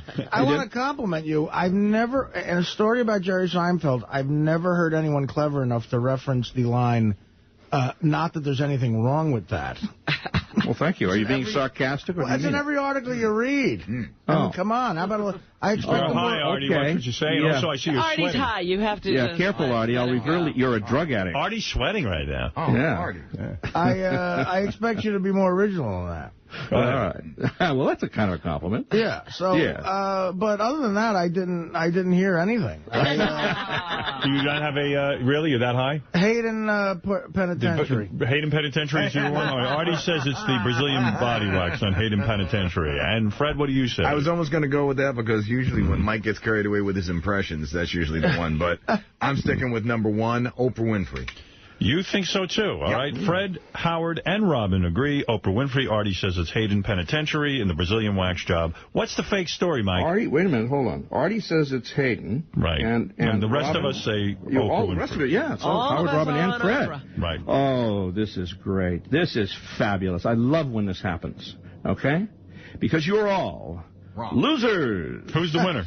The winner what is nobody. The story? The story is Keira Knightley. Oh, okay. Yeah, you should have been tipped off because I didn't, every time I mention Keira, I always go cutie or something like that and spell it with a K, and I point that out to show how clever I am. I hadn't. And I didn't do that, Artie. Well, I'm high, too, then. I guess I didn't get it. Well, we're all losers, but you're a winner, Mike. To play the gossip game with Mike Walker online, go to nationalenquirer.com, and, of course, listen to him on KBC Los Angeles. I didn't know that about Kira. I didn't read my most recent gay newsletter. Oh, gee, Artie. Well, I'm so glad. Well, that means there's good news in all this. That means Hayden Penitentiary is bare right now. Has no hair on her vagina. Cutie Kira. Right. Thank you. Cutie cupcake. Thank you, sir. All right, but Mike she'll Walker. never do it again. By the way, Britney Spears, as long as you're in a gossip mode, was on the Ryan Seacrest show, because that's where she calls into, because, you know, after all, that's a top 40 radio station. And he's not going to really get... Yeah. So evidently she was on serious there. With her. It's really weird when a woman loses custody of her kids, and then, like, he calls, and there's a bunch of people over there partying, and she gets, like, she just walked off in the middle of the interview and gave the phone to her friends because she was taking a shower. You know what I mean? It just sounds all out of control. Well, that's what they said the other day in the paper. They, I guess, went around and took pictures or video or something of her living arrangements, and the judge said, I can't increase your custody because look at these pictures. Your life's a mess.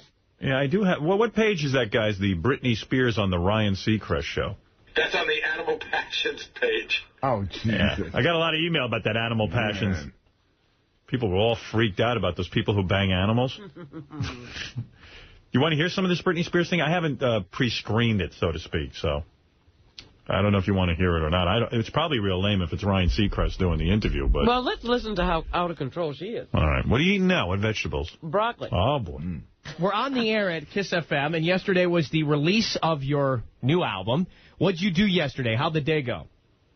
It was cool. It was just kind of laid back, really. Yep. And did you celebrate? No. We watched movies. That's about it. So your album comes out after all this time and all this drama that we've seen. You know, this poor bastard is working hard to get something out of her. I mean, why does she bother calling? Hey, we all say, like, what is that laugh? And, like, what is that whole thing? Like, hey, no, we just sat around watching, like, what are And they? who is this we? Yeah, I mean, is she just so too cool? Like, we sat around and watched movies. Right. Well, that's what I'm getting the picture of. This is a life of nothingness. I picture, they have nothing to do all day. I picture an opium den where, like, people are nodding out and like, watching movies. And there's a constant movie on. Yeah, and, like, everyone's just stupid and... lying around. Sounds like fun.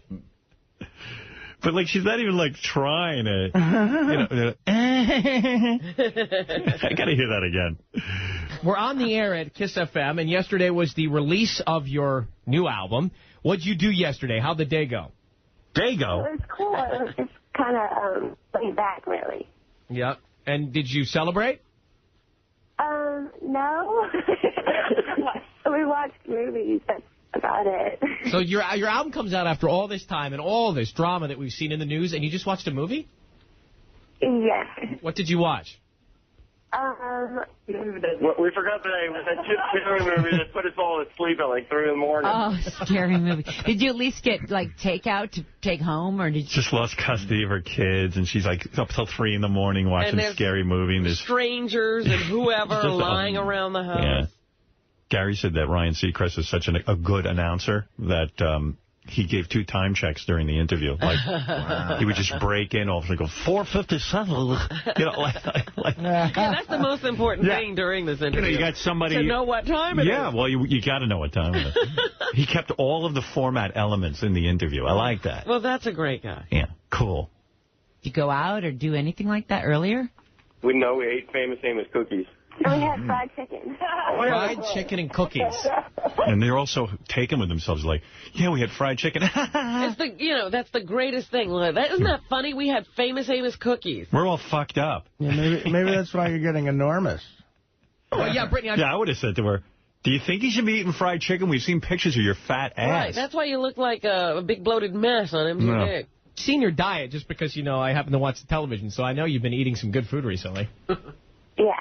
I mean, we get to see all the drive-thrus. Break out. Hello? Hello? You there?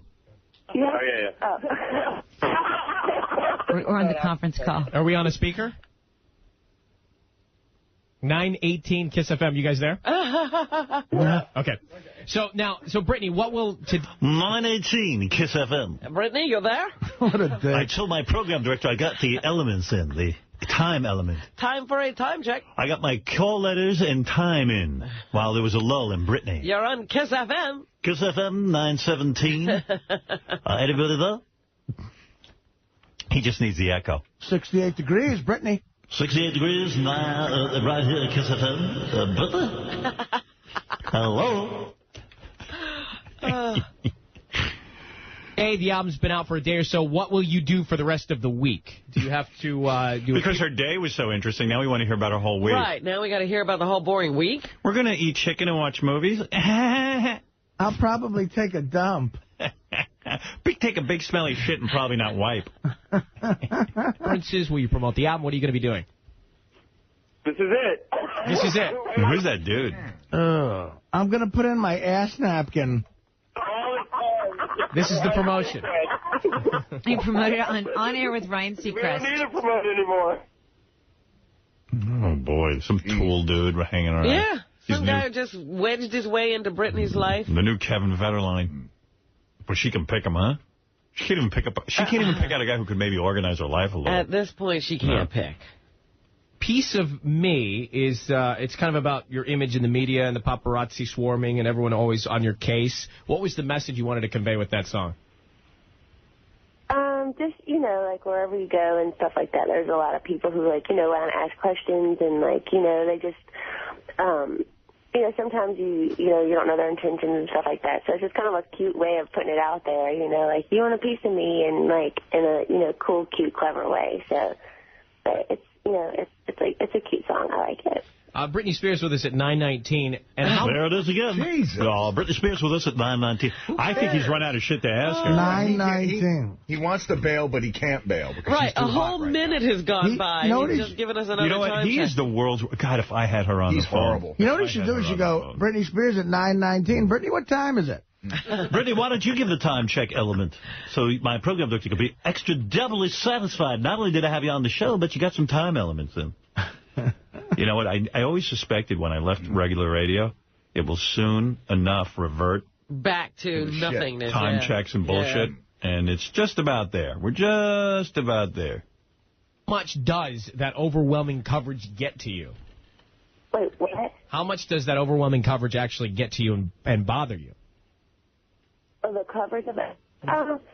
I try not to let it get to me. People talk and they say what they want at the end of the day, in the tabloids and, the magazines. And you just try to keep doing what you do. And, as long as you know what's up and you know it's true, that's all that really matters. Cool. What an idiot.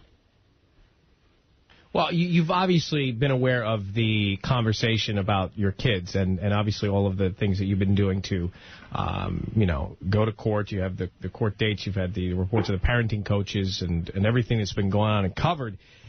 How do you respond to those who criticize you as a mom? Like I said, people say what they want and, do what they do. And it's sad, how cruel our world can be. But at the end of the day, like I said, you just got to know in your heart that, you're doing the best that you can. And, that's basically it. And do you feel like you're doing everything you can for your kids? Do you feel like you're doing everything you can for your kids? 9:20. Oh, God, yeah. The guy laughed. And how often will you see them? Oh, we don't, that's all in the court, stuff like that. My lawyers know all that stuff. Talk about fun stuff. Yeah. Okay, Sam, what do you want to talk about? Where's Wayne? Let's talk about Tony Romo. Are we dating him? Who? Let's talk about tonight. Are you dressing up? Hey. Jesus Christ. 9:20, Kiss FM. My head is empty. I'm going to try and do this best I can. It's two nitwits on the phone with each other. My lawyers know all that stuff. I don't even know when I'm supposed to visit my kids, but I'm doing all I can. Honestly, I really don't want to see those little fuckers. What are your kids' names? My lawyers know all that. I have lawyers to deal with that. No. Sounds like she's having a blast without the kids in the house. She's got a bunch of dudes over there and some people. She's got the movies going. She's got till 3 in the morning. God knows what else. Got the cookies and the fried chicken. Yeah. She's a goddamn embarrassment. But it's 9:20. 9:20. Now it's 9:21. I mean, really, he just gave, it was 9:18, and then he said, it's 9:19. This is going on forever. Pretty much we update you at Kiss FM every minute. What did that kid say talk about a bum rush? Or did you think it was like an ambush type interview? A bum's rush. Yeah. Did you say bum's rush, you bum? Well, you would know, bum. Wow. Britney Spears. She's a trip. All right. Do you know the album is getting good reviews? Well, at least something's going right in our life. Yeah, the album is being well. In fact, I think somebody told me, one of the reviewers in the Post said, I didn't want to like it, but it's good. I found myself dancing to that song the other day. Gimme more. Give me more. They were playing it on Sirius Hits 1. And I like High Pitch's version. It's certainly not music. Every time you turn the lights down, just want to go the extra mile for you. I like this. Feels like no one else is in the room but you. Give me more. Give me more. Give me more. 20 years ago today, November 1st, 1987, it was 12:22 at exactly this time. Give me more. Give me more. Give me more. Give me more. I think High Pitch is talking about Funyuns, I think. Let's get over to Steve Langford, Howard 100 News, who's coming to us at 10:16, 31 seconds past the hour. And then see if we can get to somebody else. Steve, what's happening? Just some of the stories we're working on in the Howard 100 newsroom. ArtieLangIsDead.com. The latest website to take a whack at the embattled comedian. The idea of setting up ArtieLangIsDead.com just for fun, according to the creator, who says he goes by the acronym ALL-E-D, short for Artie Lang is Dead. All right. Also today, so far, so good for SoBe Beverages and Riley Martin, the sensational spaceman's attorney, telling Howard 100 News that two sides are working on hammering out a licensing agreement that would allow SoBe Beverages to continue using Riley's celebrated slogan, O Kwantanzi Wan, under their bottle caps. Good news. Also, Casey Armstrong kissing off managing Miss Howard Stern for bigger and better things. Former Stern Show staffer Casey reportedly named Vice President Promotions for Rio Heroes, bare-knuckle fighting from Brazil. Rio Heroes calling Casey Armstrong a valuable asset for his years of knowledge as a wrestler and commentator. Yeah, I understand he is now living in Rio. Is he? That's what I heard. I think he's going to call in and let us know. Rio de Janeiro? As in Rio de Janeiro. How does he manage? He can't speak the language. He can't speak English. Yeah. What else you got there, Steve? Also, a federal jury coming down on the God Hates Fags church like a ton of bricks. The father of a fallen Marine awarded a nearly $11 million verdict after the church picketed the funeral of a U.S. soldier killed in Iraq. Well, on what grounds can they, good. I think the God Hates Fags people are despicable, but on what grounds can they get $11 million settlement? The family. Invasion of privacy, intent to inflict emotional distress. Wow. So it held up in court. Good. So far. Real good. All right. Anything else, Steve? The Lowdown with High Pitch Mike. His latest primal scream. Another verbal assault on his favorite target, Artie Lang. Today on Howard 100. I want to hear that, yeah. Stern News, call us on the Howard 100 News tip line, 877-33-SIRIUS, choose channel 100, or email us at howard100news@sirius-radio.com. All right, Steve, thank you very much. Artie having feuds with everyone. Artie is a very controversial figure out here. 922. Embattled comedian. Some of the stories. Let's go to John Hein, who, wow, what a wrap-up show yesterday. Can you top that one today? We're going to try. All right. Well, we're going to start first with Slash. Slash filled us in on real sex, drugs, and rock and roll in an interview that simply never could have happened on terrestrial radio. That's true. We'll discuss how candid Slash was, his atypical childhood, living in tight quarters with Guns N' Roses, how tough it is to adjust from life on the road, and how good of a guitarist he truly is. That's why terrestrial radio is so against the merger in 3 years. With the kind of interviews we can do here, the kind of language, we will have the dominant morning radio show throughout the country. And there's no reason that America shouldn't be able to hear it. Well, NAB wants to stop you from hearing it, Robin. To make the wrap-up show just as compelling as yesterday's, I'm going to come on John's leg. All right. I like that. Yeah. By the way, I want to applaud the FCC. They actually made a very good decision. I was reading about it in the paper today. I don't know if you read about it, Robin. But when something good goes down, you should report it, right? We should mention if they do something good. Yeah, they approve the fact that now I'll sum it up real quick, that in your apartment buildings in Manhattan, they've only made one deal with one cable company. Now the apartment buildings are allowed to bring in multiple cable companies for competition. Nice. Yeah, so I thought that was a good decision.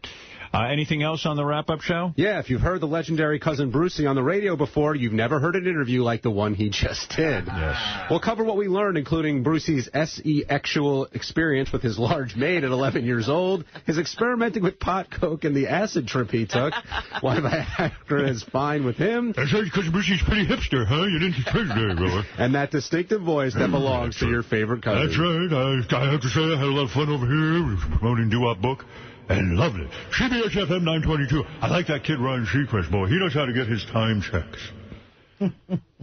Yes. One last thing. Everybody here had plenty to say about the fighting around here yesterday, but Richard and Sal chose to have J.D. represent their side of the story and stayed out of the studio all day. We'll see if Sal and Richard will stop by the wrap-up show, if J.D. was the right choice for a spokesperson, the hard feelings that are lingering, and speculate on what's going to happen next. All right, John, you do a great job on that wrap-up show every day at 11 o'clock. I really do suggest that everybody tune in at 11 o'clock for John Hein, the wrap-up show. Thank you, Johnny. You got it. And let's get right to Robin and the news.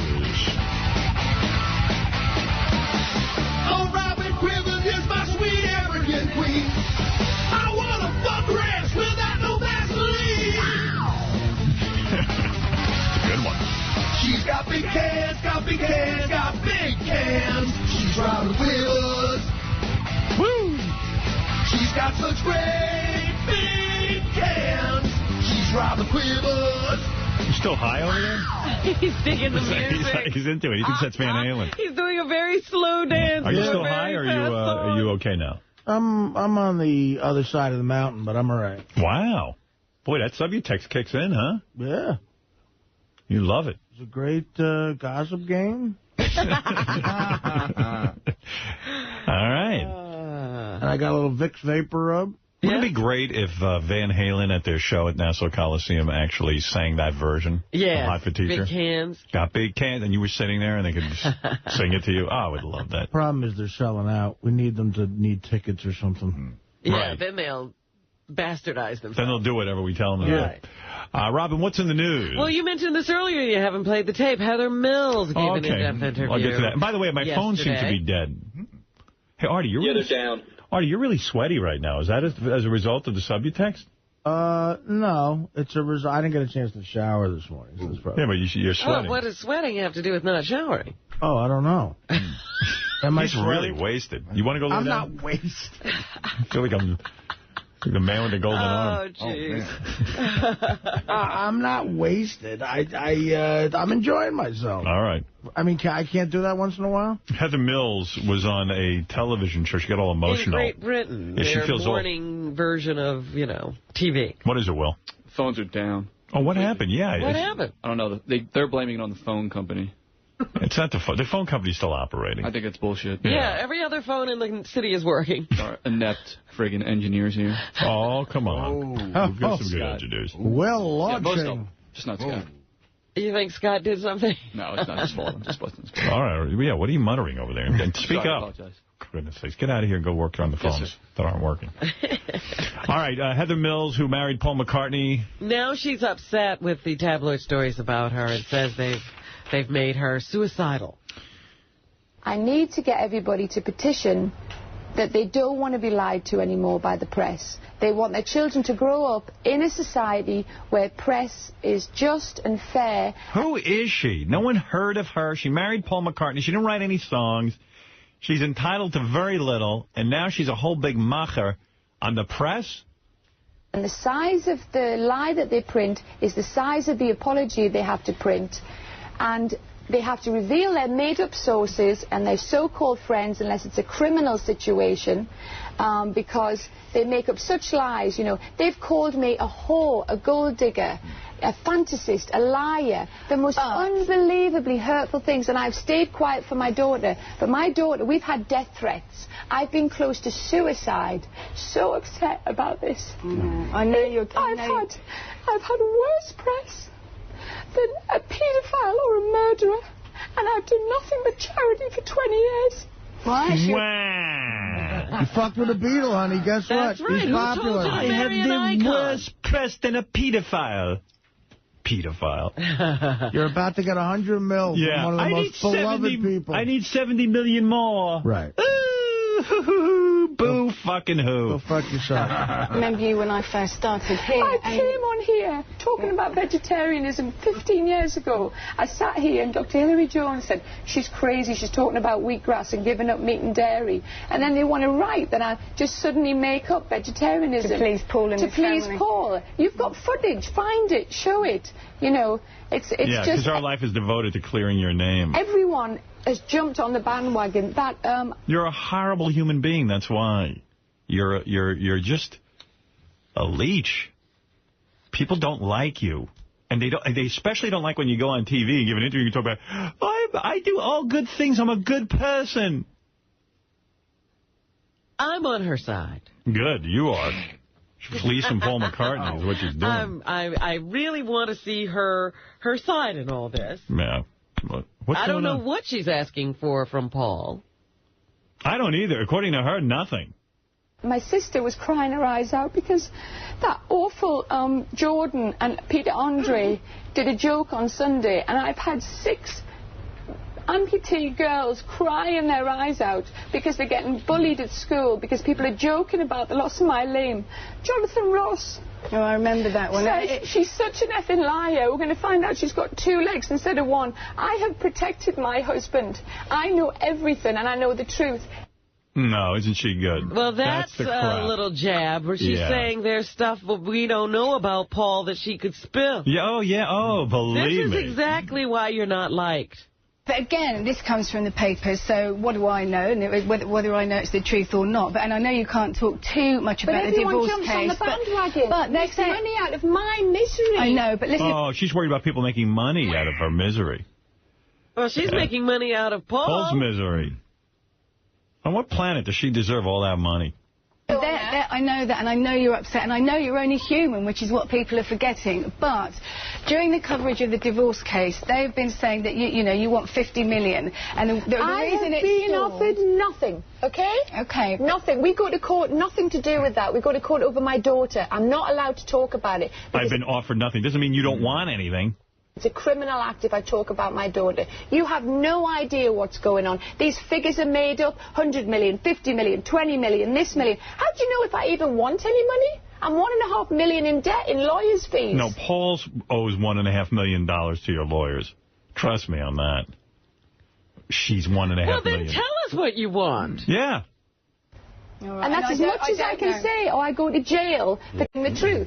So I'm gagged at the moment because I'm not allowed to say a word while the media are fed this spin by a certain corner. All right, but then again, and as I say, I only know it from the media, so what do I know? But one of the clauses apparently in this whole divorce thing is that you want to be able to sell your story. And then again, it's people... rubbish. Right, okay. I can sell my story right now. I'm trying to protect Paul and our daughter. I am trying, and I'm being pushed to the edge. Okay? 18 months of abuse, worse than a murder and paedophile. 4,400 abusive Because articles. you won't shut Look what up. they're doing to the McCanns. The woman has lost, and the poor father have lost their daughter. What are we doing as a nation? What are we doing? Shut up, you annoying You live a witch. luxurious life. Stay home. Yeah, stay home and stop doing interviews then. A woman that is devastated behind closed doors. She's worried about everyone. Yeah, she's the good one. How do you know what I We're all want? crass, Right. fickle, ridiculous. Well, Robin's right. She should tell us what she wants. Maybe we We're could settle telling it. her what we want. We want her to shut the fuck up and go away. Okay, that's our end. Now, what's your end? How much to get you to shut the fuck up? Right. To hold it together as I have for 18 months. What did the paparazzi do to Diana? They chased her and they killed her. Now you're Diana. Never mind all these other stories. That is what we are doing as a nation, buying this newspapers. Every time you buy one of those, you contribute to it. So force a change, that responsible journalism. You know, Rupert Murdoch, when he bought that newspaper, is quoted as saying, I can't believe how easy it was to get in the British media. I can't believe it, and I promise you I will always give you honest and straightforward journalism. Nothing like it. All right. Well, listen, and I know you're upset, and I can understand. And they why. will go for me tomorrow, and they'll go, she's crazy, and she's this, and she's that. Go for it, because I will do even more. All right. Worse than a murderer and a paedophile. So listen, you say your life's like living in a prison. It is living in a prison. I am living in the only respite that I got was going to America. I did Dancing with the Stars because our charity has been so damaged, we needed the money. You know, I was the only person on the show that gave the money to the charity, and then they want to turn that into something awful, like Get Lost Mucker, says the Sun. I know. You know, Heather's got a whole file here of cuttings. I've got 4,000, Mucker Cha-Cha. Calling me Mucker for doing glamour model. A mucker cha-cha. What's Mucker? that? A mochaccino. What's a mucker? Someone said it's a combo motherfucker. It's like motherfucker, but mucker. Oh, boy. Something like that. You know, it's one of those British things. Right. We wouldn't even know mucker's a bad word. Do you know what I mean? And they say it's hardcore porn. Well, listen, you talk about the USA there, and you say that was the only light in a very, very small tunnel. That was the only light that I had. Would you consider leaving the country? Or I would live in America in 2 seconds. But we don't want you. I keep you. my daughter here to be close to her father. I compromise everything. I do. What a you pro. cannot imagine what I've done to compromise What things. a princess. What a good woman. She compromised. Well, thank God. Yeah. Who is she? She could be making Paul's life a lot worse, is what She just rubs everyone the wrong way. Even before he married her, she was rubbing people the wrong way. Nobody could understand why he was... Even his own kids tried to warn him. He didn't listen. And do you honestly, I mean, Boy, how did he not sign a prenup? What is he, a maniac? Well, Donald that's Trump why I'm on her side. He is the reason for all of this. And do you honestly, I mean, you came in here and said you fear for your life and for Beatrice's The police life. came round, and this is why I'm speaking about this now, and I have a box of evidence that is going to a certain person should anything happen to me. So if you top me off, it's still going to go to that certain person, and the truth will come out. There is such a fear from a certain party of the truth coming out that lots of things... Well, there's only 2 parties in there. Right, yeah. What party could that be? I can't say, but his name rhymes with Raoul Mutstatny. It's Ringo. There's a certain person that things will come out. A party. A certain party. A certain arty. She said arty. Yeah, I know about it. The only respite I've had from being called a paedophile. And they called me a marker. There's a certain beetle who will get a certain evidence against them if I should drop dead. Oh, interesting. So if you top me off... Is it Billy Preston? So the police came round and they said, you have serious death threats from an underground movement. And I was like, you're joking? And they said, no, they're serious. Here's the 999 number. I never rang the 999 number. I always rang the 08 if there was a 45 number. And then the press rang. Boy, if John was alive, he'd be having a good laugh. He'd be like, and you thought Yoko was a pig. Yoko's not nearly this bad. Oh, yeah, he's getting it all back. Turns out Yoko was a prize. Remember, he said, he told you that supposedly he sent Yoko to John as a joke? No joke. Well, guess what? John's laughing last. Heather's crying wolf with 999 calls. The police came to me to tell me I had death threats and that I had to be careful. That means my daughter's life is at risk because she's with me all the time. Could I get security? No. Did I have to go to the bank and borrow it? Yes. It's disgusting. It's absolutely disgusting that I'm put. Who created those death threats? The media, a certain part of the tabloid media, created such a hate campaign against me that they put my life and my daughter's life at risk. And that's why I consider it. Because you won't shut up. Because I thought, if I'm dead, she's safe and she can be with her father. And that is the truth. Oh. All right. I'm sick of it.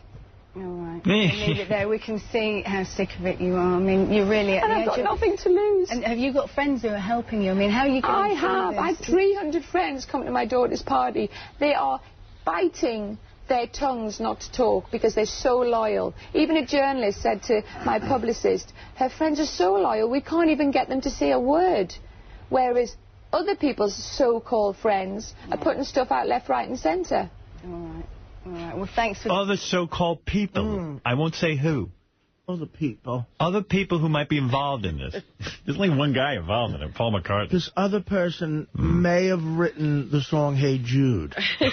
Coming in. I hope you feel a bit better now you've got all that off your chest. I do, and I just hope everyone goes on to UK.com and starts taking responsibility for what we're going to feed our children for the next 20 years. We don't want them to live in a celebrity culture unless that celebrity is going to be used to make a difference in life on the finite amount of seconds we have left on this planet. Oh, my God. She doesn't shut up. Oh, this certain party killed the real Paul McCartney 30 years ago, and I have proof. And that's going to come out if they open up this little box. That's right. And that's that. That's the whole interview, by the way. Robin's so disgusted she left. Whoa. Robin needed a respite. From the shindig of the media.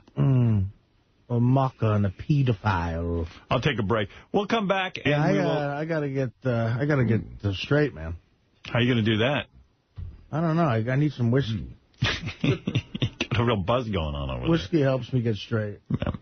All right, we'll take a break. What happened in the halls? I've never. Well, they stay in their room, and I walk around, and they're not to be found. I've never been in a feud this serious before. I really haven't. How do you feel? Do you feel like you want to make things better or fix everything up, or are you willing to have things be awkward? I don't like it to be awkward, and part of me is starting to think, like, it's all fun and new now, but it might start affecting the show. Oh, well. Oh, no. Finally. Here's a man who refused to come in up until now. It's Sal Governal.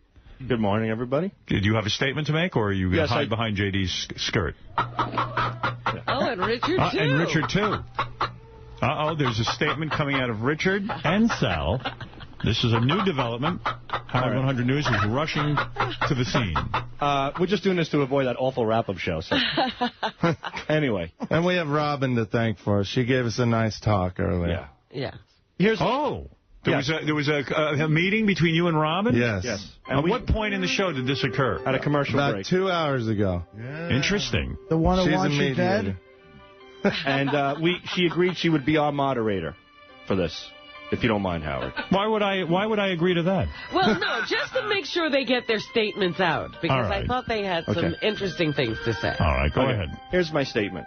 Thanks for waiting till 10:45 to do this. She came in and talked to us right before you did the Slash Cousin Brucey interview. You were so busy. We didn't want to interrupt. The thing is, here it is with Artie in a nutshell. Artie knows how I feel about him, and I know how Artie feels about me, and we do have a good relationship. What bothered me is me and Richard are very passionate, as you know, and insecure about our work on the show. We go nuts over it. We drive Gary crazy. We drive you, Howard, crazy. And we don't mind any of the jokes, any of the ball breaking, any of the raccoon references, any of the emotional friend, which is, I've said a million times is funny, and the roasts are great. What hurts us is that when Artie takes a jab at our work that we're passionate about the show, if he says that our Jack and Rods are redundant, if he calls us fifth graders, if he says any kid could do our prank calls, if he says we take an easy route by using cunt in calls, and he comes back and he says that Richard Christie is a hack comedian, we're just up-and-coming guys.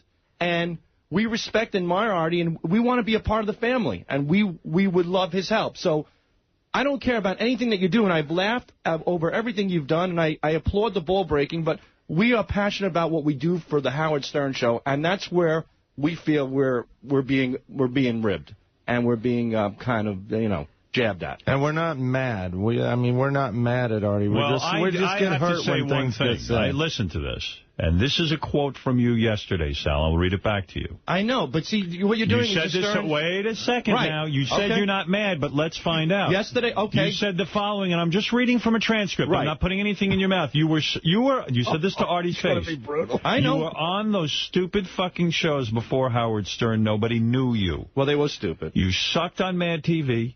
You sucked on the Norm Show. Beer League sucks shit. It's fucking terrible. It's a lot of projects to suck in. It was a flop. It was in 18 theaters and made $250,000 in America. I could shit that out of my ass. For you to tell me about comedy and what people tell me off the air, you have no fucking clue what you're talking about. Okay. Now, that is a quote. That's so don't tell me you weren't mad. That's not true. Howard, I never said I wasn't mad. I just said it. So compared to Hold on, the movies you were in, Robin, a lot more moderate than this. that. Well, let us say this. Let me finish. What I talked about with them before was that all of the things they did yesterday only caused a big break. It didn't really express how they truly felt. It was lashing out in anger, and they really didn't say to you what they actually feel. So what happened was with Artie taking those digs at what we do, our work, not other stuff, which we don't have a problem with, it festered in us. And we said, you know, we're not even going to deal with Artie anymore. We're not going to let him make fun of our calls and say they suck. Let him say all the shit he says about our work, and we'll just sit in the back and do the best that we can. And then it came to the breaking point when I came on the show and Artie said, you guys are glorified whack packers that won a contest. That was the straw that broke the camel's back. I was personally offended from a work perspective, not a personal one. And the only angle I could take back at Artie was diminishing his work as a professional. That was the only angle. I wasn't going to go beneath the belt. That wasn't my intent. My intent was like, hey, you keep knocking me. I'm breaking my ass every day. I'm passionate about what I do. I love what I do.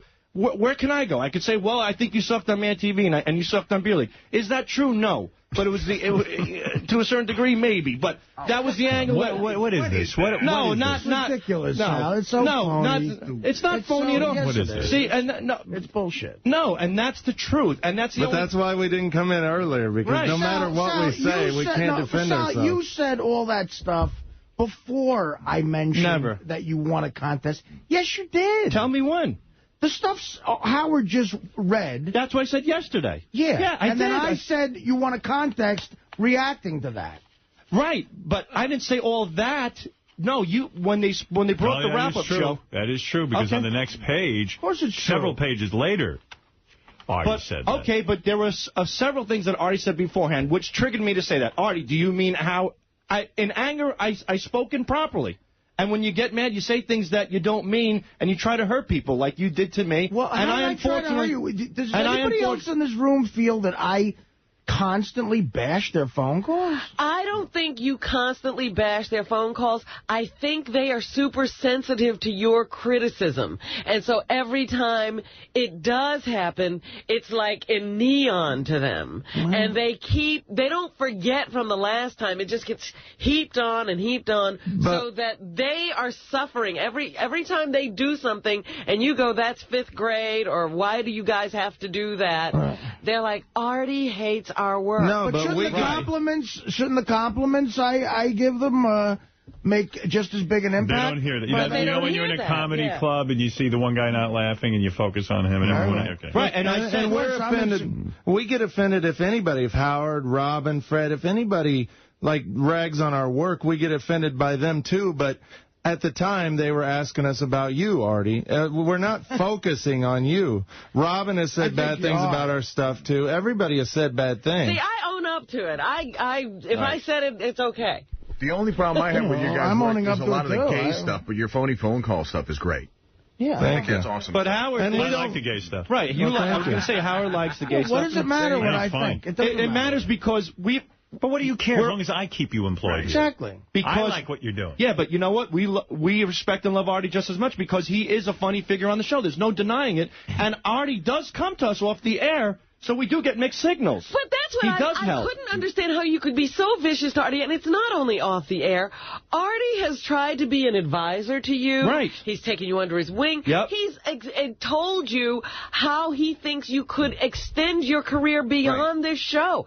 He's been your advocate. How could you be attacking him? Because lately, within the past month, I don't know what it is like when Artie no longer returns phone calls. I know Artie's going through a lot, and I'm not putting the blame on Artie. Oh, you're calling him? No. You're bothering him. No, probably. But Artie's in his own world. He's got his own issues, and I hope they work out. But, we just feel like there's no communication. And the only time me and Richard hear something like Howard said, like the guy in the comedy club, we just hear the negatives. And we got to a point where, look, we'll just let Artie be, and we were convinced that you just don't like us at all. And I don't. You guys are very paranoid back there, and maybe I should separate the two of you. Right, because you're feeding each other. I think the two of you are sitting back there day in and day out, and both of you, I don't think between the two of you have an IQ point higher than 90. I think you're sitting there and feeding each other a bunch of stuff. You're getting paranoid. But that's not true. Don't talk to each other anymore. All we talk about is so much weeing and all of you. Guys, you see what you're doing here is a very bad thing for the show. In other words, now you're forcing me to censor myself in my head. No, not at all. Yes, you are, Sal. Like, now I got to figure out what is going to offend you and what isn't going to offend you. Nothing offends And that's me. not... But Sal, clearly something offends you. That's why you're here. Everything offends you. Nothing offends me. Yes. Sal, that's not how this show operates. Sal, you're the guy who got on the show by goofing relentlessly on Baba Booey. And they were goofs. But when you ever hear me talk about Gary as a producer, I'm the first guy to say that he's horrible. I say he's a great producer. I only say that once in a while to get on his skin. You say once in a while Gary's a horrible producer to get under his skin. Right. So accept that from Artie. I can. Sal, you've called me a shitty producer so many times I can't even count it. All right, but have I called you a great producer?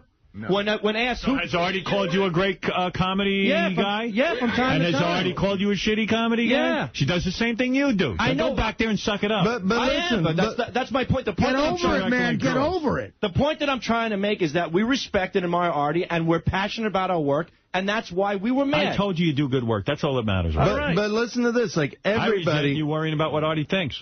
We do this. What we did exactly. I agree with us getting up. Us getting upset at what Artie said. Everybody's had that happen to them on this show. Artie's got upset at you for setting him up with that bit when you brought the girl in that liked faggot. Okay, Robin got upset. Did I give Howard some sort of edict about not? No, and we're not giving you an edict. Yes, you are. No. Yes, you are. No. You're telling me there's certain things you don't want me to say. No, we're not saying that. We're just saying we get irked when you say it, but keep saying it. We'll deal with it. Sal, you clearly can't deal with it. No, Sal, wait a second. Sal, you don't want him to keep saying it, do you? No, I've come to the point where I just have to... That's it. So you're going to be allowed to say about Gary, he's a shitty producer, and Time say he's a good producer, and call him a monkey and everything else. And the addict, and write lines for I like that my father falls off a roof, and that's all fine, okay? You're going to be able to do you want me to start censoring you, motherfuckers? But the point... No, not at all. And you know what? So fuck off.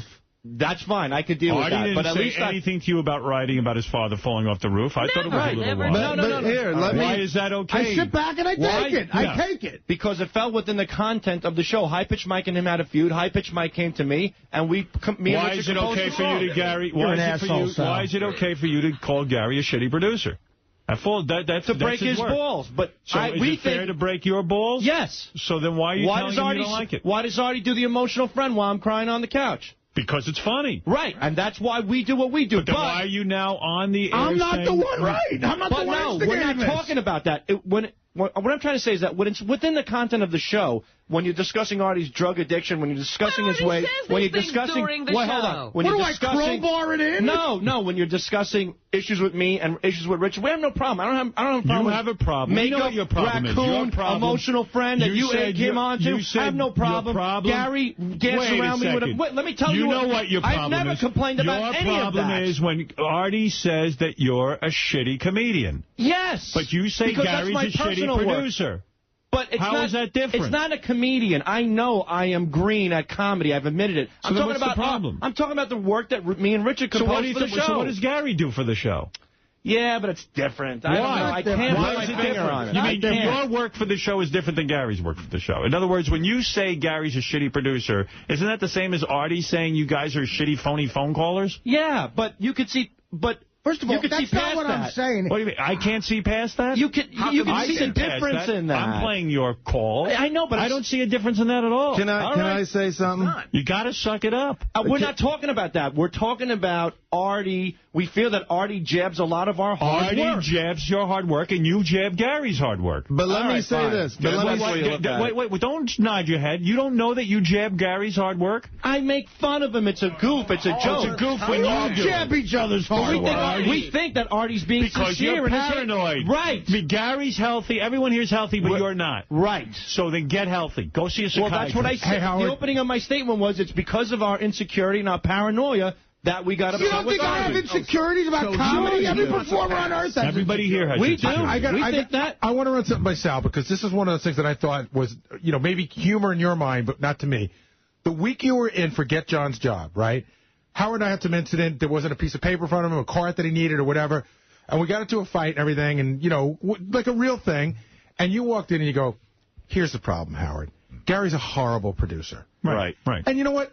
I wasn't finding humor in that. I dealt with it. I dealt with it. I wouldn't even know if I'm going to have to deal with you forever. I thought it was funny. It was funny to them, and I took it. Sal, it's funny when Artie busts your balls. It is. It's great. Like emotional friend. Stop whining about it. Not emotional friend. Don't confuse it. Anytime he breaks your balls. Okay, if he's breaking your balls about your work, See, but now it hurts.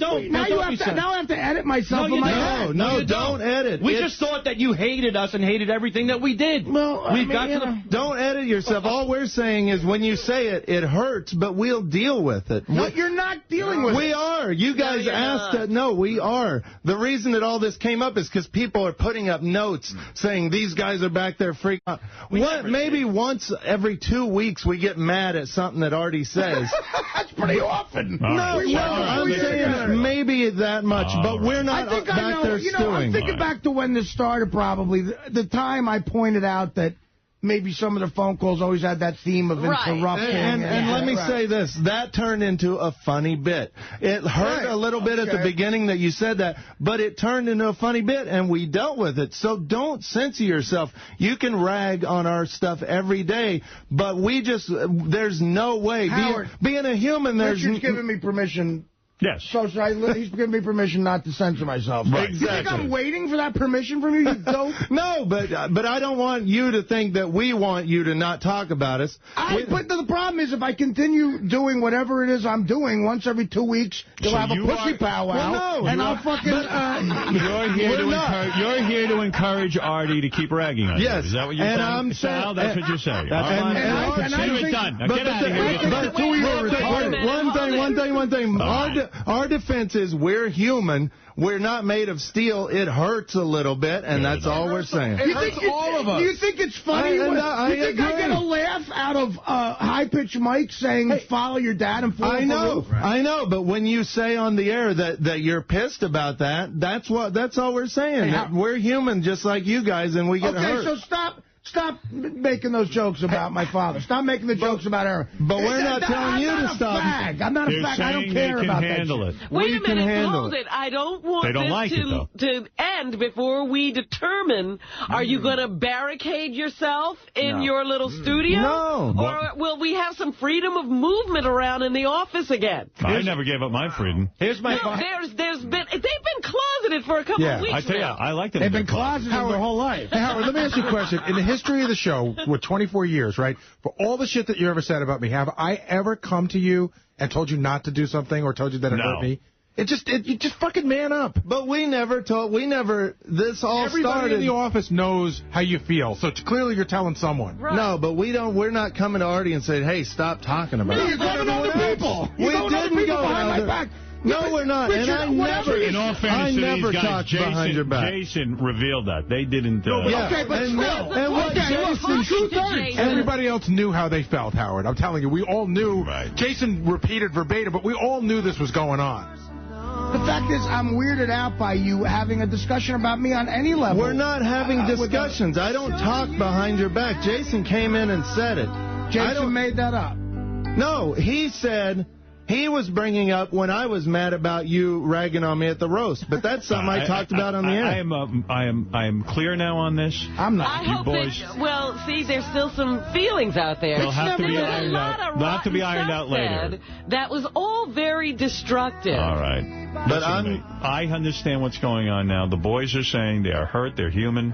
But the fact of the matter is they recognize it's the Howard Stern show. We need somebody who speaks stupid, because I can't interpret what they're saying. I'm interpreting. I speak stupid. Well, let me make it clear. I'm not mad at Artie. I won't stay mad at Artie. I'm not an angry guy. I love everybody on this show. I love my job, and I'm going to continue to have fun and have the greatest job in the world. And continue not to do... coming up with those great ideas. Don't do drugs and ruin your creativity. I'm not going to do acid and ruin my ideas. If you make another statement like that, I will promise you not to goof on it. Keep goofing, Artie. Could you imagine? My final statement is, Artie, I hope you accept my apology for going overboard in a state of anger. I didn't mean it. And you can certainly do what you want. I'm glad that you made us aware that they are just jokes and we are overly sensitive. So I apologize. And how is Beer League? Beer League's okay. Being honest. I mean, that doesn't mean anything. I mean, it's my opinion. It's okay. That's right. Okay. And I did wish Artie success on that. I'm glad God, you had that I successful can't wait moment. to see the movie you make. I made Robin's Meat and Vegetables. Yeah, that's great. Yeah, I got a standing ovation, and people applauded the whole time at the theater. You're a dope. That was funny, Artie. You're comparing that to my movie. You're an idiot. No, it was better. Meat and Vegetables was better. It's not a comparison. I really don't like you. I hate your guts. All right, thank you. I love you, Artie. No, you're a fucking jerk. You're a phony faggot. Because I compared Robin's Meat and Vegetables to No, Beer League? just because everything about you's phony. You're a dummy. I'm phony. You're a dummy. I don't like the two of you. Stay away from me. Robin, I thought you came to us to come in because it's going to be better. This show's about honesty. I don't like either one I'm of you. being honest. I said it's okay. Beer League's okay. I'm being honest. Nobody cares about your opinion. If I was a toothpaste, I'd say Beer League was good. But nobody cares about your opinion, Sal. I don't care about I'm making my final statement. He asked you as a joke. I love you. I hate your guts. Is there anything we can say, Artie? No, I don't like you guys. I'm honest. I'm not like you guys. I really don't like you. Why don't There's people I don't like in life, and you're two of them. Has it always been like that, or just now? Well, I mean, no, the last couple of days. No, of course not. The last couple of days, I've seen you for the fucking serpent pussy homos that you are. Go have another pussy powwow about it. Artie jabs at us. We don't think he's not kidding, you fucking fags. Hey, what about when you got mad at Howard? You've gotten mad at Howard. And then I went to him and said, listen, I got to go on the wrap-up show and bitch about you for an hour and a half. And then well, you did. You complained about it on the wrap-up show the day that he brought the chicken for you. You don't see what's different about this, you idiot? No. Yeah, it's like talking to an idiot. It's not different. It's something that Howard did that upset you, and you talked about it on the air. Well, Howard acted this. Me and Howard acted the way you two are acting right now. You know what I'll do, Artie, this week, and I will rewatch Beer League. I never want to give it a second. I promise you, Sal, I'll give it a second chance. I'll have some beer. Sal, I want to tell you something. I don't like you on any level. Okay, and I don't care what you think. I don't care what you think about Beer League. Jeez. I really don't. I really don't. You're a dummy. Who pay tickets to see it. A lot of them say they like it. Maybe they're lying. Maybe they're lying. Oh, well. Jesus. I will make a sincere attempt. Sal, if it wasn't for nice the show, job, Robin. Sal, you will never work in this business ever again after the show. Ever again. But you know what? Because you're a nothing. But I'm on this show. But this is my... Yeah, but this show's going to go away, and you'll be a homeless asswipe. Well, I'll be that. I can deal with that. You suck. So, Artie, do I still get the Chelsea hotel room? No, I'm sick of giving you guys handouts, too. Artie, you want your Beer League DVD back? No, Sal, I don't like you. I know. You made that very clear. But I don't like you at all. No, I don't give a fuck. Hold on. You just called us dopes and idiots for fun. If you come to me outside with this bullshit, I'm going to drop you. And then I'm going to fucking punch you in the face. What? Oh, my God. Whoa, what are you doing, Artie? Let's end this now. That's enough. What happened? I missed it. Maybe you should go. Artie just nailed Sal with something. What are you doing? Artie. Artie, why would you do that? Oh, what are you doing? Go what is now. that? Go! Hey, Artie, easy. What are you doing? Art. Artie, what are you doing? What did you just do? I missed it. I'm here drawing pictures. Wow. What just happened? I'm being real. Did you throw some at him? Yeah. Why are you doing that? Come on, man. Sal, I mean, that's not he cool. wanted him to shut up. Howard, you know what? I don't care, man. Yeah, but that's not cool, Art. I don't care. Then fire me. You want to be fired? Why do you have to wait? What just happened? You all right? You want to go sit down? He's sitting. He's sitting. What just happened? What just happened? I'm telling you, I'm dropping him if I see him. No, you're not dropping him. Then well, it's my life. I'll make my own decision. Artie. Sal was being a jerk again. So let's leave it at that. I thought he could control himself and just talk about how he feels. He does not play well with others. But he just couldn't do that. No. What set you off right there? I missed it. I just can't. He's just a phony asswipe. I can't deal with him. I don't like phony people like that. It's gross. I can't be around them. I really can't. So, fuck it. You want me to leave? I'll leave. Nobody wants you to leave. I don't want you to leave. I wasn't expecting you to leave. Do you want to leave? We hired a stalker. What are you saying? We gave a stalker security. Clearance. Yeah. Oh, dear. What happened? I missed it. I threw 2 things at Sal. What did you throw? I threw a CD, and I don't know. A CD? I couldn't see what the other one was. Odd job? The other thing was like kind of cubic. Yeah, I couldn't see it. Let me see the evidence. It was a good shot, though. I got a good arm. That's what it was. You threw Xylene? I don't know. I picked up whatever I could get. CD. A CD? What's the Xylene? I don't know. It's a box. Oh, God, I can't take it. Fortunately, he threw something that wouldn't hurt him. But it could have been something worse. The CD got him in the eye.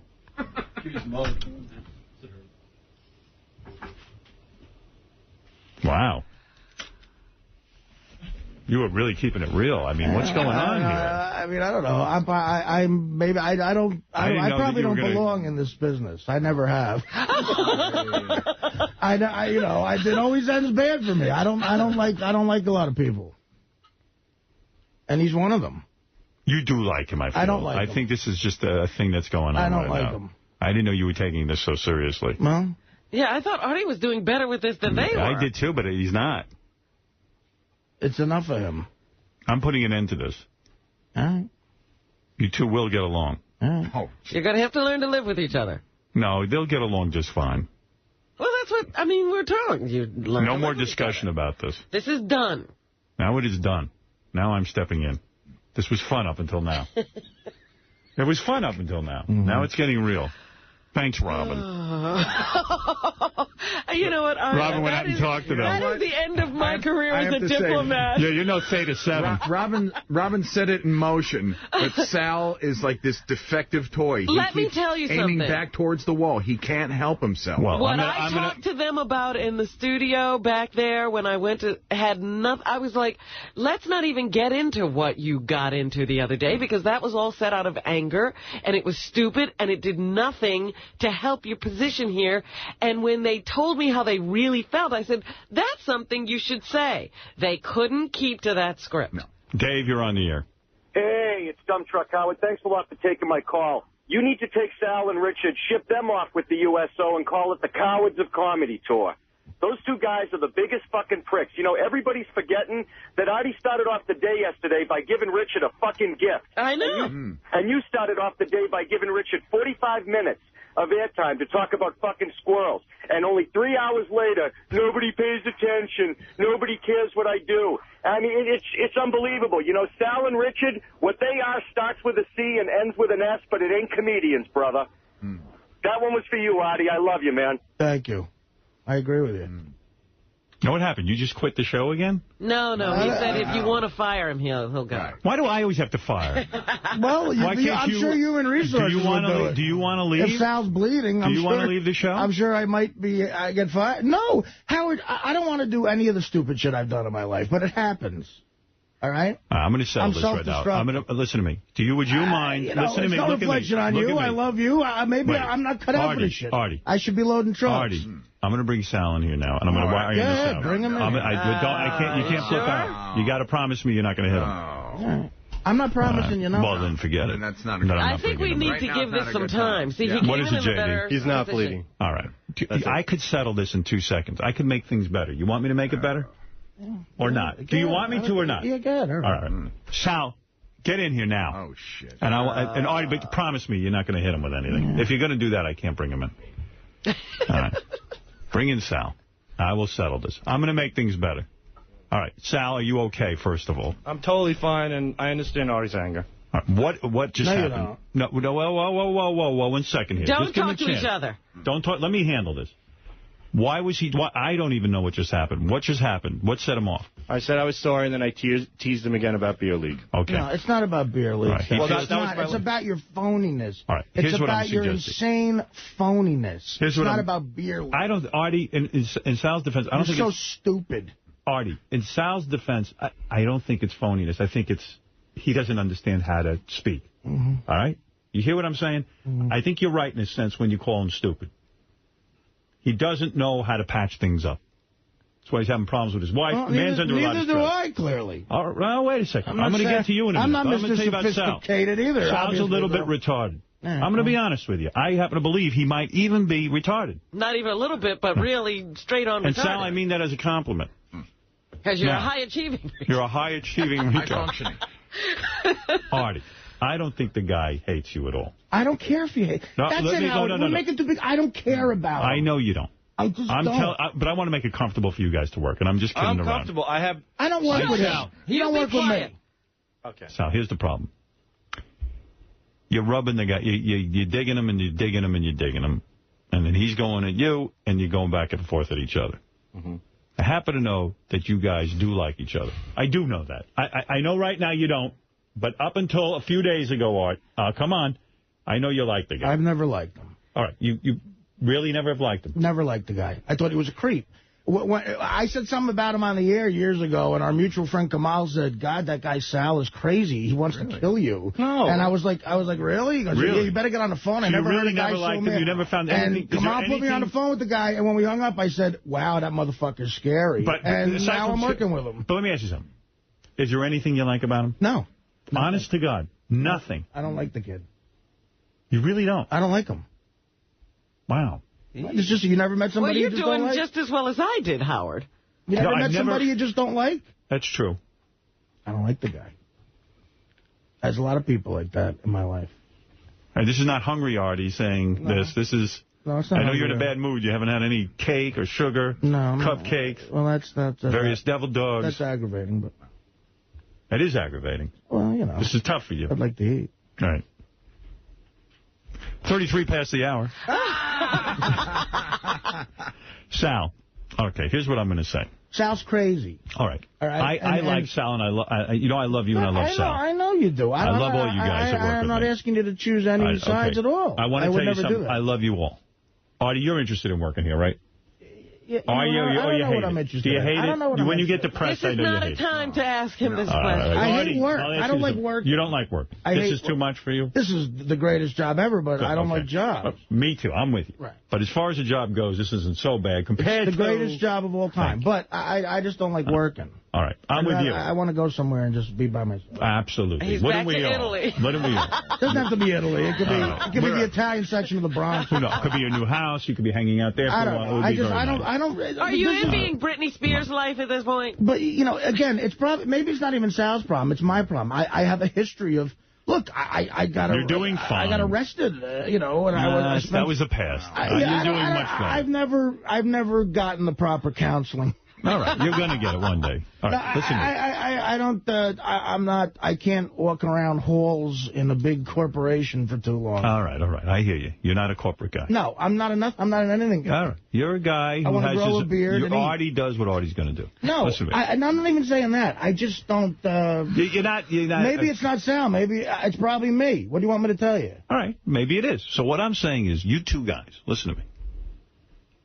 This will pass. No. Artie, trust me on this. All things change. I don't say you're going to love the guy. I'm not saying that. I'm saying feelings will change. These are very angry feelings right now. This is an open sore. And you know how sometimes open sores heal? Mm-hmm. This is going to change. What I would suggest is, two of you give the weekend to cool down. Come back here next week. Let's not even bring this up next week. Okay. Let's make a pact. Yeah, sure. All right? We're going to make a pact. All right. We're going to go back. We're going to do the show. We're almost going to pretend that none of this happened. Sure, we'll know in the back of our minds it happened. Sal, I apologize to you. Nobody should have anything thrown at them. That's fine. I understand. My fault. If someone should leave, it should be me. No. That's true. Artie's right. I crossed the line. He crossed the line. I did what AJ did in a sense. If you're willing to... hit me. All right, okay. That was fortunate. I was trying. He tried to hit you, but his arm isn't what it used to be. But, you know, attempted murder is not murder, son. You should be ashamed of yourself for missing. But, all right, nevertheless. Maybe you would have knocked some sense into Let's go back to all of us hating Scott next week. Okay. All right? And then that's much more comfortable. You never gave that up. I never gave that up. No, here's what I'm suggesting. And next week, I say, we give this a rest. It definitely got out of hand, and I apologize to the whole show. Fair enough. Look, I apologize, too. I didn't mean to throw something at somebody. I understand. But, you know, I don't... it's not going to go away. This is not going to go away. I didn't say it was going to go away. I said we don't need to bring it up next week. These two started this. We understand that. And I want to protect Artie. Yep. And I want to protect you guys. All right. And if I don't want Artie to come here and feel uncomfortable at work, and I don't want you guys feeling uncomfortable. And he shouldn't. You're right. That's right. I don't even want to hear you say a word. Right. What I'm after,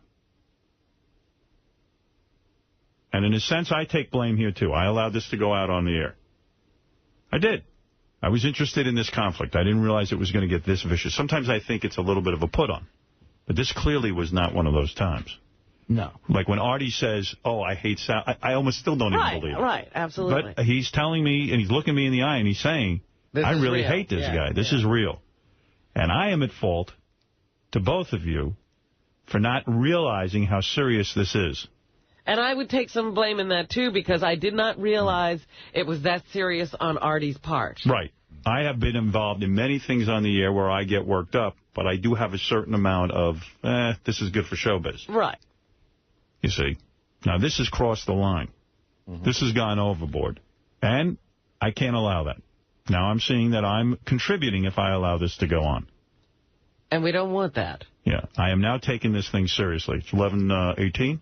I am taking this thing very seriously right now. I think I'm really supposed am. to be on the Adam Carolla show in 2 minutes. Yeah, and I'm being serious about this. I really am taking it seriously. I see that Artie is deeply hurt. I shouldn't have let this go on. And I see you're deeply hurt. I apologize to both of you, if I may. Artie? Not your fault. No, it's my fault a little bit. I take a little bit of responsibility here. Very little, but I do take responsibility. I'll take more because I started it up again. Right. The truth of the matter is, it's a very difficult situation, because if I did what I tried to do, I'd be in handcuffs right now. Right. So, you know. All right, it's different. Listen, I know Robin. A divine providence, then. I know Robin has gotten into arguments on the air, and I'm very sensitive to the fact that when the argument goes too long, it hurts her. See, but in a way, hold it. I survive everything. No, you do. And Artie will survive this, and Sal will survive this. No, but in a way, I don't trust myself now, because I crossed the line that I thought I would never cross. A line that, shush. Stop talking yourself out Bob of the job. Levy threw a bottle of Gatorade at Ronnie. It's a throw, Artie. You didn't choke me. You didn't lunge at me. You threw something that was light. Benji. That's magnanimous of you. Even when I go through I'm not talking. And look up the word magnanimous. Right. You'll see that I'm But Howard, I just have to interject here. Yeah. Even when I'm going through I'm not talking to that person phase, there's a part of it that I love for the air. Yeah, but I do back it off sometimes, and I'm telling you I'm doing that now. It's not the point. The point I'm just telling you what I do. I'm giving you my responsibility in this. I am telling you that I see here that this is some very raw nerve kind of thing.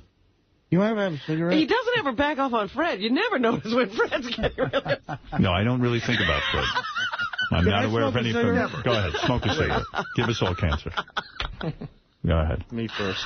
Yeah. Sal, there's some genuine raw feelings here. And I'm genuinely very, very, very sorry. All right, and I am sorry to both of you. This should not continue. We're done. We're done with it now. Now we're done with it. I'm sorry I threw something out. That's fine, Artie. I understand, and I get it, and I hope one day we can patch things up, and any way I can help, I will. I shouldn't have thrown. Nice. I shouldn't have thrown anything. Thank you, Artie. And thank you, Sal. And I will be more protective. For being a jerk to you. All right. Sorry. Fair enough. All right. He doesn't know what he's being to me. All right. He doesn't know, but he said something very nice. He can't help himself. He complimented you and left, and that was good. I just hate that he thinks this is something about beer league. It's not about beer league. Clearly, whatever it is about, it's enough. It's gone on far enough. I want to see you comfortable at work, and I want to see Sal comfortable at work. And it is my responsibility in this. And I am not doing my thing. I really didn't think it was that intense. And it is. I apologize to you. No, I'm sorry, man. I'm sorry, too. I pushed the situation, too, by allowing it. I did. Artie? Art. Yeah, I pushed the situation. I allowed it to go out on the air.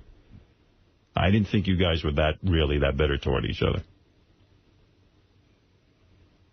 And if you're going to be upset, do it on mic. I'm not upset. And please don't say Artie's a girl. You're telling him he's like me.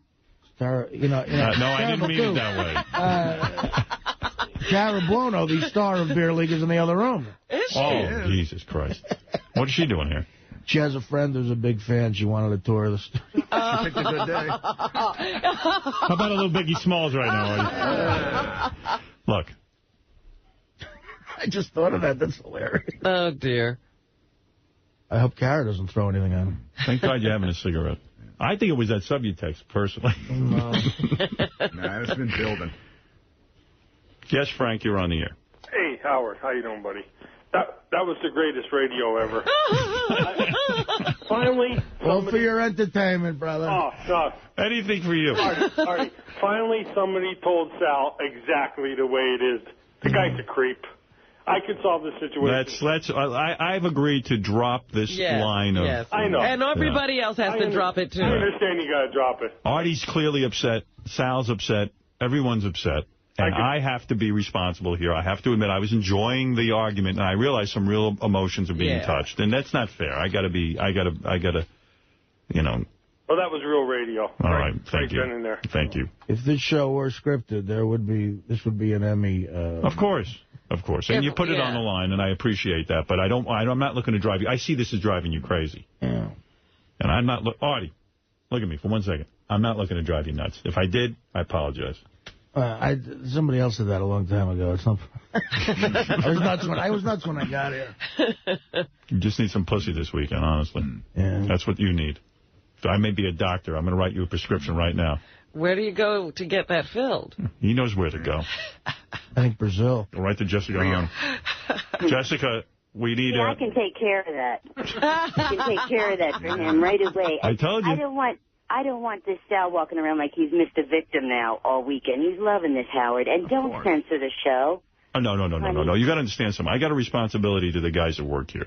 I understand. Artie's very upset right now. I'll do what I have. Artie's upset. And I crossed the line. No, you didn't. Artie, you were angry. It's like pounding your hand. Everybody's going to make this like a boo. It's a big deal. It's not. It's over. It's done. No, he crossed the line, and he knows he did. And Sal knows what happened, and I know what happened. I know, but... I am saying that now we're going to have cooler heads prevail. Artie, and next week, we're going to ease into the week. We're going to drop this shit. But listen... We're going to move on. This can't be the whole show. But it was the greatest show on earth. Yeah, well, the greatest show causing Artie over there have a nervous fucking breakdown. Yeah, that's why I owe it to Artie to take care of him. I know we have an FME show to fill. You've got to at least blow Artie this weekend. Now fly in and do it. We can't lose Artie over. Can he come to me? If he can come Artie, can you get out to L.A. for your blowjob? Sure, I'll be on the 2 o'clock flight. I just want to say, I want to say one thing seriously. I'll be at Avery Fisher Hall, November 11th, nycomedyfestival.com. I'm sure people will want to see you. I will throw something. Artie, I got some Subutex here, too, for you. What are you doing with Subutex? Why do you have that? I think Jessica has a pharmacy. Yeah, I do. Trust me. She's got the best pocketbook in town. Yes, I do. Thank you, Jessica. All right, I love you, Bye. That's a sweetheart right there offering to blow you. Just to calm you the fuck down. She's serious. I'll be in Cleveland December 7th at the State Theater. All right. You okay? Honestly, I know you're upset. Now you're upset. Look, what are you going to do? This is one of those times in life you got to move on. I'm upset at myself because, you try to reach a certain level of sophistication in life. You think you get there. You know what? I don't want you to think about this. And you realize you're still a jerk off. I don't want you to think about this the rest of the day. I think you ought to give yourself a reprieve. Let yourself off the hook. How am I going to do that? Enjoy yourself. Do you like my plan? We're not bringing this up anymore. Sal, I think, likes that plan. That's a fantastic plan. All right. We're going to give it a break. Execution is the key to a plan. Well, we're going to execute. Fucking cigarette is killing me. I'm going to die. Sorry, it's the only thing keeping me from literally exploding right now in my head. Why, you're angry with yourself? No, I just... What? What's going on right now? I just need something to relax with. Some sort of badness in my body. See, that diet wasn't a good idea. Wow. Would you start eating again? Oh, you got to see how much I'm smoking without eating at all. Fire department almost came yesterday. Yes, Ralph? This diet is going to kill Artie. I know. I so rue the day I said, why don't you lose a few pounds? What were you thinking? Well, either that or the weight's going to kill me. I mean, I'm looking at shit either way. Could somebody give this guy an intravenous of Hawaiian Punch? See, somebody should be watching Artie all day. Artie, I sense you're feeling bad about yourself, and I'm being 100% real here, that it's not your fault. You got fucking worked up, and boy, Robin, you're quite the diplomat. I gave up my career. But, Howard, you can't, you were saying you're taking a little bit of the blame, and I think you have to take all the blame, because you push people into these situations, and, sometimes it just escalates. I'm going to tell you something. But at one other time in the history of the show did it get physical, and that guy got fired, I think. And he shouldn't have, because John deserved it. No, John didn't deserve it, and Sal didn't deserve what Artie just did. I'm going on record. And when I say I blame myself, listen, this is the nature of the show. We talk about everything on the show. And I do. I honestly don't read every situation properly. I guess Artie's really, really inflamed. And Sal and Richard are inflamed. Clip to the wrap-up show. You couldn't tell yesterday that he was... honestly, I thought they were having some fun with it. Honestly, I did. And I misread people. I do. I mean, everybody can't be in a person's head. I thought it was interesting radio. I really did. And of course it was. Yeah. And really, you don't know how these things are going to play out. I don't want to see anybody resort to anything physical with one another, but I guess the potential is there for it to happen, and I'm saying it's enough. The thing is, before it goes any further. There's nothing different in what AJ did and what I did. That's the problem. And don't say I always said, you didn't. I like AJ. There is a difference. You didn't put your hands on the guy. You threw something, and thank God you missed. Yeah, and the fact of the matter is, him right in his eye. That's right. All right, but okay. And you lost control, and that ain't right. But also, it's a tough situation, and I'm saying I can certainly try to help here. And you're going through sugar withdrawal, which is a huge thing. All right, but listen to me. I don't know what's going on. Telling you subtext the sugar, the cigarette. I can tell you this. I am going to do my part. Ralph loves what a mess I am. Listen, clearly I have poor judgment. I'm friends with Ralph. So the fact of the matter is, what I am saying is that I can help out here by saying, Robin, enough. Yeah. We don't have to talk about this anymore. Let's let things calm down, and things will go back to a better place. I mean, I respect what Robin tried to do, but look, what she was working with 2 chimpanzees. All right, enough of that. Let's not talk about that. We're putting it off the shelf. It's in a corner. We don't even have to discuss it. I'm telling you, if this can't work out, because I will have the decency to leave. All right. Well, fair enough. You don't even have to see him that much. It can work out. Just keep to yourself. You keep to himself. Well, he makes a point because there is interaction between everybody on the show and commenting about things. And when Artie gets down about what's going on here, he right away says he's going to leave. Now, look. No one's looking for you. I'm not looking for you. I would like you to stay. You're my friend, and I mean, you don't think of me as a friend, but I am. Well, no, you're not a bro. Look who's here. I think of you as Sal, a friend. no. Oh, get out. Sal, I'm trying to. All right, I'm not going to. No, I know. Go ahead. I just want to say one thing that. Artie didn't hit me. He threw a CD. He could have thrown a bottle of whiskey, which he has on his desk, at me. Right. Well, then he would have had to leave. Number 2, I understand his anger and what he's going through. And thirdly, any way I can make it easier for you, Artie, on the hallways in any way possible. No, leave. No. Leave. I will do that. I just want to... I understand. I get where you're coming from, and I appreciate you being forgiving about me throwing something at you, because I probably would not be that forgiving with someone. So I'm sorry I crossed the line, and I thought I would never do something like that, And I'm sorry that I got you to that point. So I feel just as guilty. So we're done with this. But I want to let Artie... I just want Artie... Can I say one thing? I just want Artie to have the peace of mind that any way you want to work in the hallways, and just let me know, and I want to make you comfortable. That's all. Do whatever you're going to do. That's all. Artie can do his thing. You'll do your thing. It'll be fine. See, that's annoying. Got to be annoying to Artie, Sal. Just don't say anything. Yeah, just forget. Drop it. Disappear. Disappear. I just have a question for you. Become invisible. We're looking for direction out there, so I just want to be sure, because I want to fuck anything up. On the wrap-up show, should we not cover this topic at all? Drop it. Time to drop it. Not even let the listeners... We're done. No, okay. Time to be done with it. All right. You know what? We heard it. It was very interesting. Yeah, we wrapped it enough. This is I don't know about you, Artie, but I don't want to hear it. Yeah, I don't want to hear it anymore. Me neither. I think Dump Truck Dave wants to hear it, and he's paying $13.95 a month. What about you know what you want to talk to? Roundtable? See if you can find Gina Gershon. Have her on.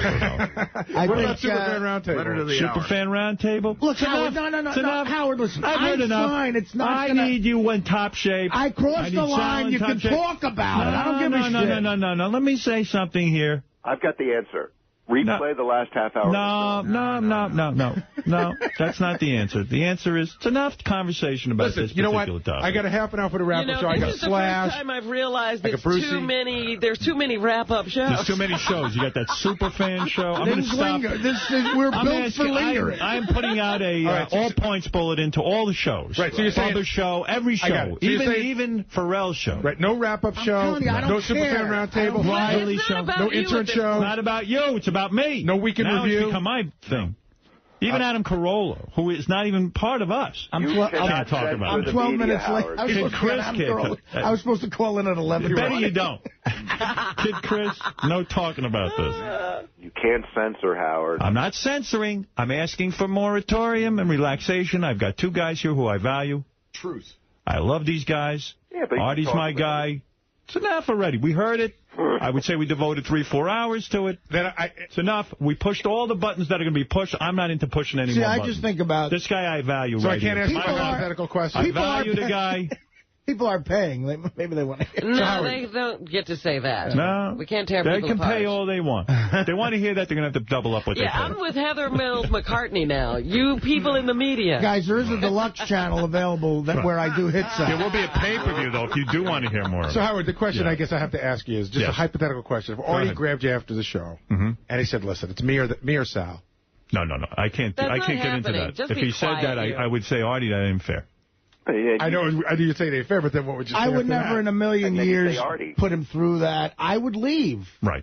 If Artie wasn't happy, I'm fine being alone. I'm trying to make everyone happy. I know, Artie, you are fine being alone. Artie, we don't want you to be alone. We want you here. We want you here. Come on. Gary, I'm going to ask you to leave. You know what? You're throwing a little bit of oil on the fire. You're wrapping this, and we don't want to I'm trying to wrap, and you're trying to get things going again. He's trying to weasel this topic onto the... This is a very tough situation right now. There's not going to be a wrap-up show. Now, Benji, I'm going to tell you something. You're really treading on... If you want to get the microphone, I'll give it to you right now. I have a real suggestion. You're treading on a real tough time. I have a real suggestion for you. Just listen for a sec. Oh, boy. I'm going to fucking take you... I'm going to throw something at you. Artie's going to punish... I'm going to walk over Just listen for a sec, okay? Yeah.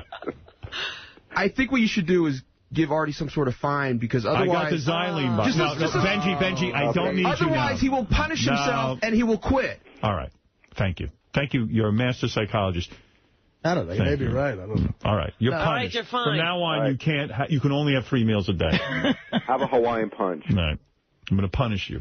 Listen, we're all grown-ups here. But Artie did cross the line. He says he did. Something should happen. Right. We're all grown-ups, and I think I did something... What punishment would you like? I think that Artie is punishing himself enough. All right, Artie, you have to clean up a street in Manhattan. I'm serious. It would. I got to do community service? Yeah, we'll put you in an orange jumpsuit and put paper on the floor. Monday you'll be doing, while we're doing the show, you're going to be in an orange jumpsuit cleaning up in front of the stage. I just can't wait to go outside and go, hey, Kara, how you doing? You want to see the studio? It's better to stay in here sometimes, I think she left. It's turning her on. She ran out. All right, thank you, Ralph. Thank you. Thank you. Yeah, Ralph, you're welcome. All right, everyone, that's it. Okay, we had our fun. Done. Yep. Let's finish the news. Finish the news. All right, you got nothing else? Good. We can't go on after All right, good. All right. Everybody have a nice weekend. On Monday, what's going to be so great? Nobody's going to remember any of this. Yes. That's it. It's over. You have those pills? So last you'll hear. Done. Done. Those memory-erasing pills? Thank you, Artie. Thank you, Fred, Benji, Robin. Thank you. That's all. That's all. We're done. I love all of you. November 17th, I'll be in Poughkeepsie. My psychiatrist says I'm the master of putting things behind me and hiding and not everybody has your skill. Just because you're putting it behind you doesn't mean everybody else is. I'm going to teach you all how to do it. But I would say that I do love everyone here. Even you, Gary. I love you very much. I bet you don't love Benji. I bet he's going to cry if you say it more. Artie, enjoy your time with Kara. I hope we can all be happy again. Let's hope she puts out for you. Since Jessica Hahn's not on this coast. All right. Thank you, everyone. This was a fun day. And that's enough. We're done. It is. That's all. Yeah. Some days you don't know how you're going to walk out of the studio. I know how I'm walking out. I've had some weird days, but today's going to be weird. Yeah. I've had those days where you walk down 6th Avenue in a daze, like, what just happened? Right. Now, you're upset with yourself. I understand. I am. Well, I'm upset with me. I'm sorry that... because I want peace here at the station. I like an argument, but, you know. But as long as it doesn't go too far. Sure. As long as it doesn't break the skin. What is it, Bobby? You. Yeah. Yes. Yeah, this is Bobby G. Yes, Bobby. Hey now, let me tell you something. This has got to be the greatest moment on the show. And I just want to say to Artie, from a Jersey guy calling from New Jersey, Artie, don't get depressed, because this is what Jersey guys do. It's amazing. You haven't walked in with an AK-47 and blown these guys to pieces. Violence was the right response. Oh, my God. It's just amazing. I mean, you know, the reason why you haven't done it before is probably because of all the medication and the sugar. It's true. It's hitting the real Artie. This is the real Jersey Artie, and this is what we're paying $13 a month for, and this is fantastic radio. And I got to hand it to Howard, because I'm telling you right now, Howard, he's the one to compliment. You're the only guy that could hold this crew of idiots and nudniks and moral reprobates together. Now I understand why you get the money you get, because no one else could keep this under control. I deserve a raise, you're right. Some odd years. All right. You're a genius. Thank you, These Bob. guys are great. It's not about me, though. Say, just put away the sharp objects and get over it, and Monday's another day. Right. We're coming in here and doing a great show. Thanks, Bobby. All right. Thanks, Bobby. Yeah, you're a Jersey guy. Those are guys... That was Governor Corzine. That's who raised me. Am I done, or do I... You, unfortunately, have to do one more piece of business. Well, I don't... Saturday night, King Norris at the Arts Factory, 280 Avenue E, Bayonne, New Jersey, 201-436-6700, or kingnorris.com for info. See The Killers of Comedy, November 3rd in Boston, Mass., November 16th in Hollywood, California, and November 17th in San Diego, California.